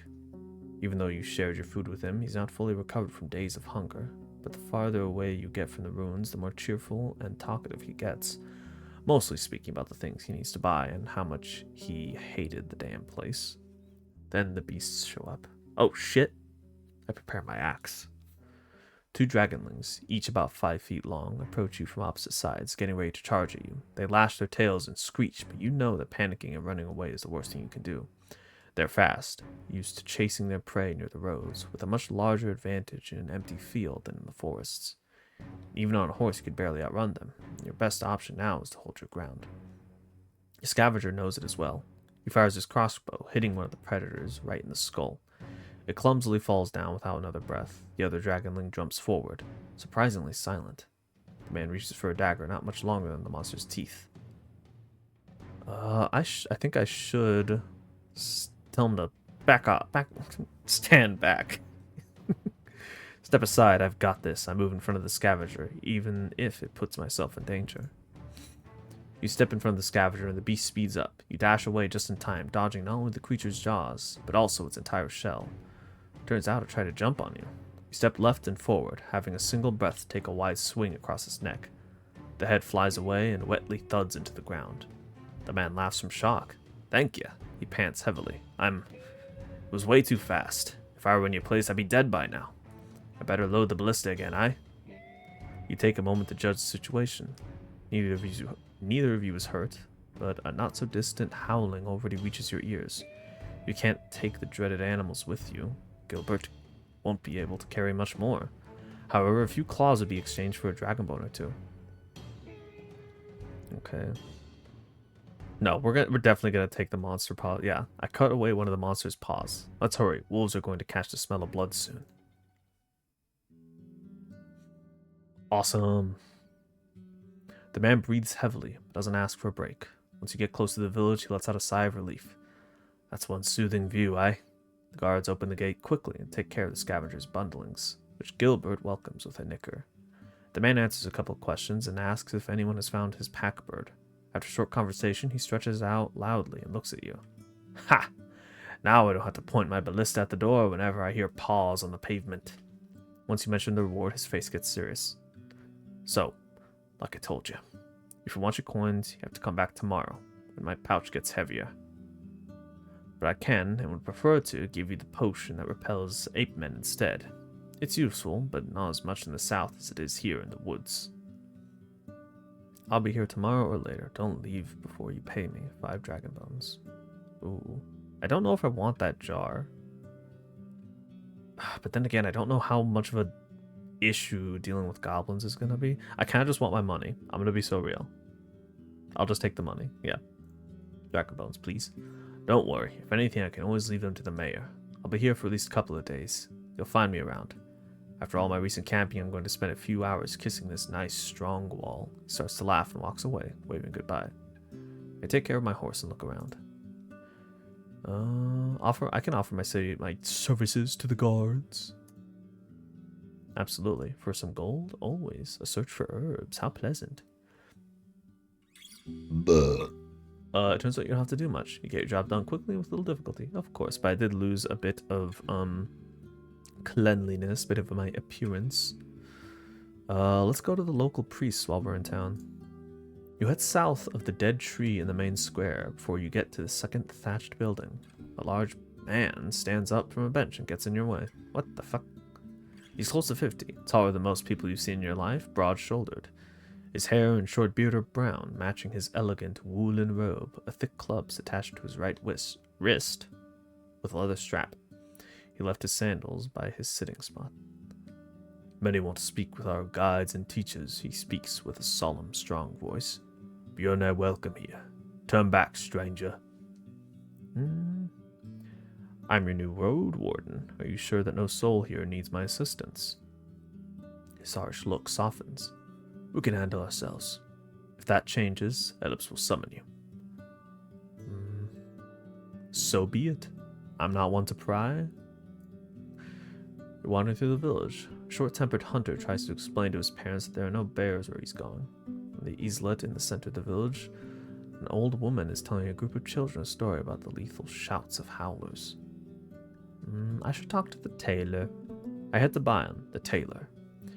We follow the guard's directions and reach the whitewashed building standing on the western bank, next to a small garden of flowers and herbs. It's well kept and clean, with a plain, beaten front yard, in parts covered with sand. Through the open windows, you catch a glance of the furniture, made of smooth, almost shiny wood, with hints of dark cherry-like red, decorated with carvings of plants. A woman in her 40s is sitting on a wooden bench. The table is covered with fabrics, threads, and needles made of bone and iron. She's sewing a long sleeve to what's going to become a blue tunic. Her movements are quick and confident.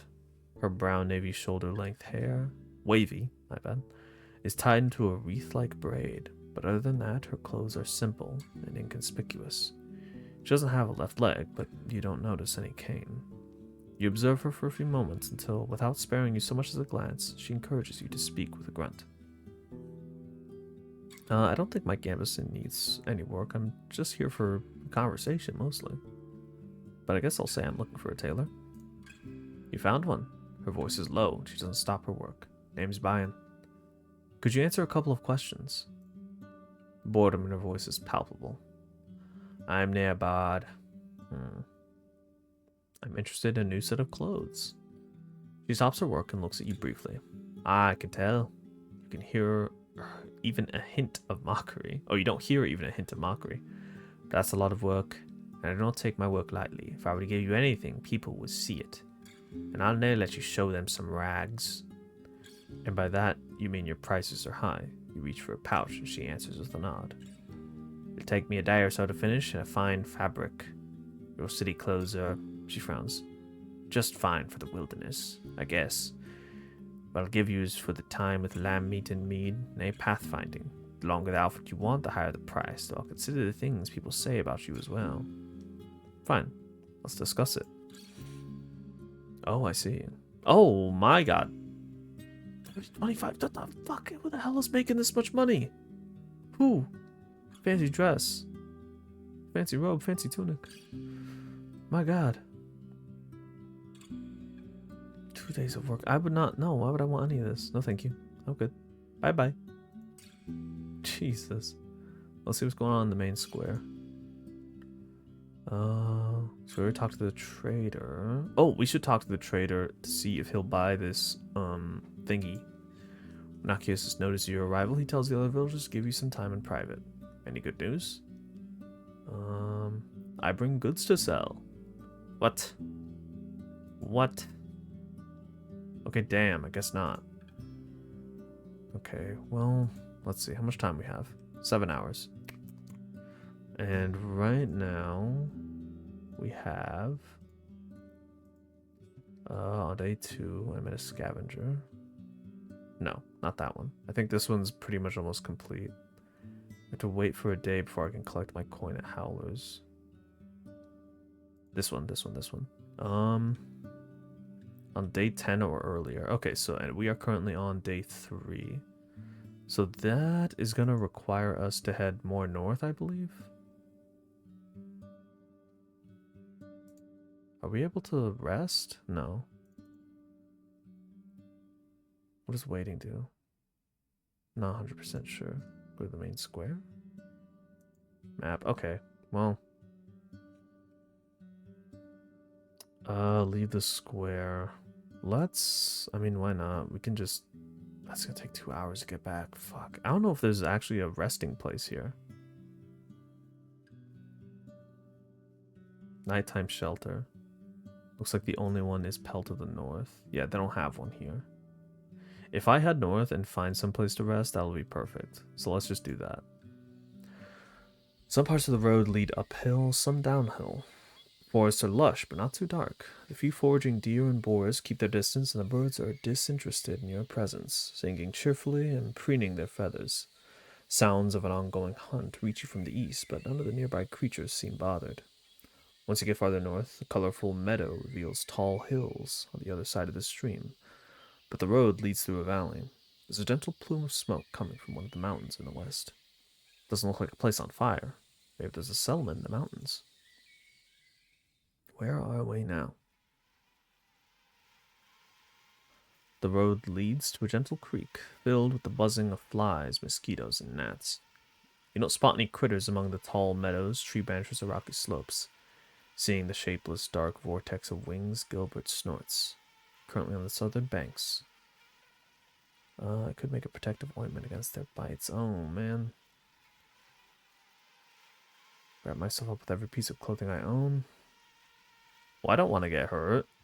It will take some time, but I'll wrap myself up with every piece of clothing I own. Yeah, we'll do that. It takes you longer than you would hope for, but you manage to cover yourself with an armor of at least 3 layers of linen, leather, wool, and hemp. Only your eyes and a single finger remain without cover. Once you get closer to the ford, countless creatures beset you, making you instantly shut your eyes. What? Okay.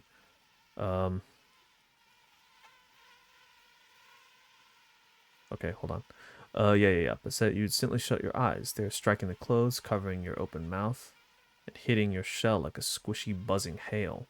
You ride forward blindly, trying to get out of here as fast as you can, but the insects stick with you for another few minutes. The red marks on your fingers start to burn slowly. Gilbert swishes his tail angrily as he turns his head to his left, observing you with one reproachful eye, pinning his ears back. You look around to make sure nothing will try to jump on you, and once you decide you're safe, you take off the suit. Unless you find an easier way to protect yourself, the insects will keep slowing you down. Alright, at least I kept my blood. Travel. We should continue north, I guess. We're trying to find... What's it called? Gale something? Gale, what's it called? Old Pagos or Dolmen, was it? Fortunate secret chamber somewhere on the southern road. The merchant gave me a key to it. Okay, well, we can always check that out later. Most of the time, you're surrounded by yellow meadows. The trees on your left get sparser, while the few lonely birches on your right still bear the signs of tapping, marked with knife cuts, tied with cords. Some of them still carry wooden vessels, as if they were simply abandoned, maybe last spring, maybe before that. A few of the trees are already dried out, and the winds managed to knock them down. As you get closer to the crossroads, the ground gets muddy. The beaten path avoids the wetlands as much as it can. The screeches and hisses mix with the buzzing of insects, and as you reach a small pond, there are signs of blood on its bank. The air is moist and heavy. It has a hint of rotting meat to it. It may still be early, but it's better to avoid the bogs when night time approaches. Such places rarely have fine roads. Okay, where are we now?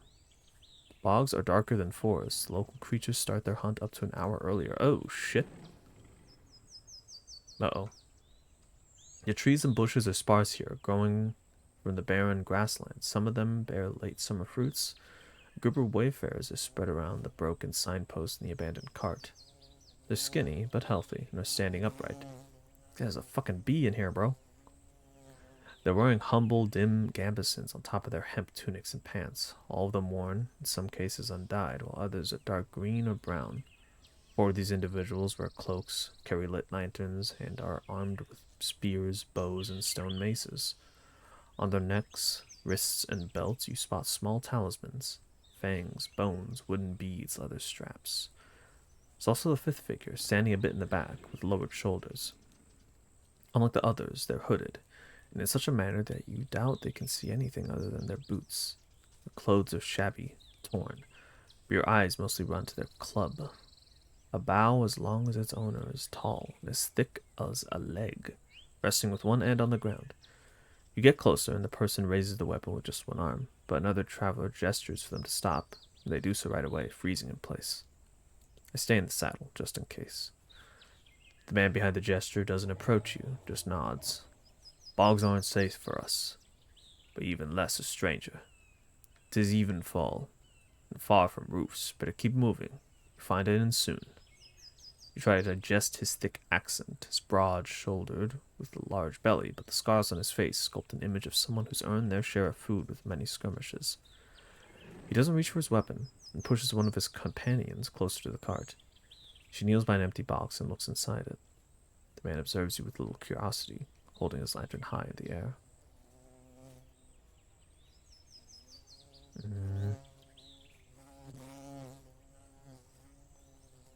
Look at giant club. Hold your weapon close if it makes you feel safer. Show them my own blade. I don't mind. I nod at the cart. Need any help? He makes an annoyed grimace. Not really. His timber's sickening, moldy, and wet. We're checking on the place. Seems a bad year for it. Look at his companions, who simply shrug and spread to take a look at the cart.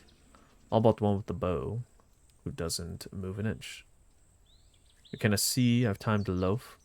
You've questions, ask. But be quick. Don't put us to sleep.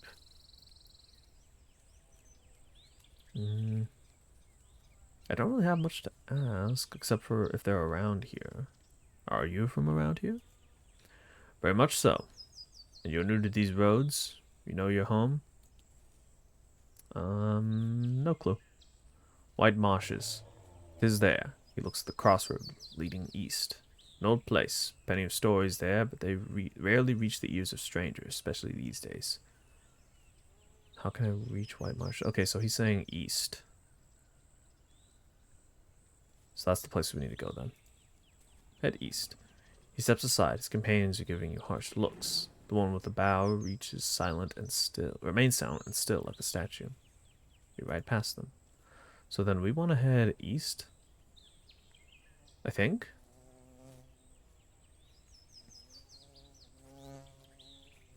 I guess we'll have to keep going, right?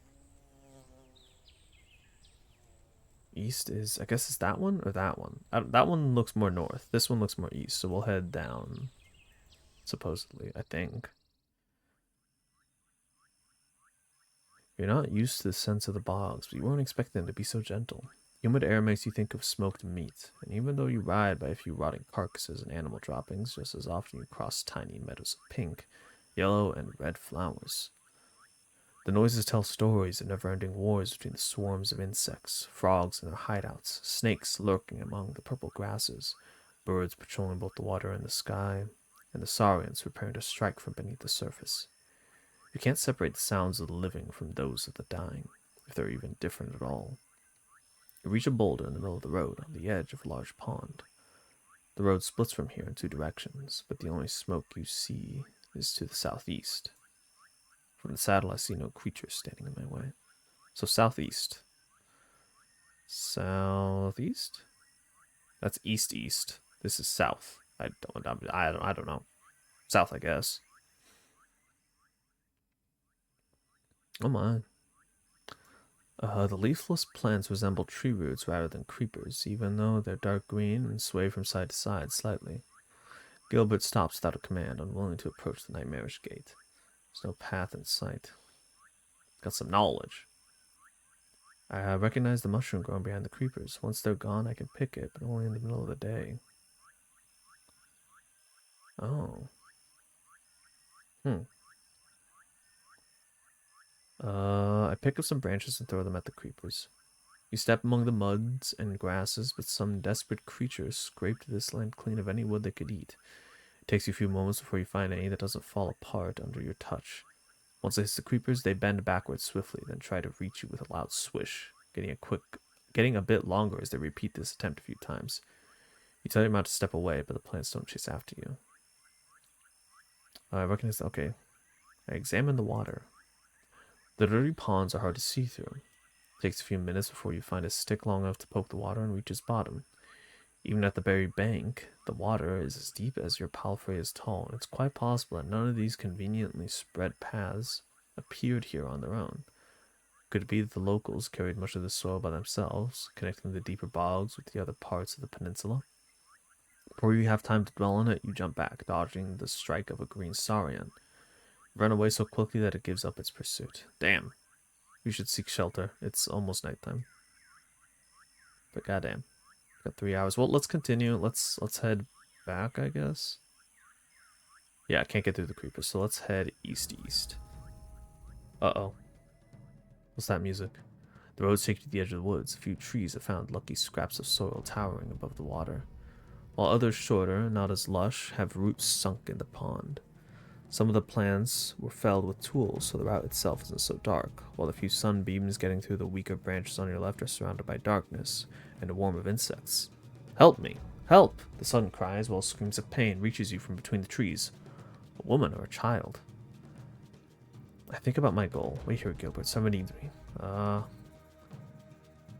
Maybe a trap, and even if it's not, I can't help them. I tried to spot somebody. Yeah, I tried to spot. Let's save really quick. Alright, I try to spot anyone. Among the green and red leaves, you don't see any unusual colors. Come to think of it, there's but a few creatures in sight other than the flies and mosquitoes. The dark-winged birds are quiet. The sparse toads let out sporadic tense croaks. Wait here, Gilbert. Someone needs me. You lean toward the pond. It's cleaner than in the other parts of the bog, allowing you to see the bottom. Parts of it are still more than knee-deep, and the sulfuric odor makes you step away with a frown. The brownish color can't hide all the bones and plant remains that are sticking out of the bed. Wait, what? It may be a good moment to open my bag and drink a healing potion. I have a healing potion, but I don't want to drink it. That could be bad. Because I wanna keep it. God damn it. Well, I don't know. You can steal small amounts of mana. Okay. Drink the potion. Fuck it. You vaguely recognize some of the local fruity taste. Okay, whatever. Alright. Take off everything below my waist. I have no time to waste. I rush into the water. I don't know, man.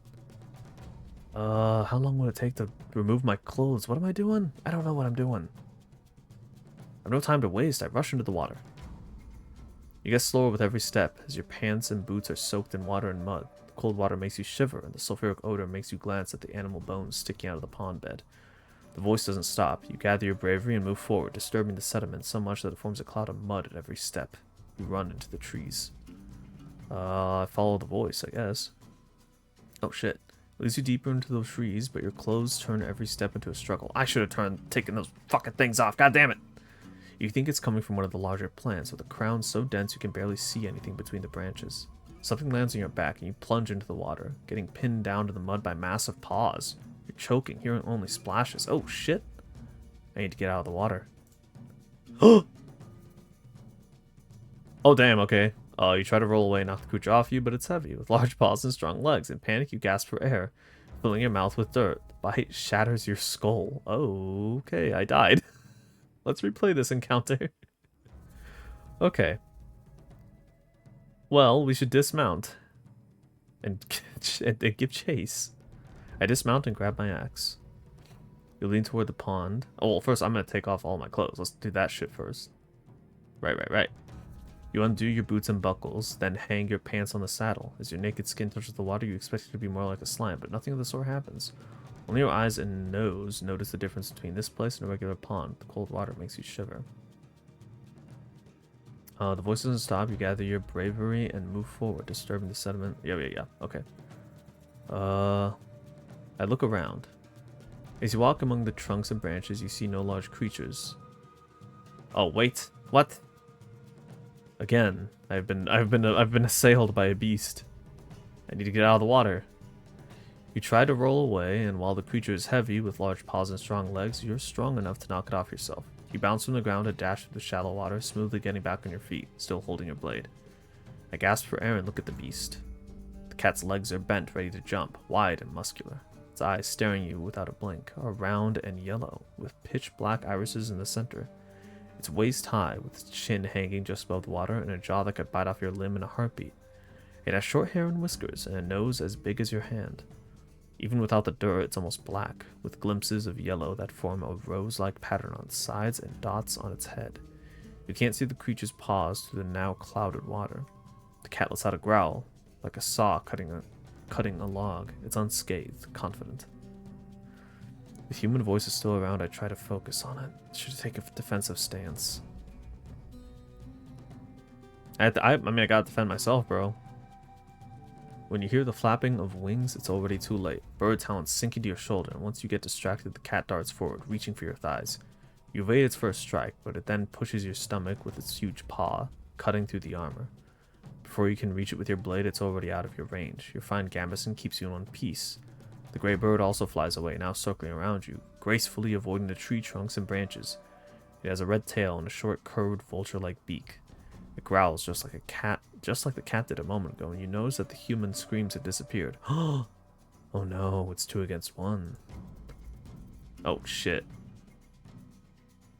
Okay, the cat looks into your eyes, then roars as it moves forward. You don't see any wounds on its shell. Its companion circles around you, looking for an opportunity to attack from above. Oh shit. Let's see. I can't rely on my gambeson in its current state. Son of a bitch. Okay.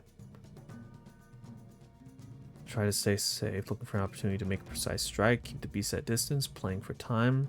Alright, attack the bird. I'm gonna attack the bird. Fuck that bitch ass. That's that bird that I hate. You wait for the bird to dive at you, then take a swing. The blade sends the halves of the raven-sized creature into the water to the enjoyment of the local scavengers.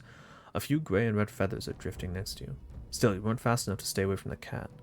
Before you return to the proper stance, it tries to knock you down again, getting stopped by your block, but still reaching you with a paw. Your gambeson keeps you in one piece. I move away and take a look at the cat. The cat roars towards its dead companion, then looks into your eyes. As it moves forward, you don't see any wounds on its shell. I try to stay safe, looking for an opportunity to make a precise strike, I think. I think that might be the best option.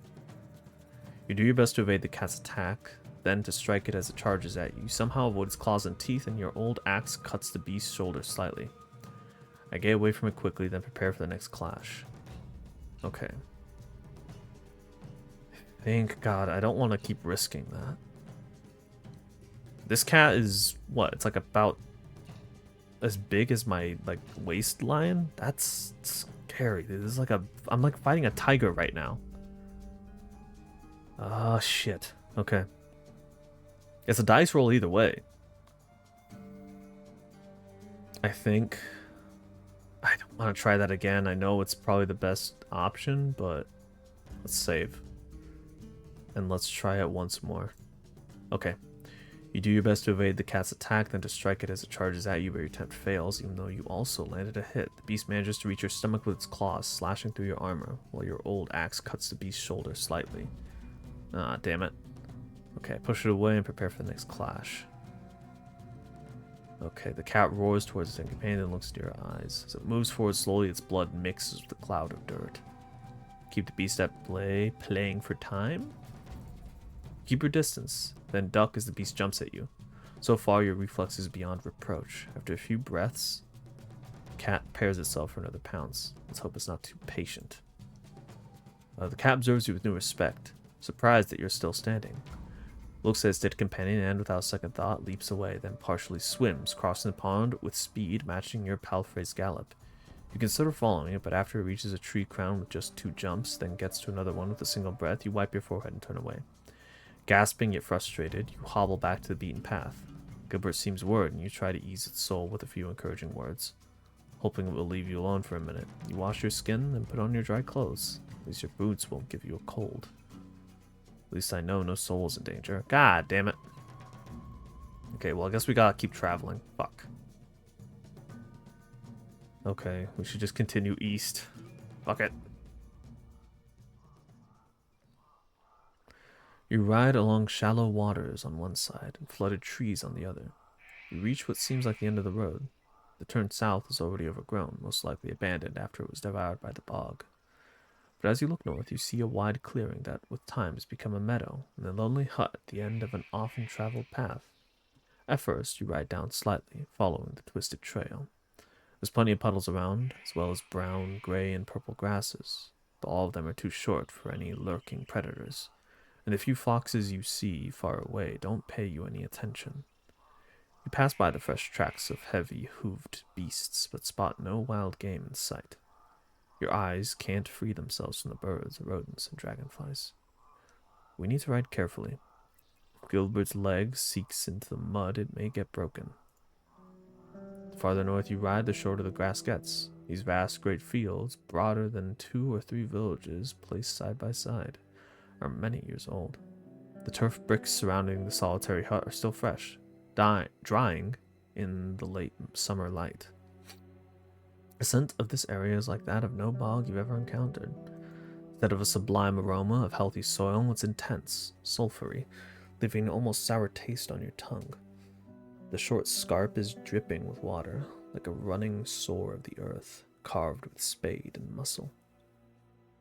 The house, made of birch wood, dried turf, and a blanket of soil, is a structure you're not too familiar with, but you imagine its interiors are much smaller than they appear to be. The walls are a few feet thick to keep in the warmth, and such roofs tend to get soggy until they collapse after a decade or so. The only soul in sight is sitting on the bench, stuffing his mouth with fistful of green leaves that he takes out of a small basket placed on his knees. I introduce myself and for now stay in the saddle.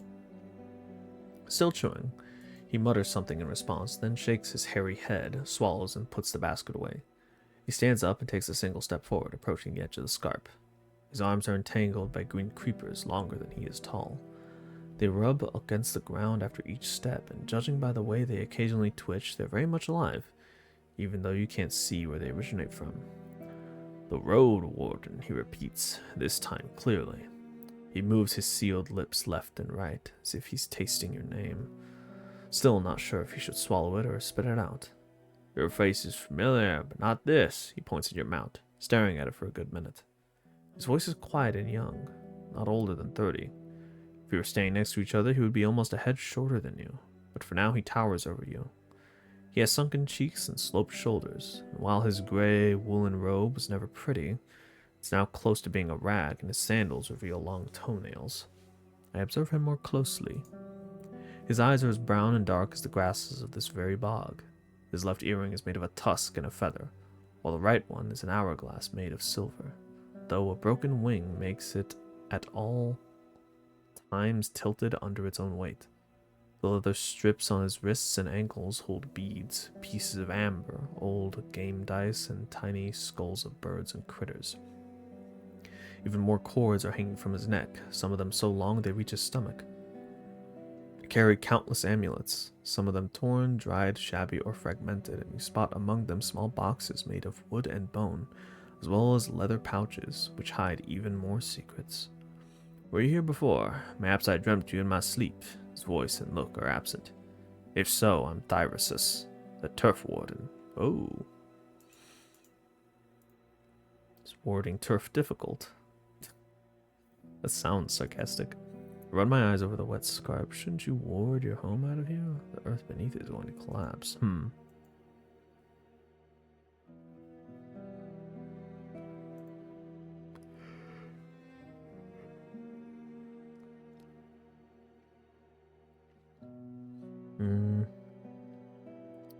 Where are we? We're at the peat fields. Damn it. Okay, so what then? How do we get back? There's not really much of a place to rest. I guess we'll conclude this encounter and then we'll sleep. He's a joke or witty comment. Let's be cordial. Why not? Is warding turf difficult? Yep. He looks at you in silence, then yawns loudly. His teeth are yellow, but don't seem to be neglected, at least from this far. This is hard, but it's boring like a toad's song, he sighs. You're off with the main road, stranger. What for? Some plants are blocking the way to White Marshes. How about the road south from here? A scrap of land that I think may be cursed, so I'm not sure how to examine it. Yeah, okay, so those plants are blocking the way to White Marshes. With a horse and no guide, you get swallowed in no time by monsters in the mud. He raises his hands, waggling his fingers as if he's casting a curse. My green pets keep the troublemakers away. But I can made an exception for a warden when willing to prove they bring gifts, not troubles. What's the toll? He reaches for his basket and places it on the lower edge of the scarp, crouching right behind it. You look inside. Indeed, it's filled with wild leaves, flowers, and berries. Give me enough for a day or so, and I'll bend the vines for a day. Or so. Will food ration be fine? I think I need I can't have him bend it now. It's got 3 hours. Alright, I need to think about it. Seek shelter. Okay. It's too dangerous to stay here. You can't sleep here, but there's still time to travel to a safer spot. You should head to the Old Forest Garden. What? Old Forest Garden. Fresh mold covers the abandoned cart, and as you get closer to it, a small mouse springs out of one of the boxes, disappearing between the blades of grass. There's many edible plants inside. They aren't ready yet for picking. Seek shelter, right? Yeah, we're gonna lose a heart. It's fine. Still, but the creatures of the night are surely going to attack you. Oh, man. How fucking long will it take to go to... I can't get back to Hallorsdale, yeah. I'll have to just sleep here. Oh, no. Oh, it's saying it's too dangerous to stay here. Okay, so I can't stay here. Why'd you say I could? Whatever. Fuck it. I'm gonna get attacked in the night. It's fine.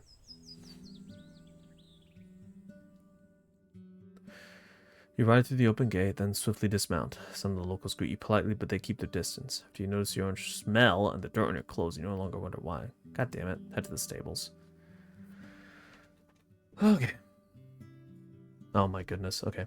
You spend a few minutes with Gilbert, but before you reach the square, someone clears their throat. You turn toward a man in his 50s with large hands, an elegant beard, and no hair. The stable master. Both introduces himself and answers an unspoken question. You frown, then realize that you indeed saw him before, and your palfrey was nicely taken care of during your first visit to the village. Or rather, I'm one when 'tis necessary, but I'd rather grind flour, he says with annoyance. Udin, I think, you do nay think? Am I reading that correctly? I don't know. You do nay think your beast waters itself, brings itself fodder from a storehouse, and cleans its own shit, nay? Takes time and hay. If 'tis, he points at your companion, is nay going to work for it, you better have a pouch at hand. Look behind you. The stables are not much more than an open shed with piles of planks, 2 donkeys, and a bunch of napping chickens. Would a dragon bone be enough? He nods. For one day. Eh? That's fair. He looks around, rubbing his hands together. Come to think of it, it's an opportunity for the village. Horse manure makes for a great plant food. You describe what you've learned during your studies, and the man stops paying any attention. Fine, fine, he sighs and turns around. Grab a shovel and a barrow. Issue solved. Hell yeah. Oh, it's too late to ask the locals about work. Fuck me. Taylor's clothes are shop for today. There's not really much else. Go to the main square? It's getting dark and the inn is loud and crowded. What time is it? It's nighttime. Oh, shit. Why am I not sleeping? Whatever. Regardless. It's getting dark and the inn is loud and crowded. The innkeeper lights up the rush lights. The workers drink and the guards are preparing for the night watch. If it wasn't for the presence of the creek and the uncanny lack of beggars, this place would feel like Havlavant's marketplace. One of the tables is occupied by a dozen or so kids. None of them looks older than 12, and the youngest one, too dirty to resemble either a boy or a girl, is about 6. They are surrounded by their playthings, a mouflon on wheels, an elegant wooden sword, and a painted board covered with rocks. They're bored and tired. Even though you only get a glimpse of them, the oldest girl notices your attention. She springs up to her feet and approaches you with a few skips. She's already pretty tall, dressed in a worn, subdued tunic so long that it looks like a sack.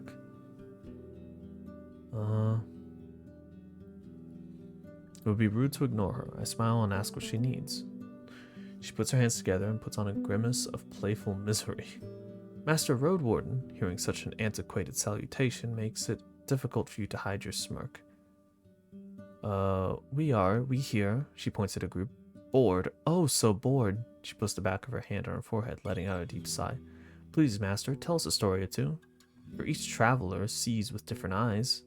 The last few words sound like an echo of an old tale. Fine. Make room for me at the table. The children gather around and ask you for a minute for them to gather their friends and siblings. After a bit of chaos, there's 20 young souls sitting closely to one another on benches, stools, and on the ground. The red-haired twins brought a blanket to lay down on. You have a shorter side of the table all to yourself. The old kids understand your lost look in an instant. They start to hush each other, which causes an even greater amount of noise, but in the end there are dozens of eyes staring at you with a mixture of boredom and anticipation. Let's see. A couple of small lies tell about Halvan's splendor and mysteries. Let's see what this one says. I've read quite a few stories during my studies. I know a rather unique fairy tale. It's short and sweet, though at one point it gets a bit cruel. The youngest kid covers their eyes, which doesn't block their hearing in any way. As you get to the end, the tension disappears. The older kids clap for a bit, keeping their dignity intact, while the younger ones start to laugh and argue loudly about the best part of your tale. Two girls start to wrestle, pretending to be characters that you just portrayed. Seeing this, they also decide to intervene. You stand up, and the children do the same to show their respect. The girls that had previously talked with you thanks you for your time. The girl, my bad.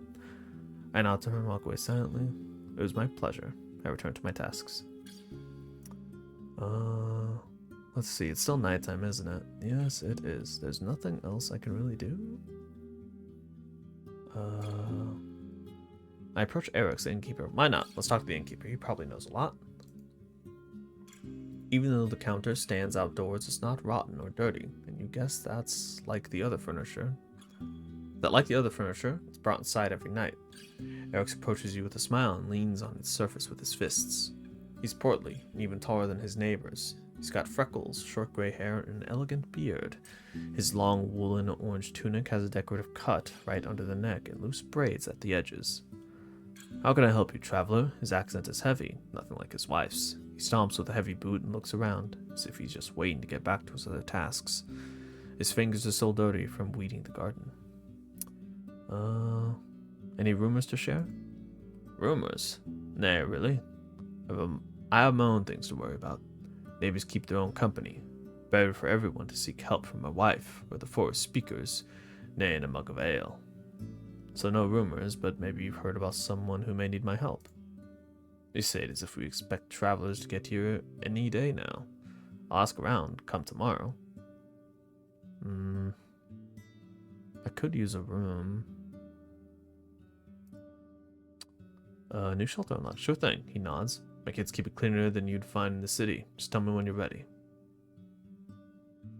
Yeah. Sleep. So how much is it? Oh my god, 2! I don't have 2. Fuck. I go to the scavenger. I came for my reward. Don't have your coin yet. I should have it tomorrow. Fuck. Oh, man. Okay, fine. Bye. Can I just sleep on the floor? I'm fine sleeping on the floor. I'm just gonna get nastier.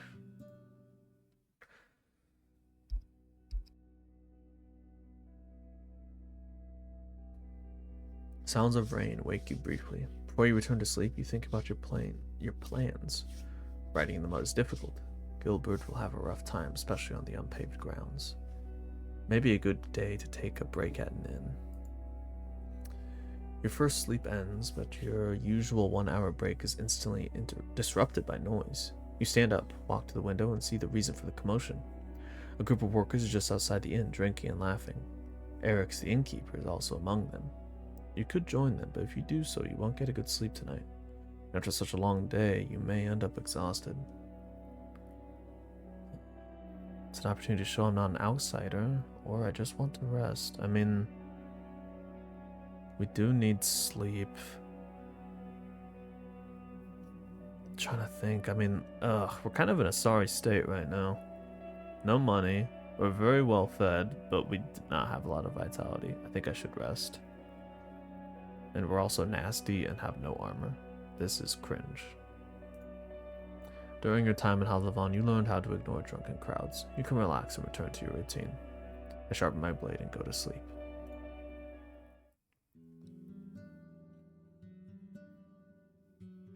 It's warm here, but the mufflin's skin allows your back to rest a bit.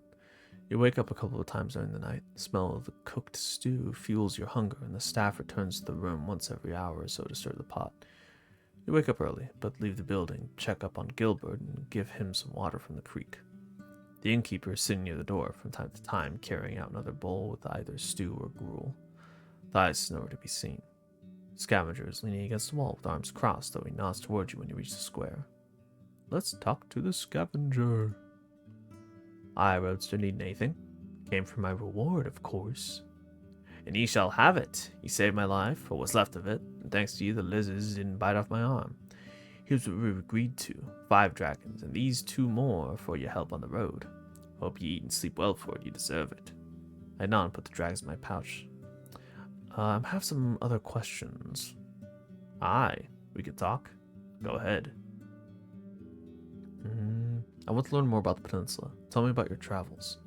You must understand, you're a roadster. People ask you for help. They don't think you'll steal from them when they're in their beds. He pats his bag. It's not the same when you're a drifter.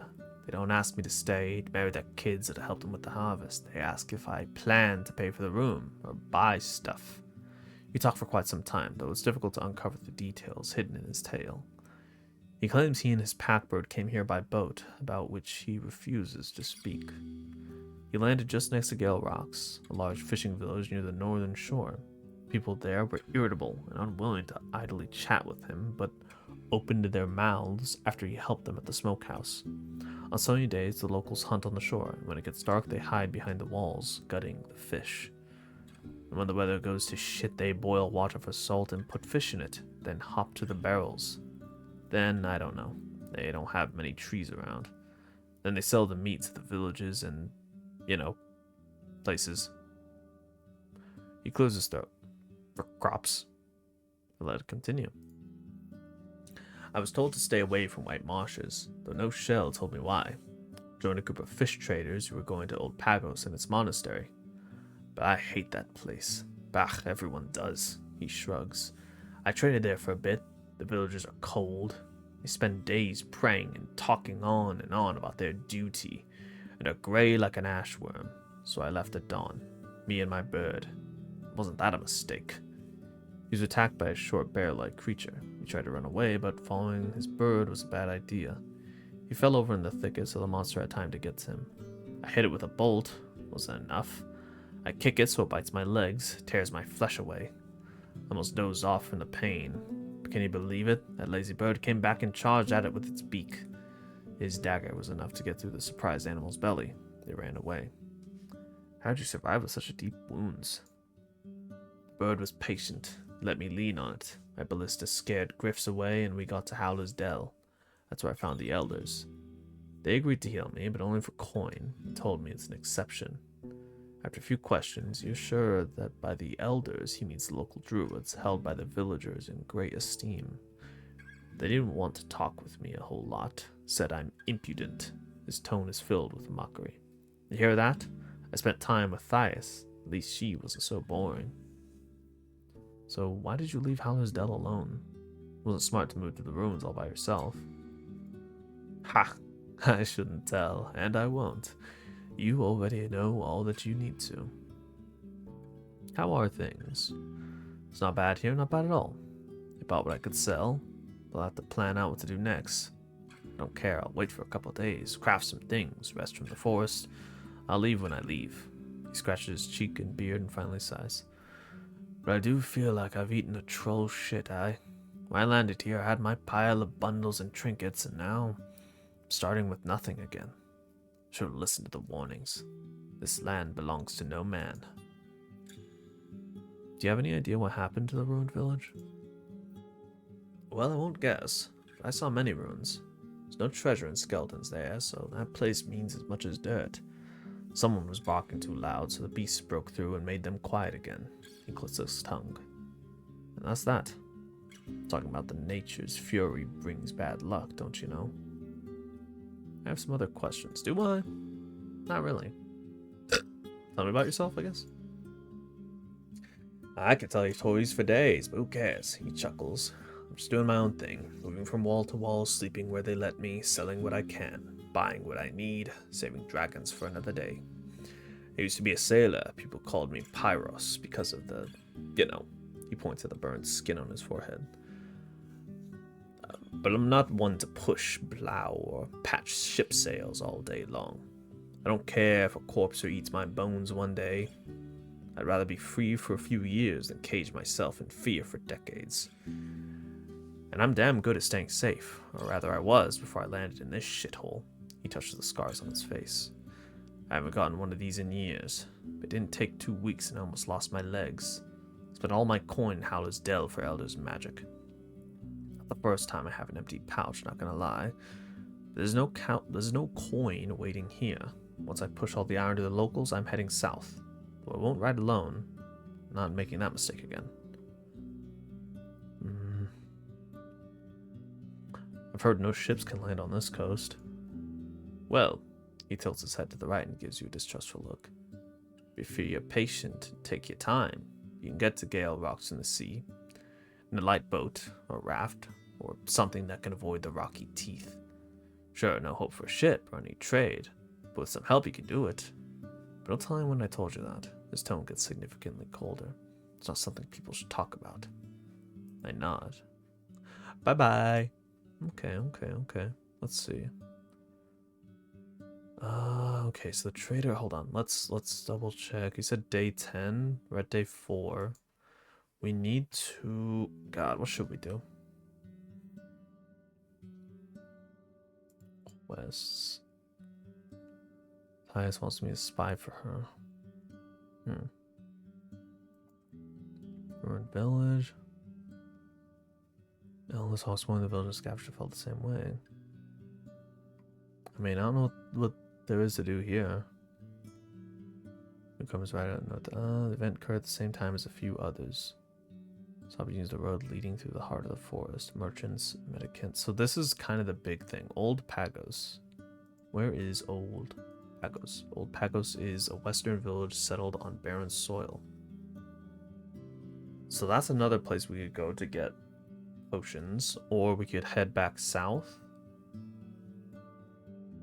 I think that might be our goal, I believe.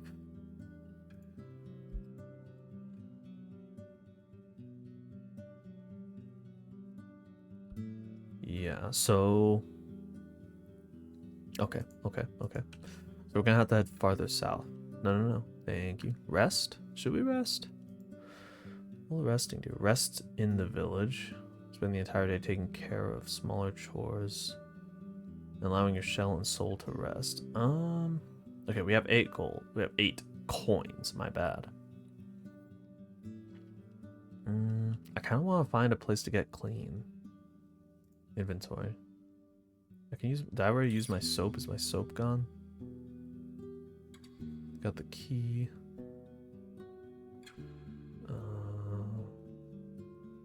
Yeah, soap's gone. Let me see. Leave the square. I can offer my services to the guards for another coin. Yeah. Work for 2. A hunting trip. You'll be a messenger between a few groups of hunters that will hide in various parts of the wetlands close to the southern road. This task will take you about half a day and may get dangerous. I'm ready. I have the health to spare, I think. Oh boy. The expedition faced a few difficulties, and at one point you had to flee desperately towards safety. You're tired and your clothes got torn in the process. Okay, so we got 9 hours. I think we should head to Pell to the north and then try heading east? Or maybe we can head to the old forest. No. Let's head to the Pell to the north. Yeah, we'll head to Pell to the north. Check in, see what's up. Oh, we should also get our fucking shit fixed. Absolutely. I'm in need of your services. Okay. Sure thing. In 1 hour, your jacket will be carefully patched up. Oh, okay, I see. Gambeson repairs. I think I'm fine dealing with just 2 out of 4. That's fine. leave the shed, and then let's... But you playing on your Oh phone. my No, god. I'm not playing on my phone. I'm taking care of business. I'm not studying what you're talking about. Sloth! You asshole! God damn. Scared the fuck out of me. Okay. Welcome in. I'm just playing Roadwarden. This is very... Ugh. Ooh, I need leftovers. We should ask. So yeah, no, Roadwarden, this is a cute little isometric text-based RPG, and I'm having a ball of a time. It's like an interactive book, basically. It's very fun, Thanks for stopping by. It caused my daily chaos. Yes, you did. The open windows fill the hall with refreshing air and the sounds of conversation. The innkeeper is sitting behind the counter, cutting vegetables. I'll ask him if he has any leftovers. Not today, no. Maybe tomorrow. Damn! Okay. What does he have, actually? Oh, that's right. He's got a crossbow and this. This is useless. I don't know why I would want this. Set of crap. Oh, do I have anything he'd want to buy? Keeper shakes his head. Okay, my bad. I want to sleep. If I had to wait until dusk, I think. Approach the guards. If you have coin, I could throw some dice. I kind of want to gamble a little bit. I think we might gamble. Yeah. Let's do one. Whoa! Surely, but we're doing it the right way. All 10 rounds, so it's going to take us half an hour or so. 4 players, each one bets a coin. The winner takes all. I could make 3 coins, bro. When they say winner takes all, I hope that they don't mean like all of my money, right? Each one bets a coin. Okay, I'm taking that to heart. Let's see if this works. I'm ready when you are. Oh, time goes by, filled with lighthearted jokes and chit-chat. During the final round, you get ahead of everyone. The spectators playfully comment on your moves.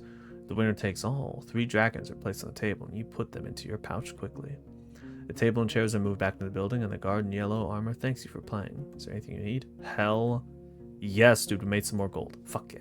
What are we at now? 11? 11 coins. I keep calling it gold. I need to stop doing that. Okay, sweet. We got 4 hours left in the day. I think... Can we travel? I guess we'll stay. We'll get back to Howler's Dell, I suppose. Yeah, okay. Awesome. We gambled a little bit. Sweet, dude. I think we shall sleep. And since we have some money, we'll actually sleep in a bed and we'll get a little bit of our stuff back. Let's do that. And then when we wake up, we'll head straight to... What's it called? The Creepers. We'll talk to the old forest guard and we'll get this guy to open up the gates to White Marsh. Well, I guess we don't really need to go to White Marsh, but could be worth our time. Anyways, it's a calm, warm night. As your first sleep ends, you stretch out and prepare yourself for an active hour or two. It's time to kick. I read a lot, so this is painful for me. Okay. It's time to take care of some things that must be done at least once every few days, though they are a bit more challenging than your nightly routine. It's time to check on my herbs and other ingredients. I get rid of the plants that have failed to dry out, throw away anything that's rotten, and wash my jars before I fill them up again. Nice. Okay, perfect. You spend the night in peace in a clean bed with a tightly shut window and a warm blanket. In the morning, you find a stool placed by your bed, covered with fried breaded mushrooms, with gravy, a slice of bread with butter and cheese, and chamomile tisane. Once you get dressed and go downstairs, a young boy, who's covered in mud and speaks unusually loud enthusiastically, mentions that Gilbert has already been brushed and watered. You nod, but he runs outside without noticing it. The innkeeper is sitting near the door, from time to time carrying out another bowl with either stew or gruel. Ty is nowhere to be seen. Parrot's leaning against a wall with arms crossed, though he nods towards you when he reaches the square. Okay, cool. Trader's not around. I guess we'll head... Yeah, so right now... let me double check, actually. Journal. So, Old Pagos. I'm pretty sure Old Pagos is... And there's the Dolmen somewhere on the southern road. A Dolmen. We're looking for a damn potion. I think it might be better to go to Old Pagos, so then we at least have that on our map. It says it's like... Okay, yeah, leave the square. It says it's east? No, west. The Western Crossroads, major village of the peninsula. I think we'll go, yeah, we'll head west from Howler's Dell. Sounds like a plan, sounds like a plan.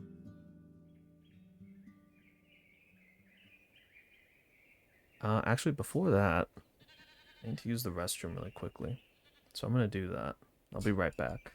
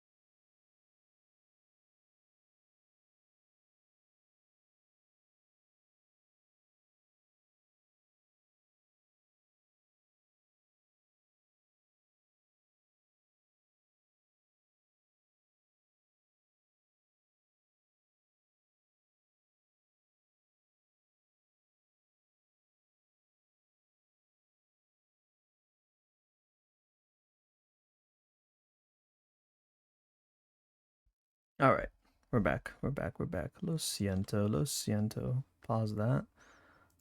All right. Okay. Let us return. Path gets greener and meanders between treacherous precipices. The ride slowly, passing by birds. Oh, you ride slowly, passing by birds and ibexes, but in the distance you spot circling harpies, and below you a roaming mountain cat pursuing a mouflon. You take a sip from your water skin. The air here is a bit dry. Let's hope that the echo of hooves won't reach any large beasts.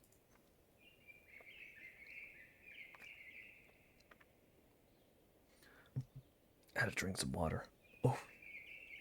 The path leads you down again to a small, moist valley, impenetrable for a rider. The thicket is made of thorny shrubs, tall grasses, and the weak, fallen boughs that nourish mosses and mushrooms. You examine the remnants of the path covered with greenish puddles. Without the roots and with a fresh layer of pebbles, it may still be restored. You look behind you. The road is clear, no ambushes so far, but if you hope to clear this place, it'd be better to do so soon. It'll only get denser with the passage of days. Oh my god, I had to clear this whole path. Could be done in 2 hours. How much time we got? 14? Yeah, we can do it in 2 hours or so. Oh, it got nasty and dirty. Oh, man. And I got through my food. Okay. Your muscles, not used to such tiring work, grow tired quickly, so you take a few short breaks, avoiding the thorns and dirty water. When it comes to pushing aside the boughs, you breathe heavily, but you need only enough space to let your palfrey get through. Maybe the animals will start to roam this place again, beating the path. Oh boy. You reach a convenient mountain pass, with crags smoothed out by centuries of rain and wind. The sun warms up both the vegetation and the beaten road. The only beasts you spot are loud rooks glancing at you from the rocks and branches. Clearing the rock side would take hours of work and a large group of people, while forcing Gilbert to climb up and down could break its legs. Damn. I dismount and look around. You climb up the rocks, having plenty of spots to rest your hands. Most of them won't move even an inch. As you get closer to the small dead tree, you notice something odd among the stones, pieces of old fabric completely covered with mold, most likely the remains of a tunic. All I could do now is turn back. Damn it! Okay. So that was left. Yeah, that was east from Howler's Dell. What's east of Western Crossroads? Let's check that out. You cross a clean, shallow, yet wide creek that runs south, then follow the uphill path squeezed between the hills and the lush forest. You spend a good couple of minutes passing a haunting meadow filled with dozens, maybe 100 cut-down trees, now overgrown by bushes and grass. You can't think of another time when you've seen a clearing of such size.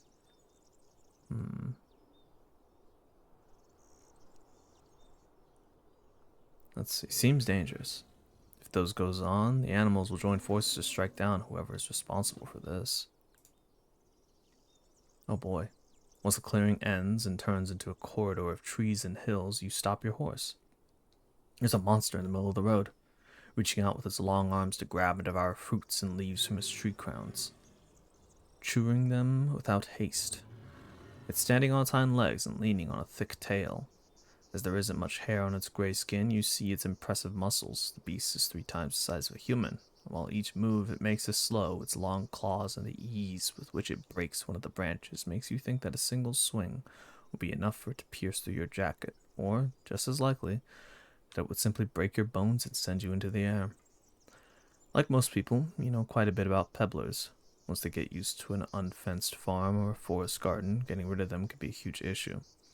There aren't many blades able to cut through their thick skin and bones, and a single mistake may put them into a furious charge, encouraging them to look for human dwellings which they can tear down in revenge. Yikes.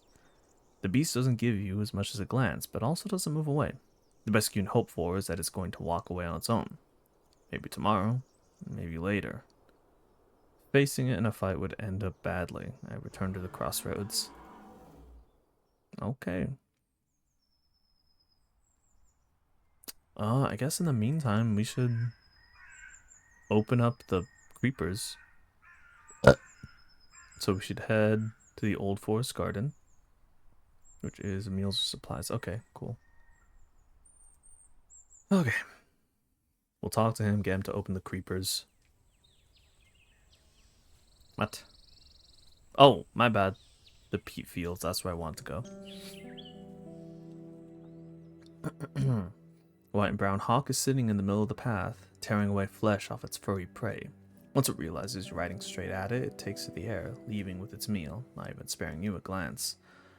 Tharsis is sitting on the bench, observing your arrival as he's grinding something in a mortar. You greet him, but he asks you to wait a minute, and only after he's satisfied with his work does he leave his tools behind and move to the edge of the scarp. The creepers on his arms are slightly raised. I need you to open the path to White Marshes. Then you know what I need you to do. He smiles and reaches for his basket. Will food ration be fine? Very fine. He licks his lips.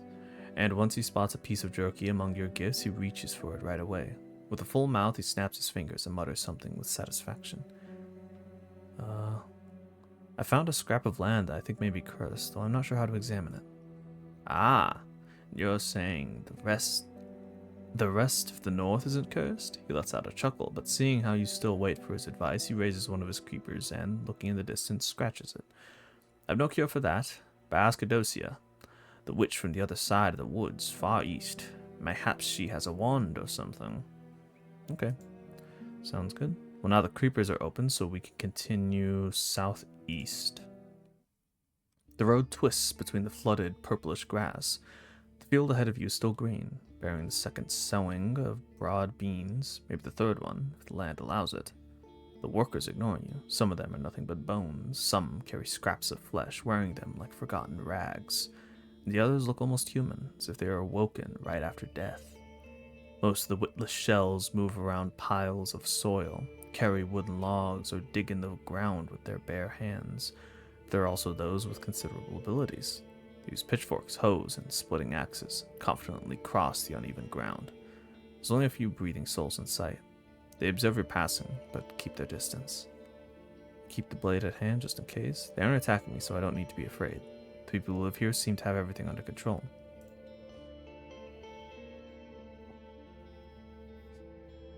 The guards let you in without questioning. The entrance and the wall in general were recently constructed, though are still not finished. There will soon be yet another gate, allowing for trade and conversations without opening the village to danger. Just like the fields, the work is divided between the undead, who carry bricks and take care of the most thankless tasks, while the locals cut rocks and spread mortar. The difficult past is still carved in the village's gaunt faces and crude outfits, and their brief glances show little curiosity. A few of them are sharing a meal right next to the well. The victuals in their baskets consists of green leaves, fruits, eggs, and cuts of roasted meat, the food of foragers. You're told to wait here for the mayor. Though roam on your own, the guard's voice is harsh, despite the stutter. I tether Gilbert at a small shed. The man shows up soon after with a careless saunter, and he hardly spares you a look, instead staring at your palfrey. Stranger from the forest garden. I kinda guess why you would come here. Who are you, even? His stature would be considered average in most villages, but in comparison to the rest of his tribe, he's portly, muscular, tall, and with a large square face. His hands are resting on the shaft of the poleaxe placed across his shoulders, making him seem even larger. His long, straw-colored beard is shabby and makes his bald head look shiny. You can't really tell how old he is, though you see no wrinkles. Just like the others, he's wearing prominent charms, favoring tiny figurines of animals made of bone and wood. Only one of them is hanging from his neck, a silver amulet portraying the head of a moose with large antlers. While valuable, it looks older than the other critters and quite crude in form. I introduce myself. He sizes you up. And I'm Helvius. Who let you in? It was a Thyrsis. He's as much a gatekeeper as a fly is a warden to a piece of shit.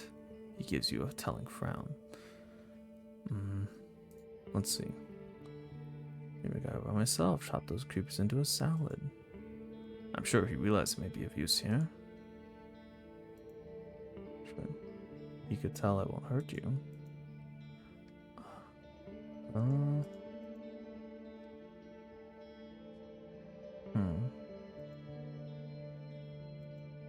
I'm sure he realized I may be of use here. Don't boast. Those like you help others when your pouch gets empty. We've no need of you here. Okay, damn. He starts to twist his wrists, spinning his weapon slowly. Take a good look around while you can. White marshes isn't for strangers. The turf houses are old, covered with lush grasses and flowers. You can't imagine any large family fitting inside such small, one-chambered huts. The alleys are so narrow that only one car could squeeze through them at once. Your boots have sunk into the mud. The square is covered with deep boot prints.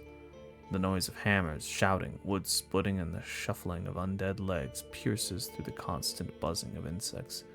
Gilbert snorts, hunting down flies with his tail. Notice that there's only one elder in sight. He's observing me. He's standing atop an old platform by the building that's unlike any other in the village. His eyes are keen. The left one is dark, the right one is gray, bright.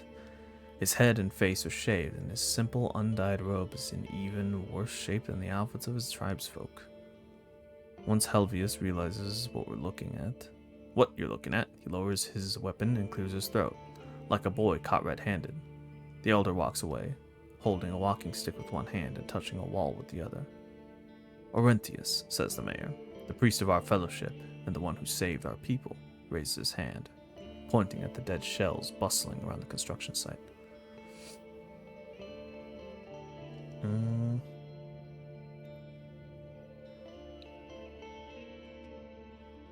Oh, that's a good question. Is Asterion around? Huh? Why would he be? You pay attention to his confident stance and strong voice, with its usual hint of disdain, and spot no sign of a lie. He's hardly ever been here. No need of wardens. You say you know nothing about Asterion, but people claim he had strong ties with your tribe. Obvious begins swinging his axe left and right, the heel of the heft now resting in the mud. Trying to recall the past, he makes a puzzled frown. Know what? I was told he met with our warlock often. He knows why. Ask him, if you must. Look, the undead workers, I guess. I would want to know about the warlock.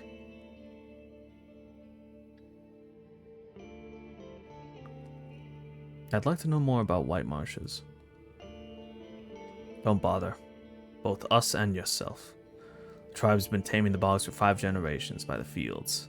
He moves toward the gate, as if you had no opportunity to see them before. Or from a few seasons ago, thanks to Rentius. We used to live on berries and meat, selling peat and timber. But soon we'll need no outsiders. After all these years of feeding our blood to Saurians, leeches, and merchants, better days are coming. We made them come, and we deserve them. He fondly wipes his blade with his thumb, then clears his throat. If the right allows. Were you recently bothered by any highwaymen? He reaches for his hair so quickly that it makes you flinch, but then scratches his head gently. And if so, we deal with them on our own, without some warden's help. According to what an old druid told me, the highwaymen bother you much more severely than you lead me to believe. So you're bothering other people with these questions as well. He scowls at you, but carries on. Glossy is angry with us. Took our food and tools, beat our foragers, broke our traps. We don't need a stranger's guidance. So you want to separate yourself from the other settlements? The tribes with little iron and bones struggle more and more. We're getting ready to welcome plunderers the way they deserve is all. Our palisade wasn't enough, all this. He waves at the wall, and his voice is full of pride. It was built not even 2 years. Can you believe? You glance at a yellowish skeleton that carries 2 large rocks, each too large for any human to lift on their own. Shall we trade? We need what we have, but I'll take a look at what you're bringing. If you seek bones, he glances at an undead. I nod toward my bundles. Go ahead. He points his blade at the only thing that interests him. Oh. Select an item you like to offer. The quarrels. I'll pay you for 3 with 1 bone. I only have 1. Damn it. That's all. Shit. Okay, hold on. Let's farewell. Now I want to observe. Let's see. Ask Garth if there's a room I could rent for the night. New shelter unlocked. Okay. I guess one of them sighs and tells you to wait where you're standing. After a few minutes, a group of locals approaches a more neglected turf house and starts to empty it. They take out old crates, rags, casks, bricks, then leave them by the outer wall, at least for now. This is an old shelter, explains the guard. There, you won't bother anyone. We'll be ready before you need it. How much does it cost to sleep there, I wonder? I guess at some point we'll find out. I approach the well. The locals observe your hands carefully while you're drawing the water. After you quench your thirst, you try to wash your face and neck, but one of the older women approaches you quickly, wagging her finger. We've not enough for this silliness, she rebukes you. Water your horse if you have to, but we need the rest for ourselves. The stern gaze of the other villagers leaves you no room for discussion. Okay. Guess I'd want to travel then. So we got White Marshes unlocked at least. From here? Well, how much time we have? 5 hours. I think...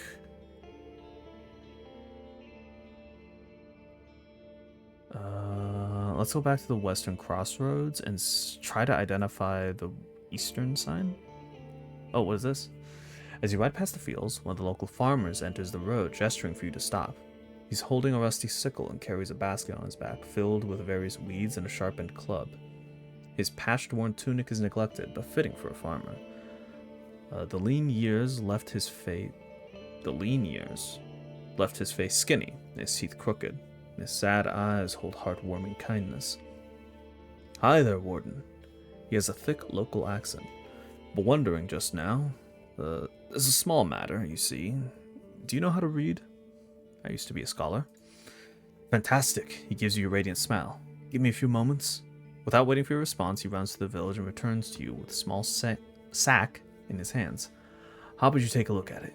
He unwraps the package and reveals a large wax tablet made of bone. 'Tis a letter from someone I care about, but I'm not sure what it says. I'll give you a coin once you read it for me. You take the tablet from his open palm. It's fancy, unlike the wooden ones. On its back you find an engraving portraying a large furry beast. Made for Troll's hip, the farmer says proudly. You examine the confident deep signs written in the wax. The letter is short. Valens, it starts. I couldn't bear another day in this nightmarish village, but now I don't have to. I met another soul during my hunting trip south. We will start a new family. Goodbye. No signature. The man is walking in place, waiting for you to speak.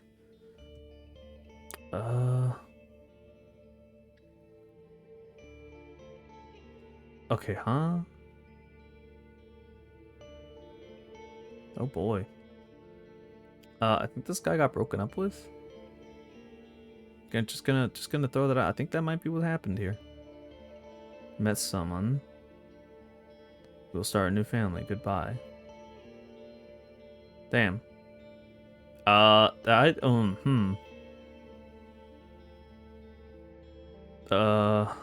know what's in the letter. I'm not one to lie. He puts a hand on his forehead. You can't tell if it's a sign of relief or tension. I repeat to him his husband's words. At first he freezes, then gives a hateful look toward Arentius's hut. What? He knew what this piece of shit did. He growls. He always asks to be heard, only to spread lies. Why do I need to find a stranger to hear the truth for once in my life?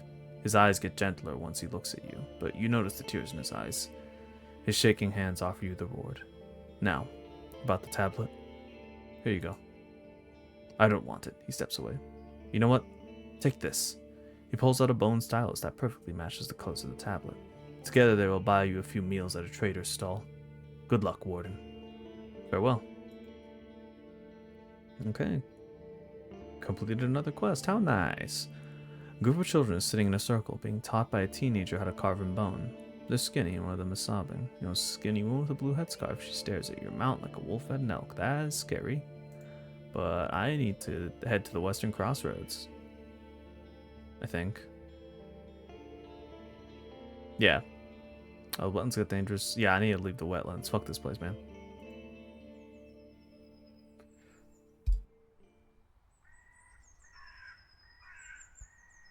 Oh my, there's some sort of skirmish happening in the nearby bushes, but the dense leaves block your view.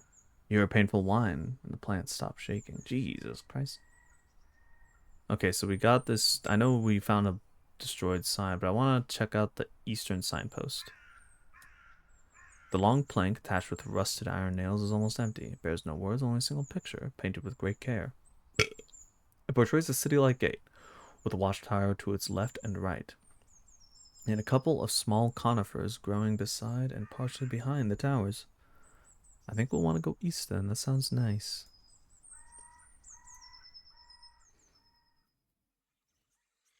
Oh, look at that. The corridor of leaves and gray rocks leads you to a gate, large enough for a wagon, held together by a wooden bar. The planks and rocks are covered with claw marks left by various monsters, but they weren't able to damage the wall as much as the passage of time and the piercing rains. A large man covered in shadows is observing you from the roof tower. His voice is hoarse, distrustful. You lost? I don't know, you mug. Oh. Be supportive and cordial. I introduce myself. Or playful. Better remember this mug, friend. It's going to stay around for a while. I introduce myself. I will. I'm good with faces. These stuff you have. That ass. He points at your horse. You might as well scream I'm not from here. A pause. I'm armed, you know. He lifts a loaded crossbow and sticks it out of the shadows. But I'm no enemy, just on duty, guarding. We can talk if you want. I've time. He leaves the tower. He's wearing a black gambeson, so ragged it can't be fastened anymore. It tells a story of claws, thorns, and improvised repairs. The hole in the man's hemp pants reveals a scraped knee. It's hard to tell his age through his exhausted, sleepy eyes, a short, unkempt beard, and a bandage horizontally covering his ears and the spot that used to be his nose. There's clotted blood in his brown hair, and mud on his clothes and brown neck. Despite all this, he's of a huge shell, with wide shoulders and thick legs. He stands upright, observing you with curiosity. So, a warden. You new to the job? Pretty new. New here, but I know what I'm doing. I'm gonna say I think I know what I'm doing. I've only died once. No past would prepare ye for this shit place. Nights were all ate piss and blood. Just before sunrise, a bird tried to pluck my eye. This gate here, he places his hand on a brick as if to prove it exists. It's older than me. All there, he points behind him. Wilds and beasts. My tribe built this place to keep them away from us, and us from them. He scratches the bandage on his cheek. Name's Quintus, from old Pagos. Been there? Not yet. So you don't know. It's west from here, behind the crossroads, but it's touched by sickness. We used to send one soul here every morning and escort them back before nightfall. Some days ago, no one came for me.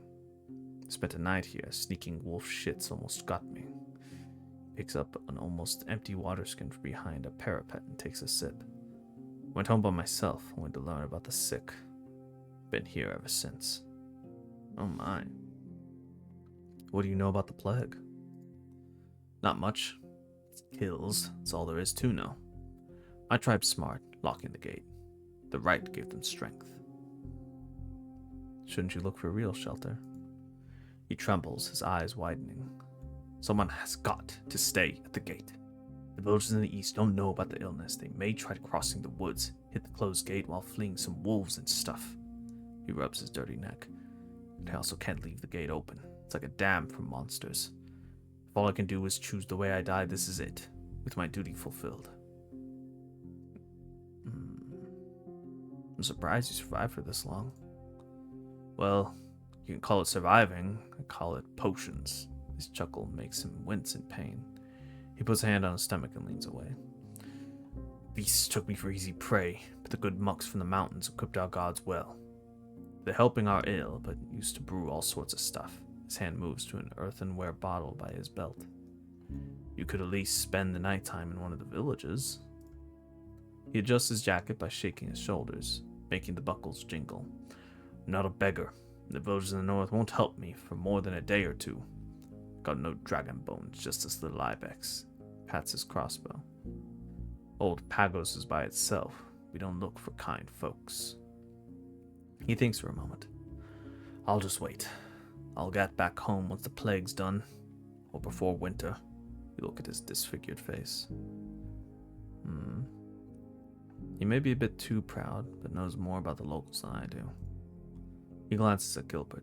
You understand, I'm sure. Wardens are souls of duty. About this gate. Here, see? He points at the long, twisted rope that hangs from an iron hook.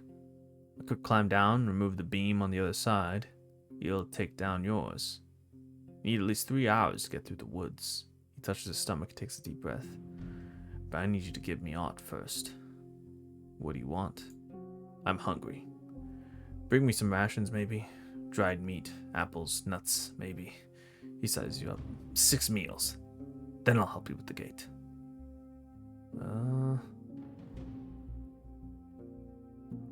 Sure. I'll bring you some food. Well, I don't know. How much does it cost? But I pay you instead. Buy whatever you like in a village. I can do naught with coins. I've got to stay on the wall, and he hesitates and looks away, then says with frustration, traveling without an ass to ride isn't as safe, you know? It's a horse, not an ass. So, that's why it's so tall. First time I seen one. Damn! Motherfucker never seen a horse? That's crazy. I guess I'll have to bring in some food. I don't have any now. Okay. Oh, I'm looking for a Astarion. Yeah, we should ask about that. That's nice, but he hasn't been here in many days. You sure he's not dead? After you admit that he very much may be, he puts a hand on his waist. Well, but better get ready to slit open every dragon belly in the wilds. Did he often travel through the woods? Sure, though on a different mount. He had a saurian, 4 ibexes long, 2 ibexes tall. Moves on 4 legs and jumps high and far. It's dark green like rotting leaves. At one time, I was taking a piss in the shrubs and Astarion made the beast run up the rock face. It jumped on that. He points at the hill. And, like, they ran above the wall, landed on the other side, just like that. He snaps his fingers, his voice and eyes gain new vigor. You say the saurian was large and green? I mean, not everywhere. He points at his eyebrows. He has red scales here, and on the tail and shoulders, I think. I don't know what to call it. You ask him for a bit about Astarion, but he has little to add. There used to be 6 of us, keepers. I saw him every now and then, but not that often. What's it like to live in... Oh wait, I've heard about some bandits. Were they bothering you? He scratches the bandages on his cheek. I only know there's one band somewhere, but not around. Never saw them. Why are you afraid of Glaucia? He straightens up and gives you a long look. I don't know who you're talking about. Okay. You know, it doesn't help that I'm nasty. What can you tell me about the road behind the gate? Oh, not much. His chuckle turns into a cough. It leads through the lowlands, mostly woods and some ponds. It's dark and lethal. He mentions tales of ghosts, dragons, fogs, and blood mages, but whenever you ask about any creature in particular, his response is vague and brief. The tribe's abandoned this path ever since the war. The trade has been slow. People refuse to patrol it. Plants are getting taller, but for at least a few seasons, it's still a shortcut. It's good that you have a mount.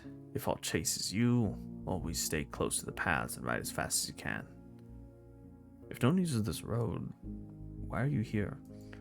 He scowls at you. Not no one. It's where people hunt for monsters. Every few days I have to open it for reasons. Okay, sure. Fair enough. Okay, I think we can travel to Howler's Dell and stay for the night. I wish I could go to the Pelt of the North, but I don't see that happening. Alright. Let's sleep. Yeah, see, that's the reason. That's the reason. For that right there. 2 coins for a night's rest? Are you fucking kidding me? Oh, regardless, that's fine. I'll take it.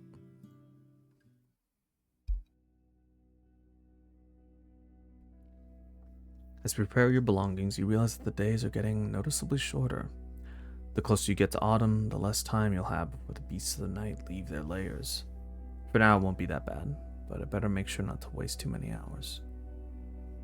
That is a concern. You lose your senses right after you lie down.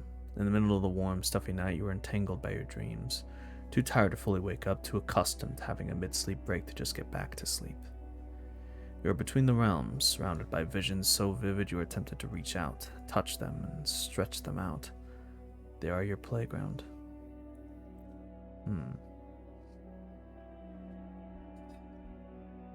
There's loud-ass mic arm, bro. Someone needs to grease these wheels. What the hell? Like that? Okay. Nope, still loud as hell. Okay, there we go. Let's see. How do I dream?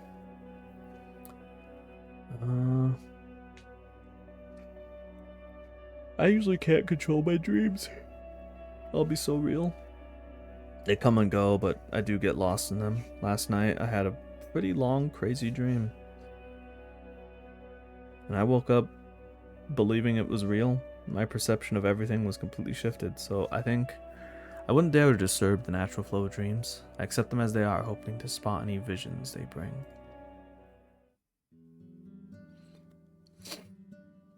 These Spend the night in peace in a clean bed with a tightly shut window and a warm blanket. In the morning, find a stool placed by your bed covered with a pie with hair and cabbage, a bowl of plums and grapes, and a cup of Mouflon milk. Once you get dressed and go downstairs, a young boy who's covered in mud and speaks unusually loudly and enthusiastically mentions that Gilbert has already been brushed and watered. Right. We could. Let's see. I do want to clean myself. Is there anywhere I can do that? Hold on. Let's see. Merchant's Medicate on day 10. We are currently on day 6. We don't have a lot of time to go to Pagos. I think right now that's our main goal. Don't want this. Yeah, oh my god. Oh my god, we've been doing this for 5 hours. Holy crap, I did not expect this to go so long. Alright, I think this is a good stopping point. We're going to save. And return. Let me see, save. Oh my goodness. Okay, yes, save here. There we go. Jesus. Oh my god, how many save slots can you have? I didn't know you could have a bunch of saves. Oh my goodness. Okay. Can I name it? No, I guess not. Okay. Well, you sure you want to return to the main menu? The game is now autosave, but you may want to save it manually. Yes, I did. Okay. Wow. I'm gonna say, what a fantastic game. I loved it. I like it a lot. It's very interesting. Let's go to just chatting. We'll close this. We'll put on some nice calming music. Some nice chill bit. That's not it. There we go. Oh my. I like it. I like it a lot. It's very rare that I find a game that like requires me to read a lot that I'm enjoying. I will say this is one of them. I like it a lot. It took me a bit. I'm not sure if I'm gonna like fully lean into the dialect in terms of the way that people are talking, just because it's a little confusing and it muddies up the way that I read stuff. Because if I try to do a voice, you know, I get all fucking, I don't know what it is. I don't read ahead. My focus is divided, I suppose. And it's difficult for me to maintain the character voices while also doing their interesting dialects. So if we play this again, I mean, I absolutely will play this again. Probably not for as long. 5 hours is crazy. Maybe for 3 hours. But when we play this again, I may or may not be leaning away from reading everything literally and just kind of improving a bit naturally. I definitely need more practice reading. I need to look up some helpful tips on how to maintain my voice, because goddamn, my throat is dry and like the roof of my mouth is a little bit dry. You know, obviously, you know, lots of stuff. But anyways, oh, big burp. Had fun. I'm enjoying this game a lot.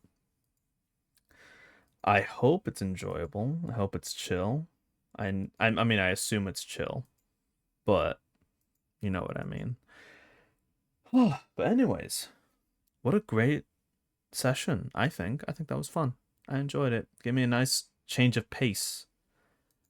It's like reading a book, like I said, and I love reading books. So with that, VOD and present, thank you so much for watching, for sticking around, for swinging by my lovely little corner of Twitch, and I hope to see you again next time. We might do something a little bit crazy. No, probably not. We'll be chill as hell. But anyways, that's it from me. Hope you all rest well, and we will see you on our next little adventure. Take care, and goodbye.